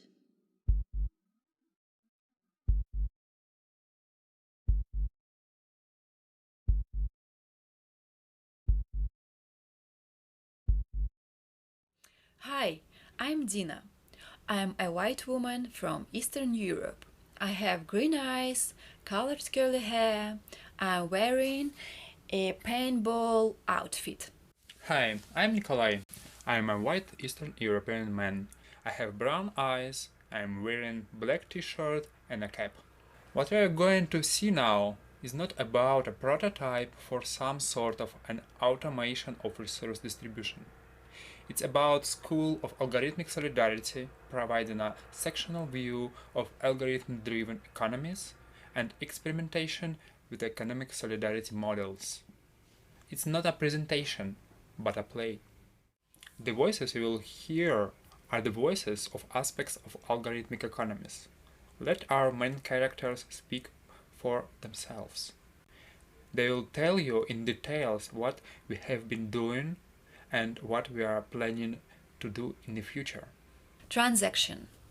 Let me describe from the very beginning. Everything started from this letter.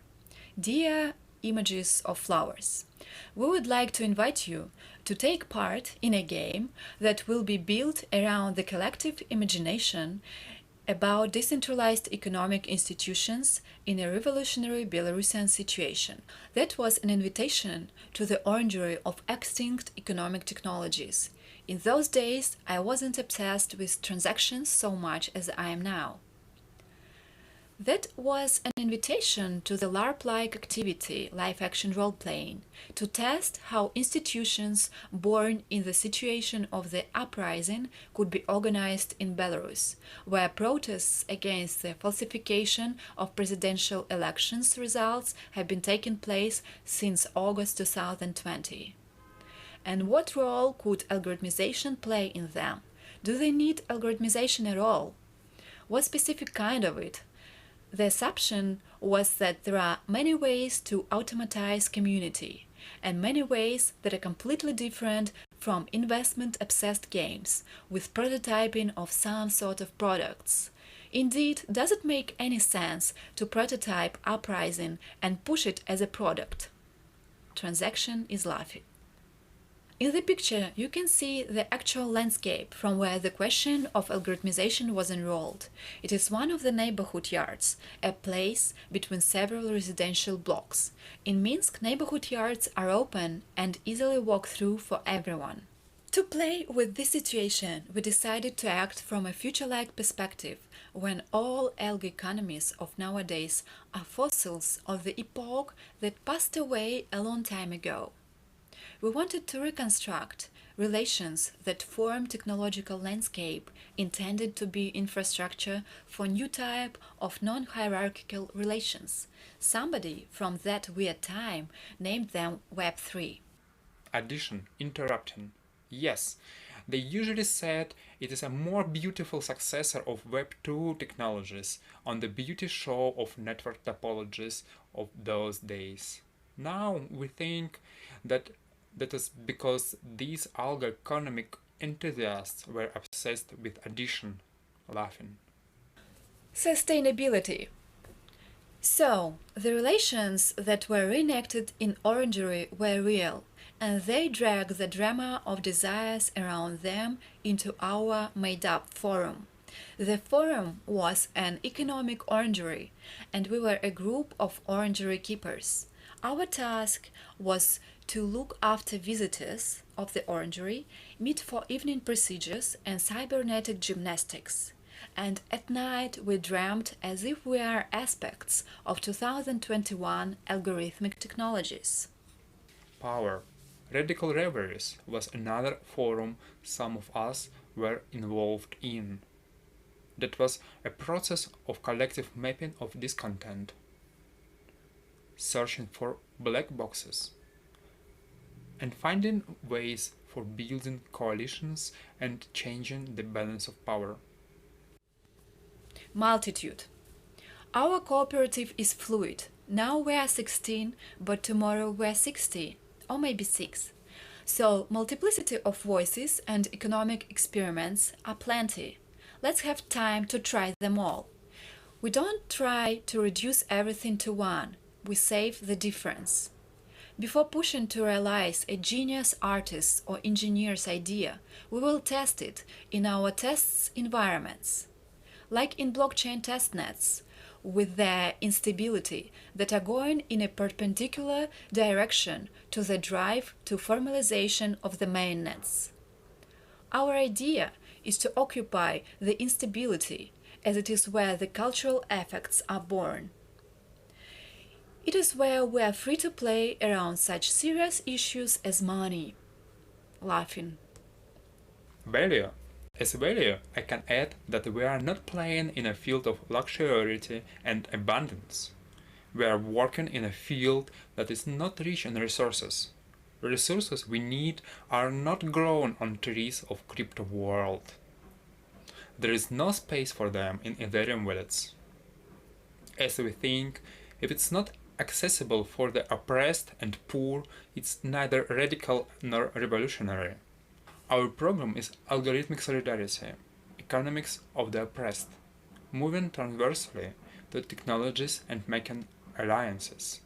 And maybe some of you are already in alliance with us? Risk. As risk, I propose to have a service of disappearance as care. If you need a break from a daily routine, or you had a burnout, or you're under state or corporate repressions, you might need a disappearance scenario. We allow others to pause unexpectedly, disappear with us, disappear together. Ritual. We have the artifacts of the desire for alternative value systems, which we cultivate and wanna rely on. Our cybernetic training exercises allow us to embody the material, sensorial, and performative qualities of algorithmicized economies. Someone might call them DAOs. We are experiencing their textures and physicality. Opacity. I am obsessed with the idea of economies of opacity, where the sensitive resources stay within the community and members can choose a safe level of anonymity, not being anonymous but interdependent in a productive way. You know, in the Belarusian context, transparency will unfortunately not work, as we all will put ourselves in danger. So we are planning to test such a safety automatization network or tribe. Equality. We also want to say hi and to support all the oppressed of the world. The people in Kazakhstan, the people in Ukraine suffering from Russian Federation colonialism now. I'm automation and bots are one of my passions. They're an important part of distributed care we are building. Our distributed network has some bots that allow everyone to join discussions with us and spread materials. Unfortunately, opacity does not allow me to share with you all the information. Proxy. So, join our School of Algorithmic Solidarity, the series of distributed collective experiments and situated experiences that seek to answer the question how to survive under algorithmic capitalism, how to flourish within economic solidarity models. Here is our email. Please feel free to let us know if you want to join and spend some beautiful time near the digital fire.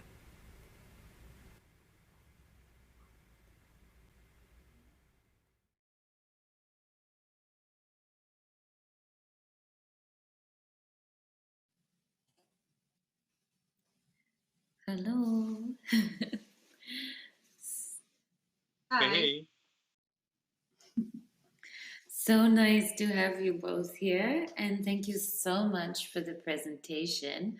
I want to jump straight in with a question from the Discord from Callum.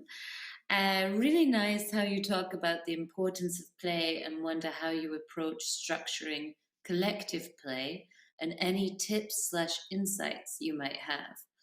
Why do you think it's important to play with serious things? Thank you a lot for a nice conversation.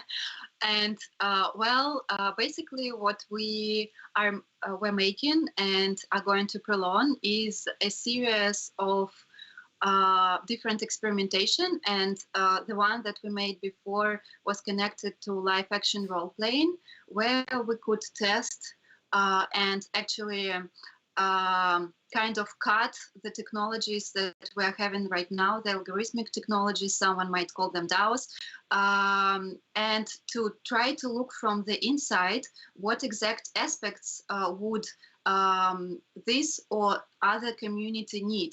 Because obviously, if someone is obsessed with transparency, some other can be obsessed with opacity, and it can be a reason for that in the specific context. So one of the ideas was to work to prolong working with this community safetiness, and like to create a safe environment to do it. Kind of safe zone, and to play with or to test how these safe zones that are somehow placed or they can occupy place between spaces that usually named social and usually named technological. And they could be occupied in different ways. And for us, it's interesting to do it in a playful way, because we think the safe zone should be somehow playful.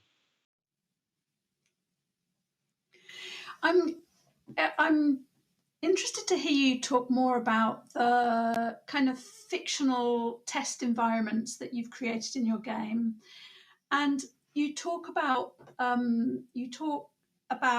kind of what resources are missing for solidarity across common struggles outside of the cryptoverse. And I'm just wondering how your test environments, your test play environments, are kind of what is useful in the cryptoverse and what isn't useful in terms of like really forming solidarity.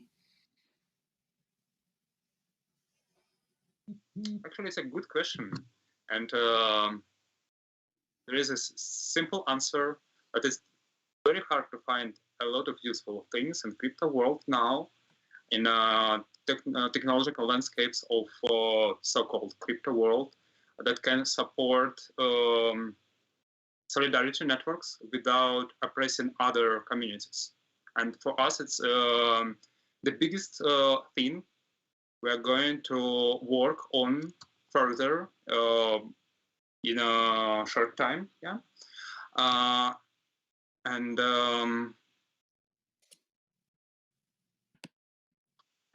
the question here for us is not rather a technological, and it is not about some kind of specific solution, but it's more about epistemological rupture between different languages. And these playful environments could be a place where we can test the different situations where our bodies and our context could clash together without having long-term hurts.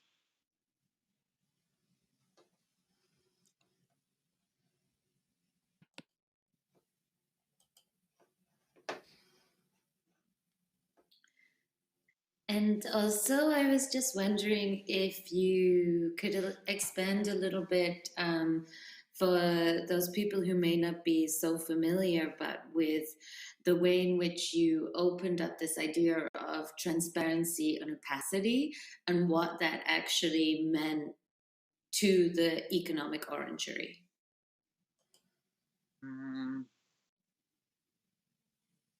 As Dina said, for us that is super interesting to find the personal approach or subjectivities behind the technological solutions. So this is the very point from which these aspects of technologies as transparency, transaction value, and so on rise. Yeah, and answering to your question, there is no absolute answer what is better, but it's quite situated in a very bodies and relations between them. And our idea of our school of algorithmic solidarity is the making a space where this specific context can be unpacked and not answers, but rather the questions could be raised there. And then who knows what happened there. Yeah. But now our communities are hungry for the specific places where we can pose the questions. And also play around like with finding multiple variants of how we can realize such like to find different ways of realizing one kind of idea or finding different approaches, as we think for us as working in a specific context of like Belarus and also other communities, that we need to investigate the spaces and also like what is changing and how we can imagine the future, like not due to the emergence of new technologies, but through the reinventions of relations between people. And this is like the main thing, and the technology only follows the desires of those who are willing to do anything with it. And yeah, about the abundance of resources, it's important to notice that for that we apply political imagination, which is allowing us like to grow very simple lo-fi things and follow all our intuitions inside of our community, where to put them afterwards. Guys, we're out of time. This is super clear, really fascinating. There are a couple more very questions that I think people would really love it if you could answer in the Discord, if you don't mind going into the Discord. It's been great to have you here. Thank you so much. And now I would just like to announce to you and to everyone here that the vote is open. Hopefully you all registered for the vote. The vote is open for the next 11 minutes. You will see your token in your email. Pick up your token, verify your email, have your vote, and we will see you back here after the DJ session. Thank you, everyone.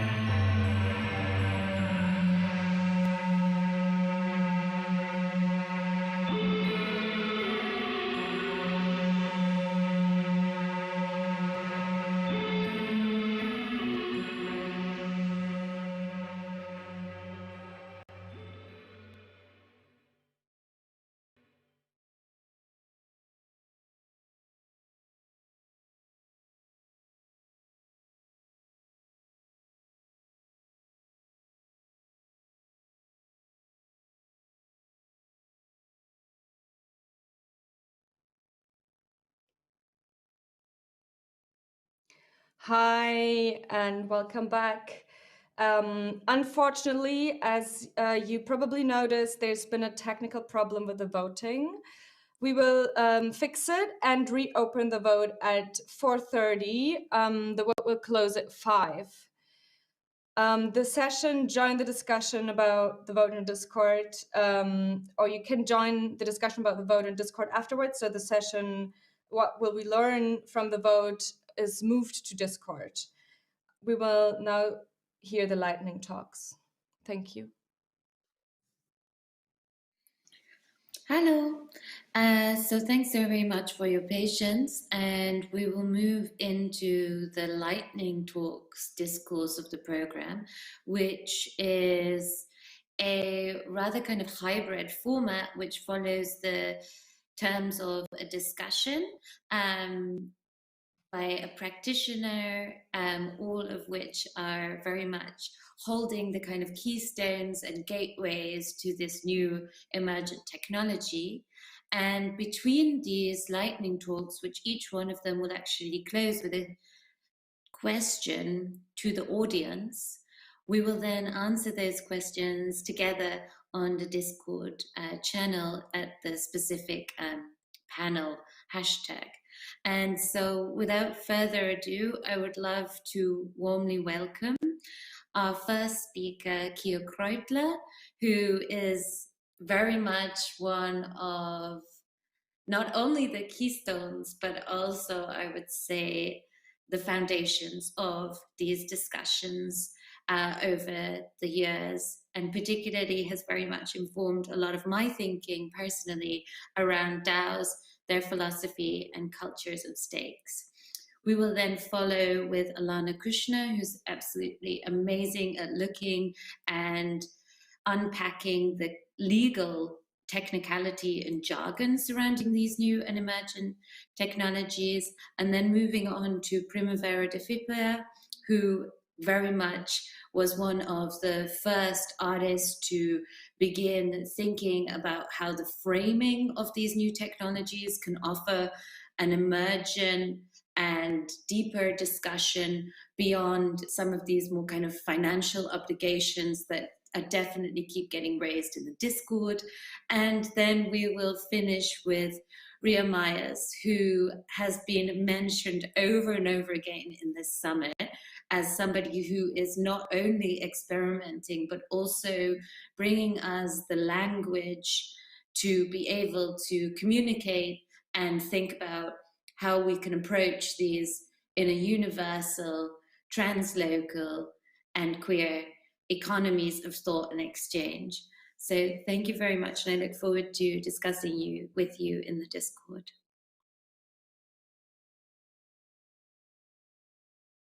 Hey, I'm Kia Kreutler, and my talk is called 8 Qualities of Decentralized Autonomous Organizations. I work on building DAO tools at Gnosis Guild, and you can read more long-form essays related to these topics on our blog at gnosisguild.mirror.xyz, and you can follow me if you'd like. Images of organizations. So metaphors can guide our understanding of abstract concepts. There are metaphors we live by and lesser known metaphors through which we organize.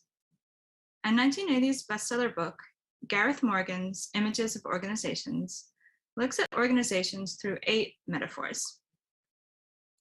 Though they are variably understood as machines, organisms, brains, cultures, political systems, psychic prisons, flux and transformation, and instruments of domination, organizational abstractions are resistant to context switching. As Venkatesh Rao wrote in 2010, the main reason this book is hugely valuable is that 99% of organizational conversations stay exclusively within one metaphor. Worse, most people are permanently stuck in their favorite metaphor, end quote. So while organizations are easily subject to projection, it seems our ability to adapt how we inhabit them falters. Today, the organizational unconscious looms large against the failure of institutions and infrastructure to support civic welfare. and the multi-generational quest for the resilient organizational archetype continues. One concept gaining adherence is a DAO, a decentralized autonomous organization. The phrase was originally born from a culture privileging the concept of autonomy. So while encompassing traditional for-profit models as well, and all that came along with it, the earlier term DAC, so DAC, or Decentralized Autonomous Company, was also used to imagine a natural system that is conceived of as self-governing within a humanist framework. Linked to the 11th century deodand, legal entity, a physical object that has been granted legal personhood in order to be litigated against, this idea of DACs particularly was inspired by rivers granted legal rights. And the term DAO, a more generalizable term than DAC, first appeared in the Ethereum blockchain community in 2014. And the DAO, the first experiment under its term's name, launched as a decentralized funding organization, raising over 150 million USD equivalent in ETH in 2016. And the experiment unfortunately proved short-lived. The DAO was hacked 1 month after launch. Fast forwarding today, the term DAO, since its initial experiments and all that has happened since, has strayed significantly from its initial signifiers and become a more chimeric term. So I'd offer one working definition for a DAO. And though far from all, some DAOs active today might be best described as voluntary associations with the operating principles of digital cooperativism, meaning that while they don't necessarily legally resemble traditional cooperative structures, they embrace cooperativism as a type of protocol, a set of economic relations that emphasizes co-ownership between members. And as voluntary associations, they are a cross-jurisdictional way for strangers, friends, or unlikely allies to pseudonymously come together towards shared goals, supported by a token model, incentives, and governance held in common. And DAO's practical instantiation in the world varies widely based on their disciplinary context and also their mission. To provide a rather abstract map of their territory, I can playfully walk through 8 imagined qualities of decentralized autonomous organizations.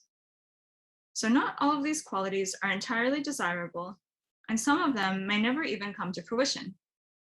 Instead, these qualities are imagined, meaning they represent questions, worries, and dreams the idea of DAOs conjure. And they also represent the seed of a pattern language for new organizations to come. We can imagine DAOs as autopoietic.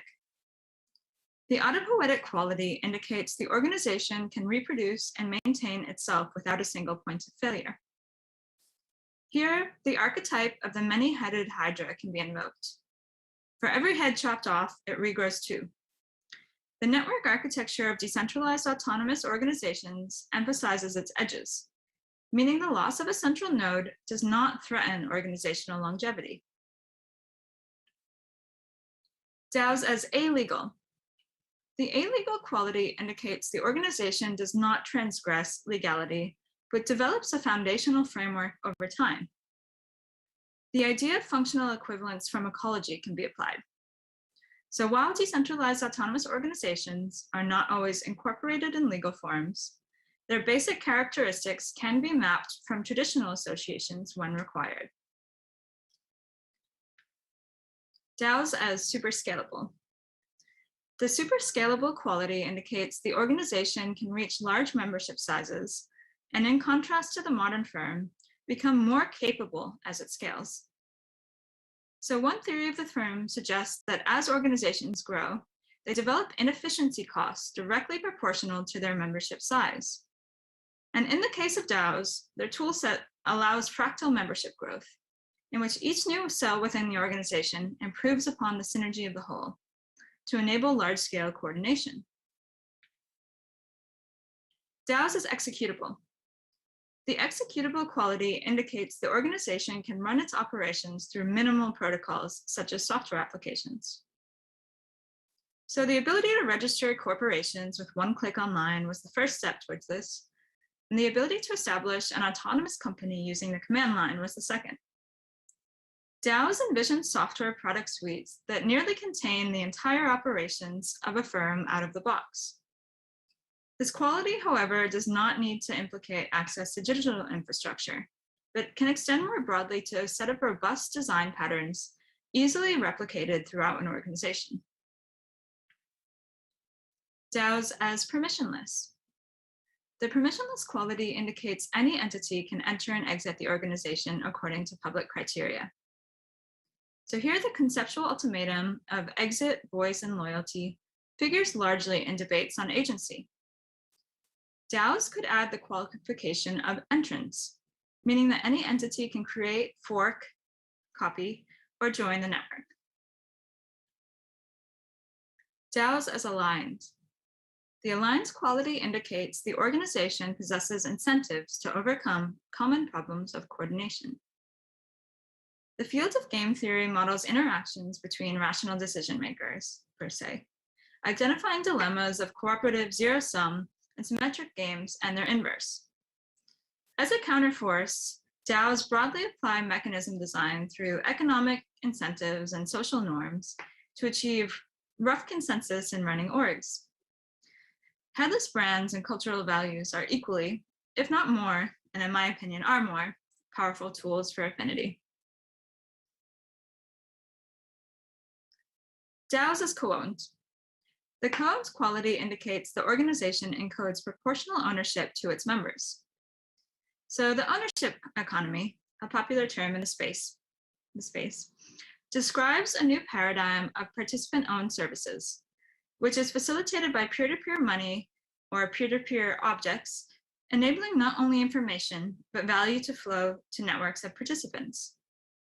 As programmable cooperatives, decentralized autonomous organizations could promote members equitably sharing in financial, material, and even social capital produced by their participation. And last but not least, DAOs as mnemonic, or memory making. The mnemonic quality indicates the organization automatically can produce a public record through its operations. So normally the task of preserving formal and tacit knowledge has been historically assumed by stories and by institutions, such as archival libraries and monasteries. Though through partially automating the production of institutional memory, DAOs can promise accountability, as well as intergenerational knowledge transfer. So while seemingly very subtle, it's my opinion that while not providing a perfect record of their operations and also hugely dependent on its discoverability, the mnemonic quality of DAOs and what they promise could be huge for how we kind of continue knowledge and transfer knowledge both across organizations and across time. In summary, the 8 imagined qualities of DAOs outlined here are autopoietic or self-making, illegal, super scalable, executable, permissionless, aligned, co-owned, and mnemonic. And drawn from observation, these qualities trace desires for interdependence growing in the cracks of legacy institutions, as well as the dubious inheritance of cybernetic dreams from a century of unprecedented war. The question of global coordination, however, and patchwork governance will not be put aside during the 2020s. Mapping the organizational unconscious of our time, though incomplete here, may be one means to stimulate its shadow. The term DAO itself may prove a temporary smoke signal under which co-conspirators can gather before it too must be discarded. Ultimately, in the long run, what may have the most impact on the future isn't decentralized digital technology alone, but the governance patterns it culturally normalizes. Because even if the specific technical capabilities don't survive, but the broader network does, the cultural norms it produces could remain with us too. And though these technical capabilities do not usually ship with a sealed fate, they have cultural potential, a wide range of propensities from which some can be encouraged more than others. On this steadily charted course, more decisions do not always equal better decisions. Greater coordination can be to ill ends. The values we can encourage steer us towards rough consensus and running worlds. These worlds are not built on compliance, but something more wild. And what is wild can also be what is common. So thank you. That concludes the overview of the talk today. I hope it's helpful as establishing a baseline for talking about what the ideas of DAOs conjure, as well as a kind of conversation starter for the conference at large. If you want to read essays that have more concrete information about DAOs operating today, as well as the tooling that underlies them, once again, feel free to take a look at our blog, nososcale.miro.xyz. And also, if you have any questions about DAOs and their tools, once again, more concretely, feel free to reach out to me on Twitter or DM or otherwise, and I'm happy to answer and link you to new resources. Cheers, everyone, and take care. I hope it's a great day.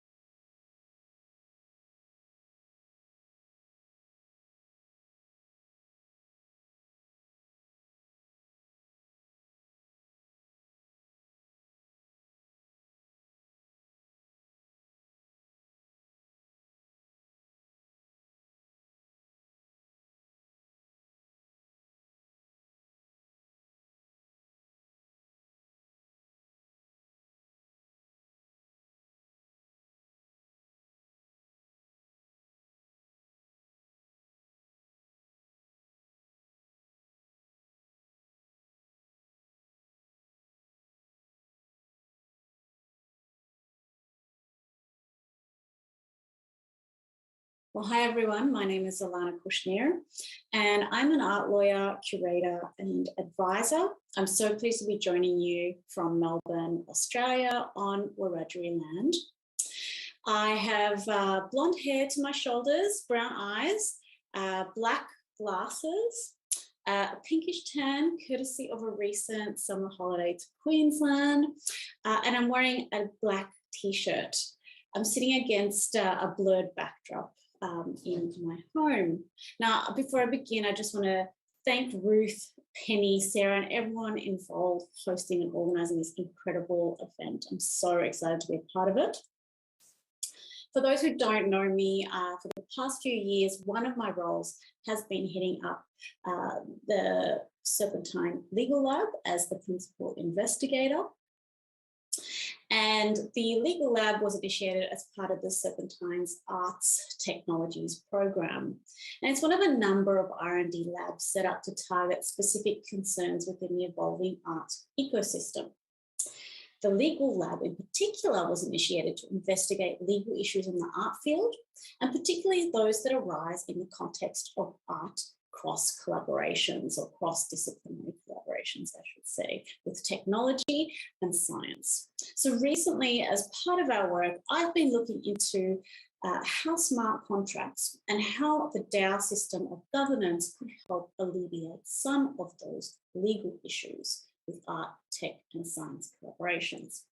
So for this lightning talk, I'd like to shed light on some of the questions I'm thinking about when it comes to DAOs, legalities, and specifically the art world. So firstly, one question I had was, how is a smart contract different from what I call a soft contract? And I'll go into what I mean by a soft contract in a moment. The second question I had was, what is a legal personality and how is that relevant for art world DAOs in particular?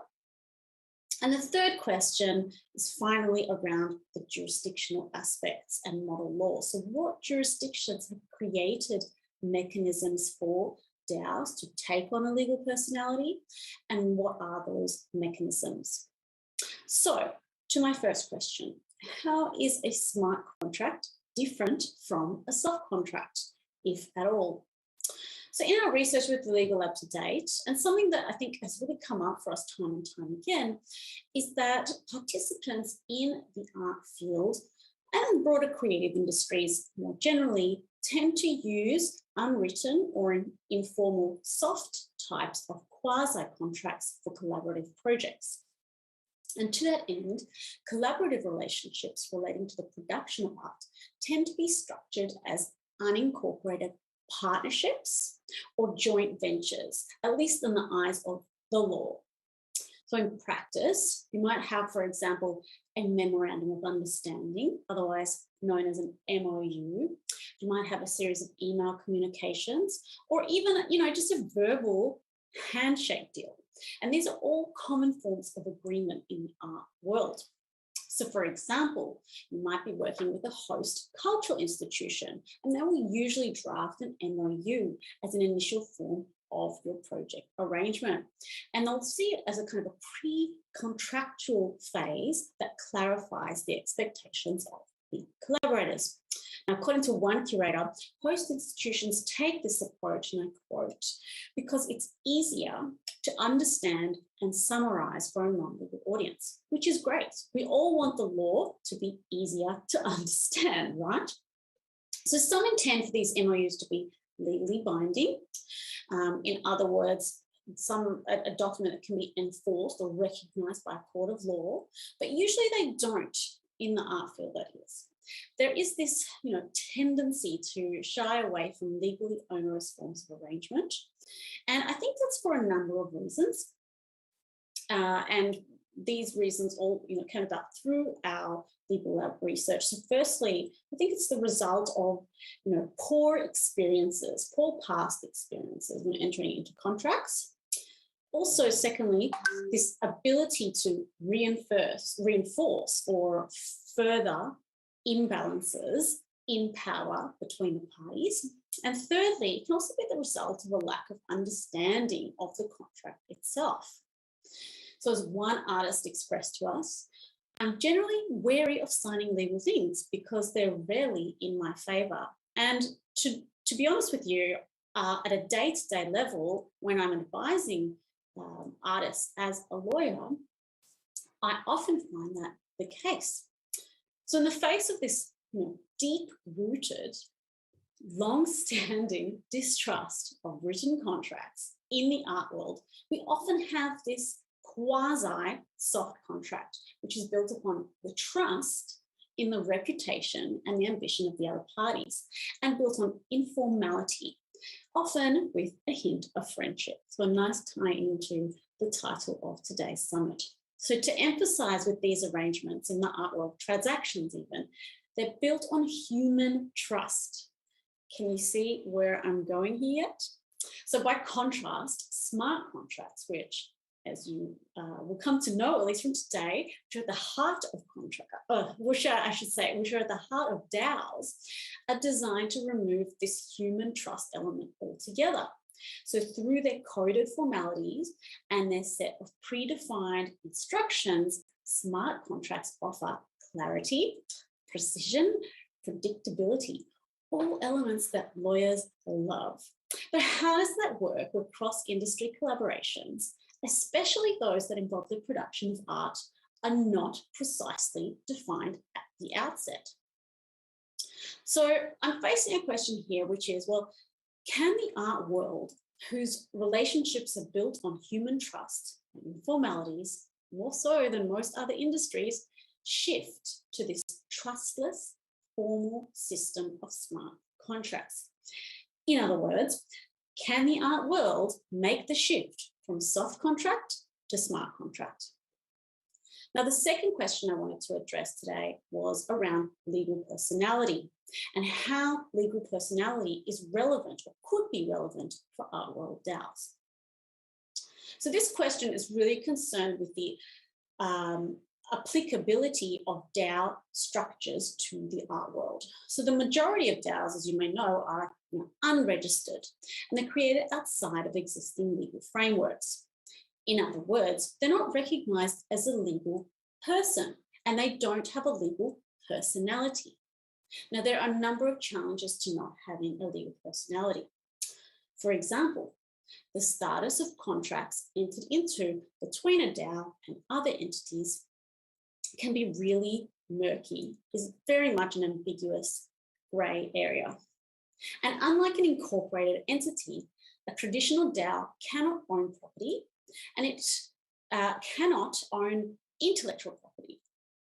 So instead, what we see from a legal perspective at least is that the individual members of a DAO, they would own the property jointly, and they would have to enter into legal contracts on behalf of the DAO. So this means that all members of a DAO risk legal liability and responsibility for the potential losses, debts, and other risks of the DAO. Now, it's possible, or I guess you could argue, that this kind of exposure to risk of individual members might actually stifle the innovation of the DAO as a whole. In other words, think about it. I've got a great idea, but I don't take this step because I'm worried about the personal repercussions for myself. I can't afford, literally and figuratively, to take on this risk by myself. So that's the kind of thinking you'd have to make as a member of an unregistered DAO. So if we look at this lack of legal personality as applied in the art world, particularly the new art, tech, science world, it is particularly concerning because it is an industry that's built upon the production and the use of intellectual property. Under most, if not all, intellectual property regimes, intellectual property rights can only attach to an artwork where the author of that work, and therefore the first owner of the work, is a person, be that a natural person like myself or an incorporated entity, otherwise known as a body corporate. Now, what this means for traditional DAOs is that unregistered DAOs, is that the intellectual property is created by individual members who may own that IP, intellectual property, jointly, if everyone contributes to it in exactly the same way. Instead, the IP is joint authored And while that sounds good in principle, joint authorship requires all owners or authors to consent to the use, which in practice can be time-consuming and unwieldy to obtain. It can also lead to all sorts of problems at a practical level, so it might not be clear who has the right to do what, especially if this is not addressed before the IP is created. Now, already we see that there is so much murkiness when it comes to the ownership of and rights to use project intellectual property or project IP, as well as prior IP, so IP that's existed before a project took place, but influenced the project or was kind of slightly or somehow incorporated into the project. So this is just going to compound the legal issues in the art, tech, science collaboration space even further. Now, one way in which I started to examine this application of DAOs to the art world is in regards to one of the action points that our legal lab report, which we published last year on legal issues in art, tech, science collaborations, recommendations. And one of this action point or recommendation was, is really becoming one of our long-term ambitions for the lab. And one that I'm particularly excited about. So this long-term action point is to establish a cross-industry body across art, tech, and science with its own model code, whose aim is to standardize the legal rights, the legal contractual rights and the obligations when working with artists and cultural institutions, in effect, or with the aim to reshift that imbalance of power between the parties. And what I think would be really core to this industry body is, firstly, the desire to collaborate on a peer-to-peer basis, and secondly, the desire to share resources. So for example, imagine this industry body and its members sharing automated contract building software that has been specifically designed for these collaborative projects.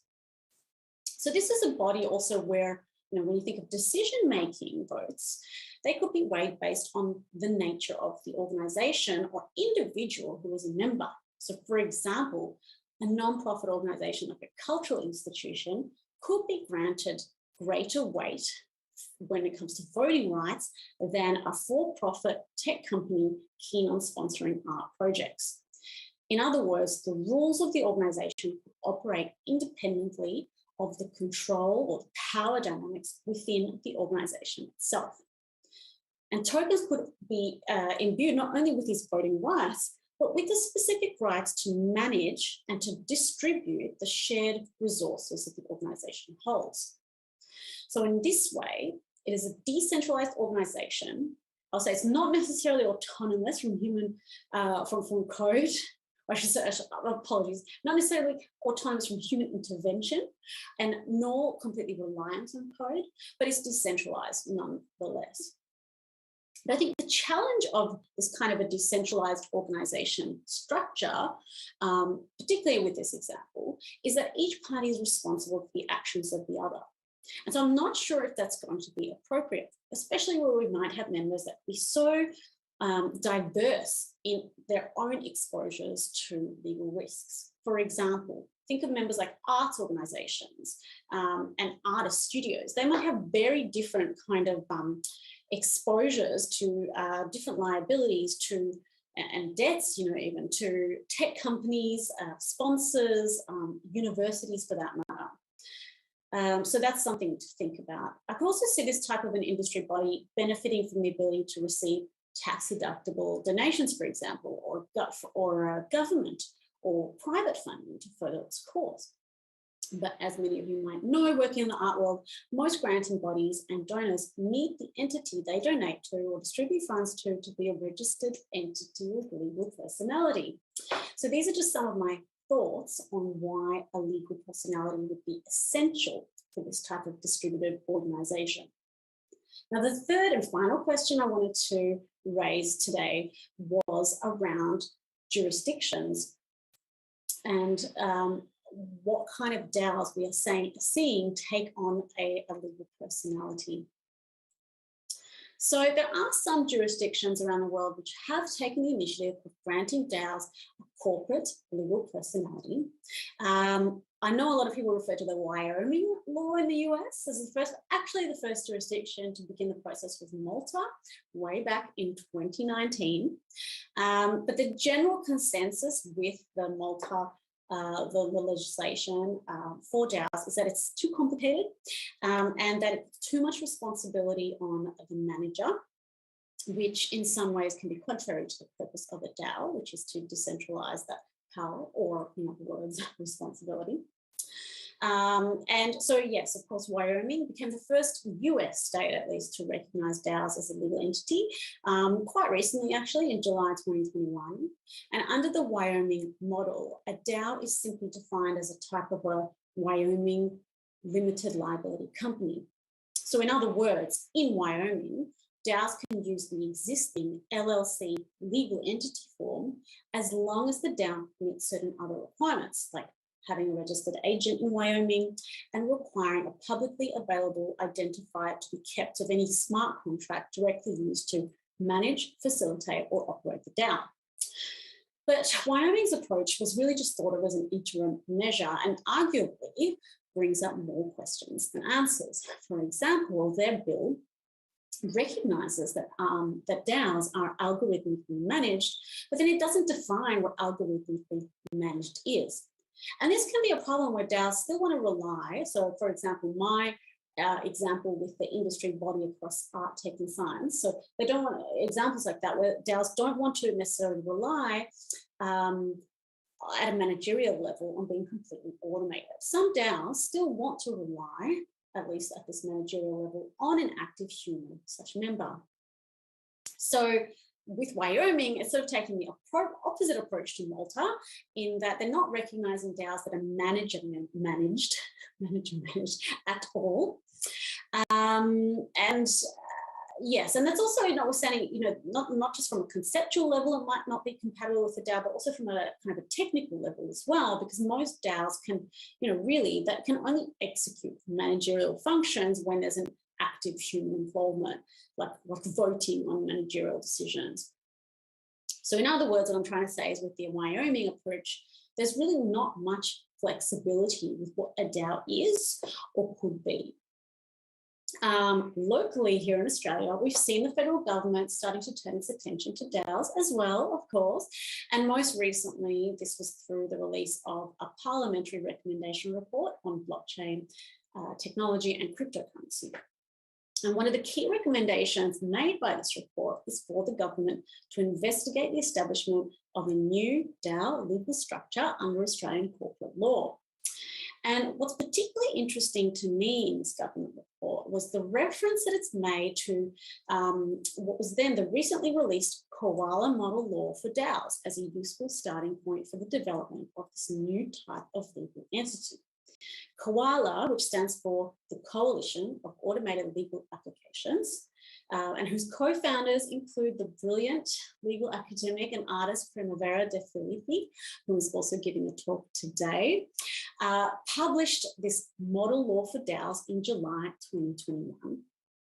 And the model law is designed as a best practice guide that seeks to address issues with existing corporate entity forms and at the same time to promote the legalization of DAOs. And I think what's really interesting about the Koala approach is that they recognize that DAOs need to have a kind of off-chain flexibility, notwithstanding their on-chain formalities. So in this sense, it's quite a useful point of contrast to the approach taken by Malta and Wyoming.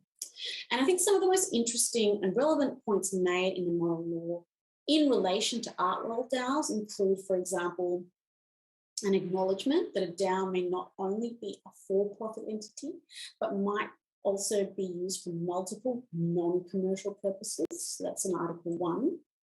And although the commentary in the model law, it doesn't go so far as to take into account this requirement in many jurisdictions for charitable organisations to have a kind of a charitable object of purpose clause, this could be an interesting path to explore in the future. There is also most fundamentally Article 2, which provides that the DAO will, by its own name, be capable of acquiring, owning, holding, developing, disposing of property.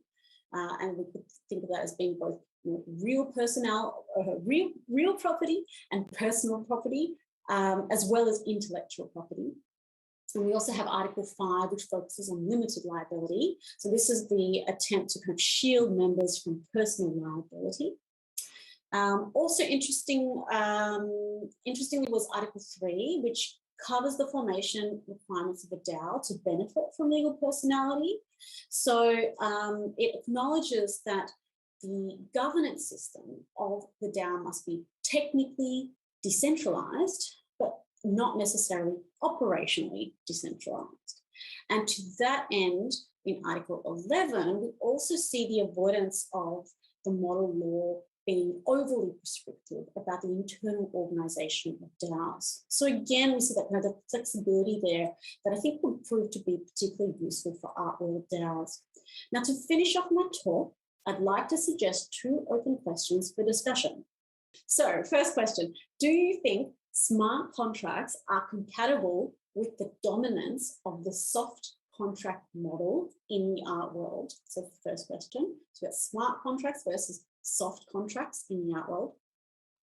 The second question, what do you think about an industry body for art, tech, science, cross-disciplinary collaborations projects whose memberships would be based on a DAO structure, and a DAO structure with legal personality at that? So thanks very much for having me, and I'm looking forward to having the chat with you on Discord.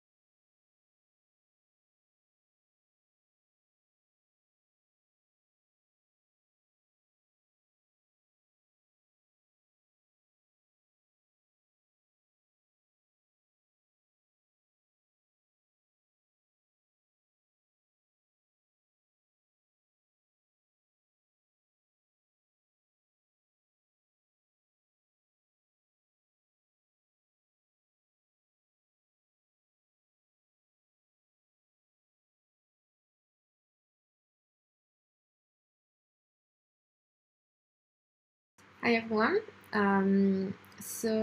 Today I will spend a few minutes to discuss crypto art and how it can be used as an instrument for social change. So first of all, a short introduction about myself. My name is Priyanvera De Filippi. I'm a researcher at the CNRS in Paris, and I'm also faculty associate at the Berkman Klein Center at Harvard University. And most of my research now for the last almost 10 years actually is focusing on blockchain technologies and in particular the legal and governance aspect associated with those technologies. And I'm currently running a European project funded by the European Research Council, which focuses specifically on the question of trust and confidence related to blockchain technology and how they can actually be adopted both by communities but also by public or private institutions. But before focusing on blockchain technology, my focus was specifically on copyright law in the digital environment, and was of course very inspired by this quote of Thomas Jefferson: "He who lights a candle at mine receives light without darkening me," meaning that with the digital world we have all these new opportunities of multiplying content, and everyone can access the same content without actually preventing anyone else from accessing it as well. And so this motivated me to become quite engaged in this digital activism about Creative Commons and Open Knowledge Foundation, and I participated in those various organizations mostly as a legal expert. Now, just as a short introduction of why do I care so much about copyright law, we have like the general notion of an artwork, which is an information good, which is by its own intrinsic nature non-rival and non-scarce. And then this work, this expression, then gets incorporated into a physical medium, which itself is scarce. You cannot reproduce easily a painting, but of course you can always reproduce the content of that painting. And so what copyright law does is realigning the future of the information goods with the futures of the physical medium by creating what we call artificial scarcity, meaning that all of a sudden this information good that is non-scarce becomes artificially scarce because of the legal means.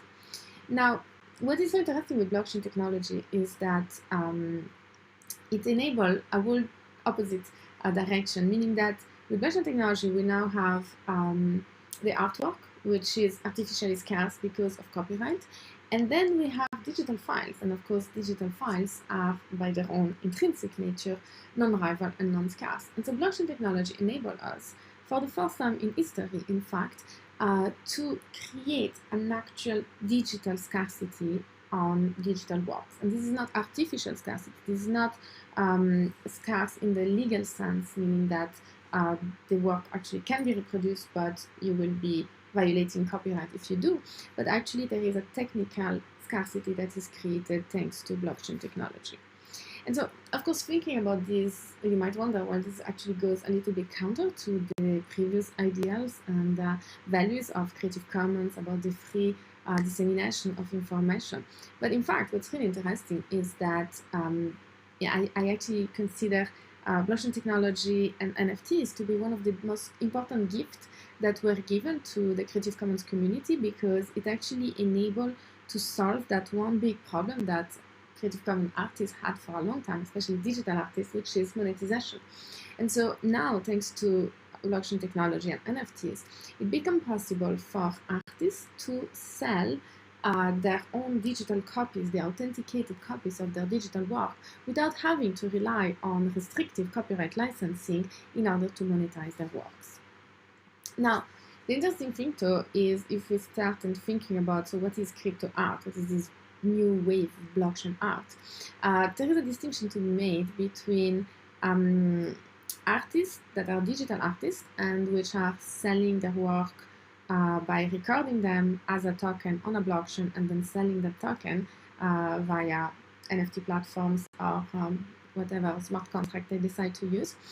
But to me, this is difficult to call this blockchain art in the same way as it will be difficult to say that an artist that makes a physical painting and sells it on eBay becomes a digital artist, right? And so what I want to consider here is actually, given those new opportunities that blockchain provides, can we actually look at what are the potentialities that the technology is offering to artists, which goes beyond just using blockchain technology as a transaction layer or as a simple auctioning mechanism. And so in order to illustrate those new opportunities, I will use an example, which is my own work. This is the one I know the best and I can explain very well, which is a work that I started in 2014 when Ethereum came about, and this whole notion of smart contracts and DAOs, which I started to research from a legal perspective. And I oftentimes, if not always, use my artistic practice as a way of illustrating and challenging my legal research. And so the Plantoid was my first attempt at using art in order to illustrate what I consider to be one of the most interesting aspects of blockchain technology, which is the creation of those distributed autonomous organizations that enable people to coordinate themselves. And so I created this project, which is called Plantoid, which is a blockchain-based life form, meaning that it's a particular algorithmical entity which is autonomous, doesn't depend on anyone. It is self-sufficient because it can collect the resources that it needs for its own survival, and like any other life form, it is also capable of reproducing itself. And so a Plantoid is made of two separate components. There is the body, which is a mechanical structure, oftentimes made of metallic chains. And then there's the spirit, the soul of the Plantoid, which actually is represented by a smart contract on the Ethereum blockchain. And those two components interact with one another in order to bring the Plantoid to life. And so the reproduction of the Plantoid is made up of three separate stages. The first one is the capitalization stage as opposed to the pollinization stage. And so that's when the Plantoid is actually collecting cryptocurrencies in order to be able eventually to reproduce itself. And so people can send cryptocurrency to the Plantoid, and they can interact, they can play with the Plantoid, and eventually they can collect an NFT which represents the seed of this Plantoid. And so technically how it works, basically people can send funds to the smart contract that is operating the Plantoid on the blockchain layer. And then it activates the mechanical sculpture. And so people can interact with it, and the sculpture has a variety of sensors.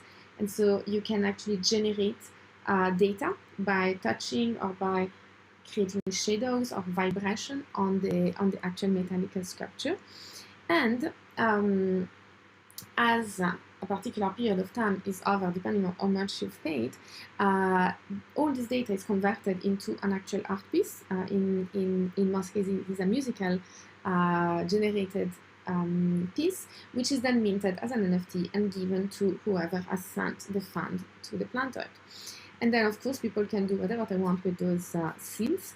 They can keep them, or they can trade them on the secondary market on NFT platforms. And every time there is a trade, of course, then there is 10% of this trade that goes back and feed the Plantoid with additional cryptocurrencies.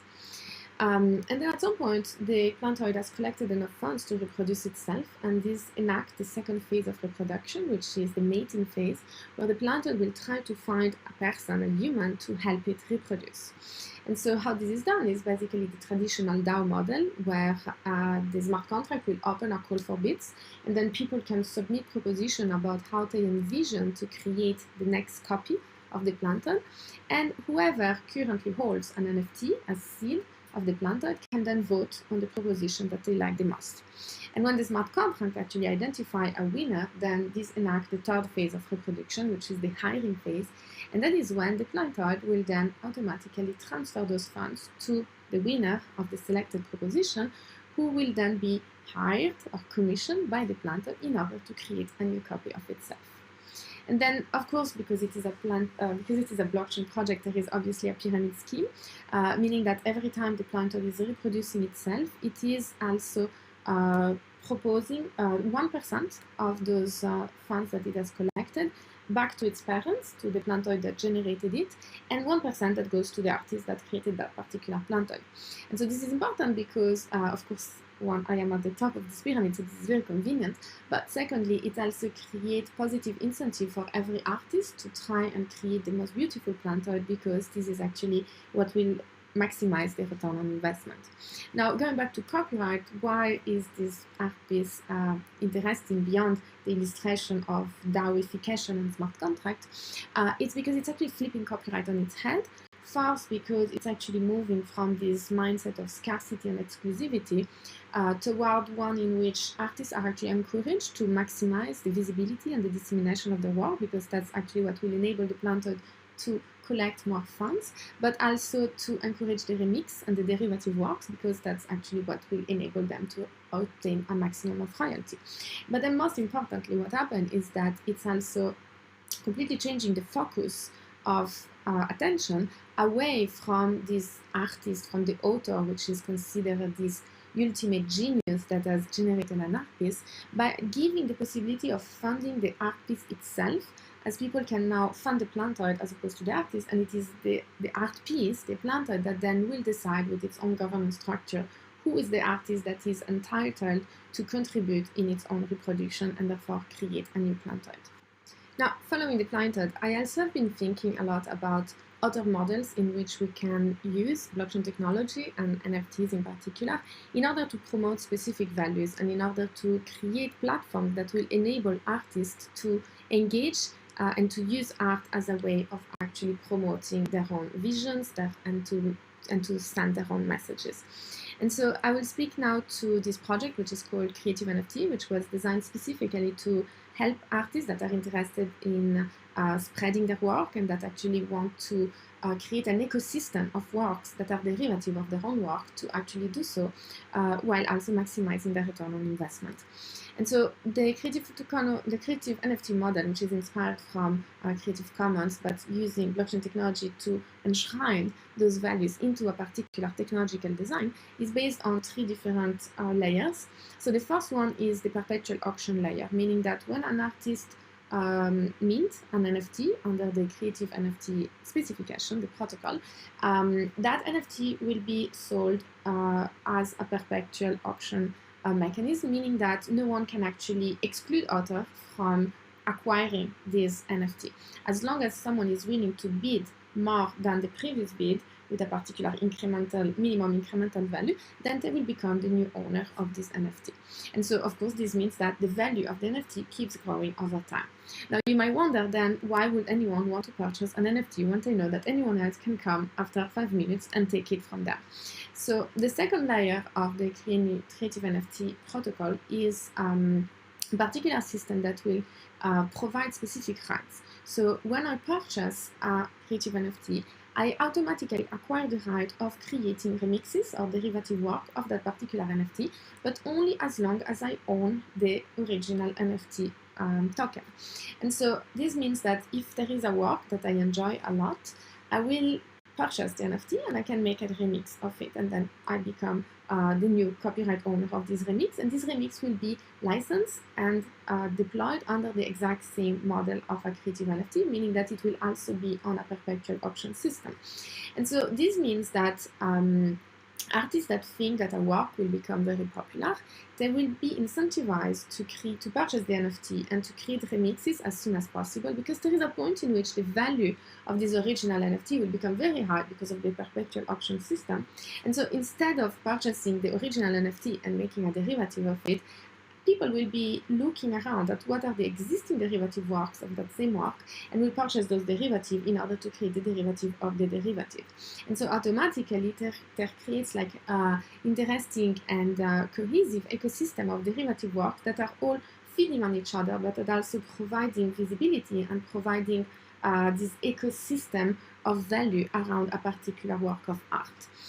And finally, of course, why this is interesting is because this actually solves one of the important problems that Creative Commons have, but with regard to the business model. So how do we ensure that artists are paid for the work that they do, but also in terms of attribution? And so here we have, because every NFT is a derivative of another NFT, we have a particular traceability system by looking at the blockchain. And so we know exactly for every work which other works it has been based on, and then automatically when someone purchases a particular derivative NFT, then the payment, the sale, is then automatically dispatched and redistributed on the higher level to all the work that it was based upon. Another system that is also interesting is called Impact NFT, which is more about encouraging or finding a platform for artists to show their values, which are mostly environmental value or anything that has a social impact. And the idea here is to actually leverage or hijack the speculative dynamics that are characteristic of the NFT marketplaces and actually incentivize people to use those speculative dynamics in order to invest the money for doing good things, for social impact. And so how does it work? So once again, this is a 3-layered protocol for the impact NFTs. The first one is dynamic content. So basically, one artist wants to associate a particular work with, let's say, a particular natural resources, like a river or like a forest or some kind of physical natural item. And in doing so, there needs to be an oracle that is collecting the vitals of these natural resources, and the NFT, instead of being a static digital file, is an actual script that will render, that will do some kind of artistic data visualization of the resources that it is associated with. And so if the resource is doing well in its vitals, then the NFT will look in a particular manner, whereas if the river that it is associated with is highly contaminated, then the looks of the NFT will be very different. And so this is interesting because, of course, it creates an artistic way of describing that there are issues with some specific natural resources, but of course it doesn't necessarily have an economic impact. And so the second layer of the impact NFT protocol is actually economic, meaning that by associating an NFT with a particular oracle that is collecting data about natural resources, there is an implication not just on the visuals of this NFT, but also on the money that can be collected by the person selling this NFT. And so this means, for instance, that the artist, first of all, needs to connect the NFT also with a particular NGO or with a particular entity that the artist believes is actually contributing towards increasing the social impact towards this particular resource. And so this means that as I sell the NFT that I have purchased, if the vitals of this NFT, of these resources are good, then I will collect a high percentage of the resale price and only a small percentage will go to the NGO. Whereas if the vitals of the NFT are really low, as an artist or as the reseller, I will then collect a very small percentage of the resale price and the big portion will actually go to this NGO. So this means that if I purchase an NFT and then I see that the vitals becomes very low, as an investor, as a collector, I will be incentivized to invest money in order to bring back up the vitals of these natural resources so that when I sell the NFT, I can actually recoup my investment.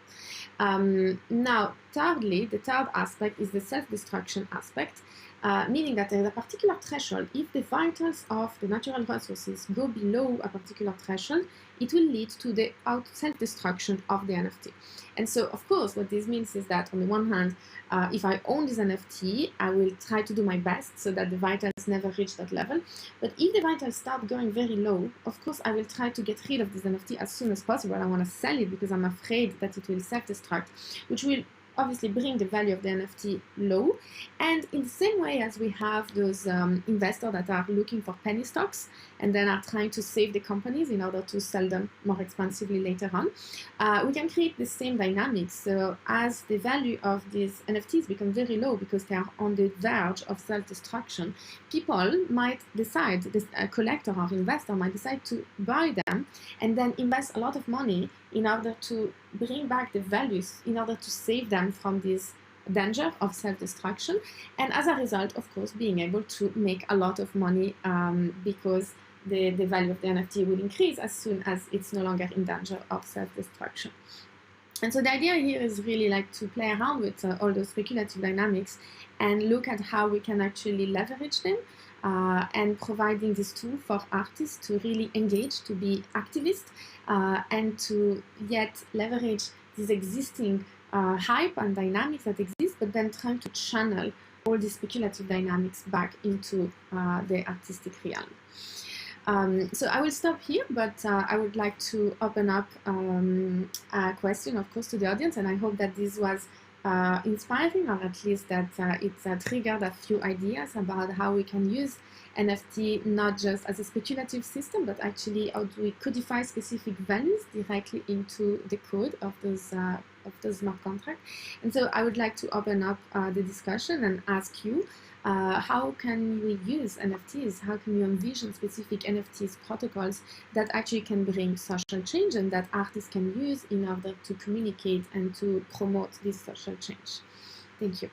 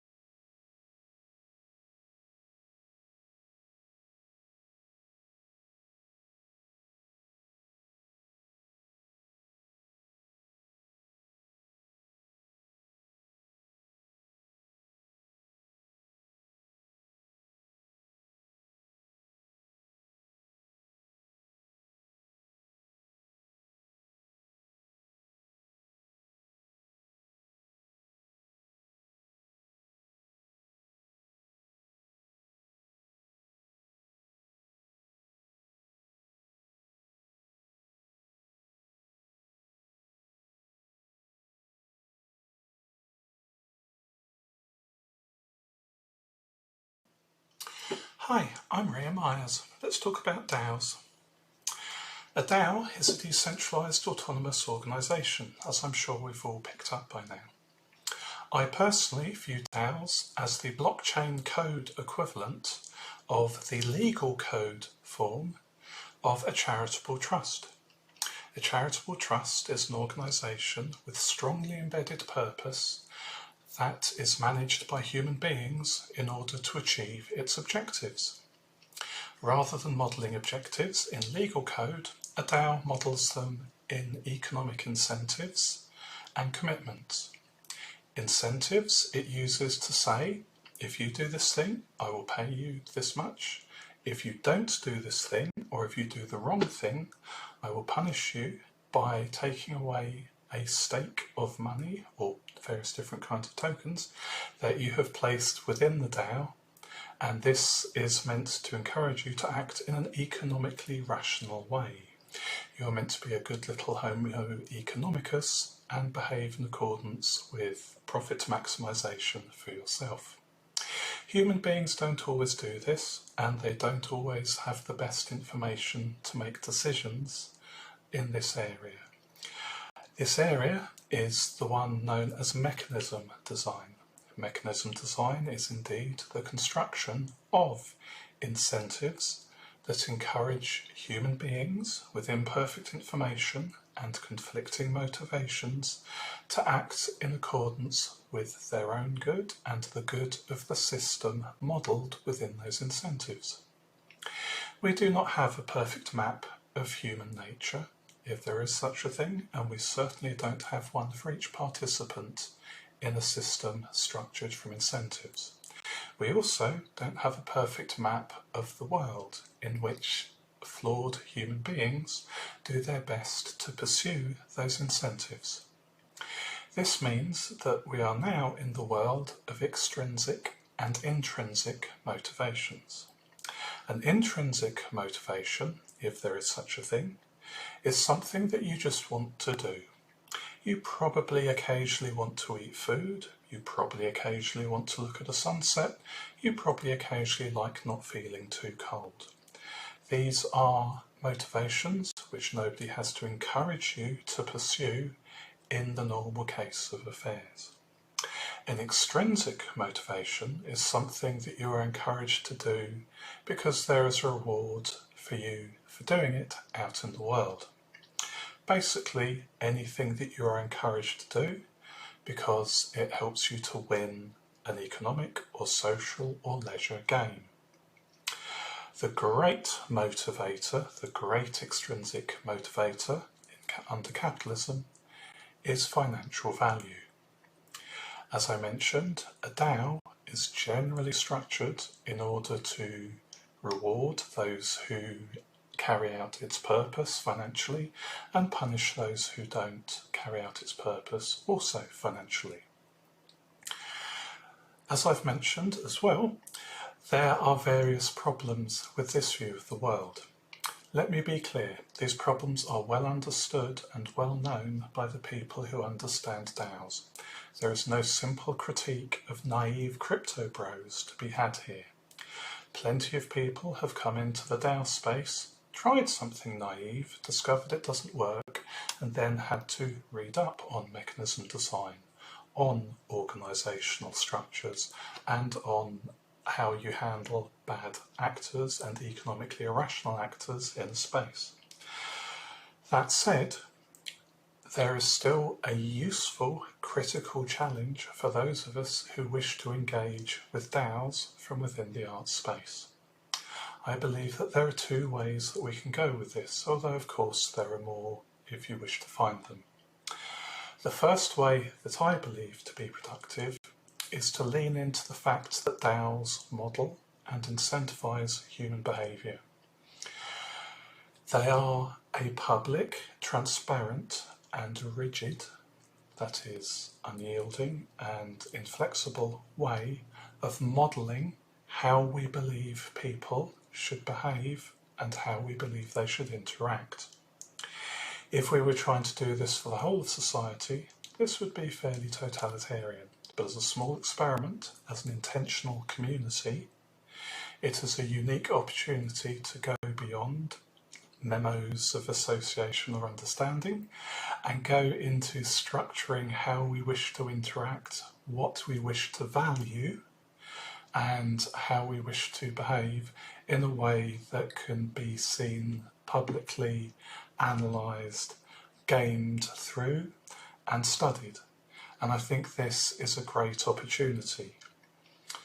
The other alternative that I can see leans into the failings of the extrinsic motivation mindset. I mentioned earlier that we do not have a perfect map of human motivation, let alone a perfect map of human motivation for each participant in a system. A DAO is just such a system. It is a set of mechanisms, a set of incentives designed to encourage you to act in the way it wishes to, whether as a nudge or as an outright fine. Where we misalign incentives, where we pay people if they do things even slightly differently from what they need to do in order for the system to work properly, we end up with what are known as perverse incentives. These are incentives that cause people to act either against their own interests or, more commonly, against the interests of the system as a whole. Where, however, the system is embedded in a wider system of irrationality, like planet-destroying capitalism, for example, there may be nothing wrong with creating perverse incentives that encourage people to act not in personally harmful or destructive ways, but in resistant and alteric ways, in ways that go against the wider system, that create new value, that demonstrate new possibilities, and that give people something to do and enjoy and be, other than trapped in the daily grind of making money for other people. This is going to be a controversial statement. I am not trying to say that we should create a machine wrecker DAO or that we should create a DAO that encourages people to engage in immoral, illicit, or otherwise destructive or harmful behaviour. I am saying, as I mentioned, that we can take one of two paths here, and this particular path is the one of leaning into the failings of the system rather than into its critical strengths. So this then is my challenge to you. Do you have a clear enough idea of how you wish people to act, to create, to act in the world, that you can model it in code and see how it works? Conversely, do you have a clear enough idea of what it is that you are critiquing or resisting, that you can model it in code that encourages people to act in a way that likewise embodies those behaviours? Thank you.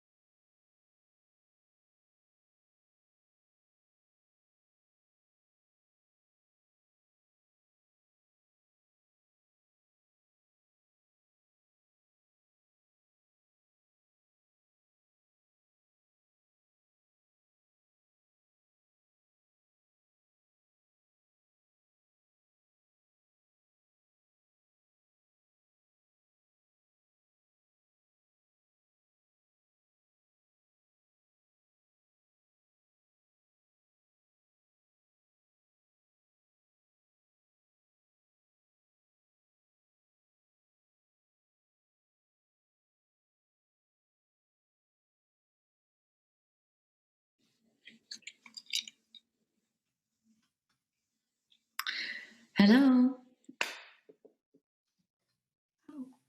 Hello.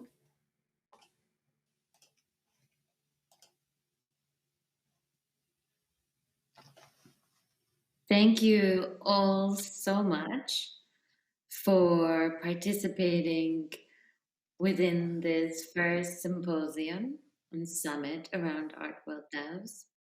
Just a little bit of housekeeping to start off. Are you passing this to me, Penny? Yeah, hello everyone. Thanks so much to all of the speakers, our prototype creators. What an amazing day. I feel like we've had a week's worth of meals and parties all in one day. Very grateful to the Haus der Kunst production team and for knowing that the conversations and the presentations will be recorded and that we'll be able to keep going back to them, because I feel like they could, each of them on their own could take really quite a lot of processing. We did have the disappointment of a software bug in the CultureStake vote. I guess this is one of the risks of being doing new kinds of work in this space. We felt like we might have been able to risk it, but we didn't want to use you as guinea pigs. So we're going to take a couple of days. Those that registered for the vote will receive an invitation to come and rejoin the vote sometime next week. We'll leave the vote open for 2 days so that everyone has a chance to come back to us. But also, I feel like even seeing the app in process has prompted some like super useful conversations about both the ethics, but also the affect, like what it feels like to participate in these kinds of decisions when it's dealing with one's own peer group, when there are questions about what kind of skin we have in the game. So this is my comment, slightly frustrated comment on CultureStake, but I know that we will have the second chance to invite you all back and to make this kind of important and curious decision. Over to you, Penny. Thank you. So I just want to begin to try to condense some of today, which has been so multi-sedimented that it's opened up so many new doors to me. And I kept returning in my head to this idea of the art gallery and how this kind of even begins to sit within it as a discussion. And you know, the art gallery is a strange room. It's not like other rooms. When you enter a typical room, the view lies beyond the glass of the window frame. Yet when you enter a gallery, you are situated directly in the view. The room is the view, and you are but a tourist of the mind or minds that rule the scenarios of that view. In a sense, it could be kind of likened to when you stare out of a window at this kind of raging storm and lightning's cutting up the skies to shreds, and you're just kind of purely witnessing the view. You have no authority to change the design of it unless you're a weather worker and possess the power of cosmic manipulation. And in those terms, what I think I've heard, not only today, but over the years of getting acquainted to these topics and to the people that very much underpin the progress of it, is hopefully also what you've heard today, that the strength of DAOs is not that there is one room, but actually thousands of rooms, and that there could be hallways and lifts and escalators between those rooms and floors and escape rooms and routes and a whole kind of cacophony of labyrinths that allow people to connect both on a local, personal level, but also on a translocal position. But of course, this property will only ever be worth something if it sits upon a self-owning earth, and that the people who choose to hold the keys, rather than to have to fight over them. And what I hear today is very much a beginning, not an end, a blueprint, not a condo. And I hope that this brings forth many more DAOs or variations of, or at least has opened up the possibility of thinking differently about these terms that sometimes feel so impenetrable. But I hope that the speakers that have offered us their thoughts today have had such an effect on you as they have on me throughout this discourse, that there is so much space for us all inside this dialogue in many, many different capacities. Thank you all so much. Thank you, Penny, for that lovely wrap up. And we're just going to finish now with thanks to everyone who made this possible. So all the speakers, discussants, our prototype creators. Thanks to Sarah Johanna Teurer, Jules Pfeiffer, and Saskia Müller-Bastarian at the Haus der Kunst. This was a real Herculean feat to move this, what had been planned as a convivial gathering, into an online event.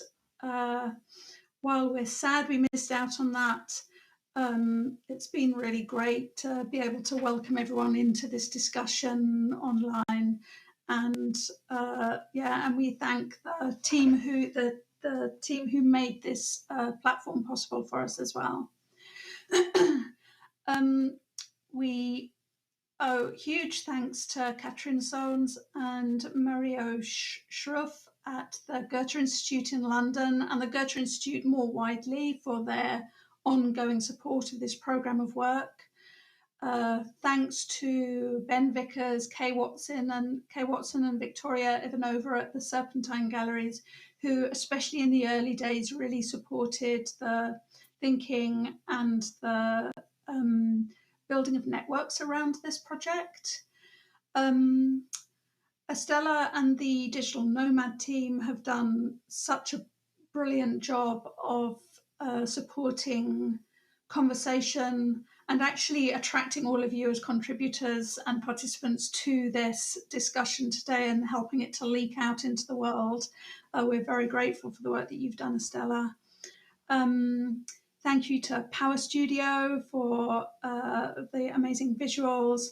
And finally to the Furtherfield community and Sarah Friend and the Bit Possessed guys for all their brilliant work on the CultureStake app.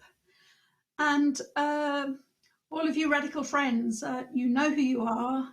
Please feel free to come and join us to continue the conversation on Discord. Thank you, everybody.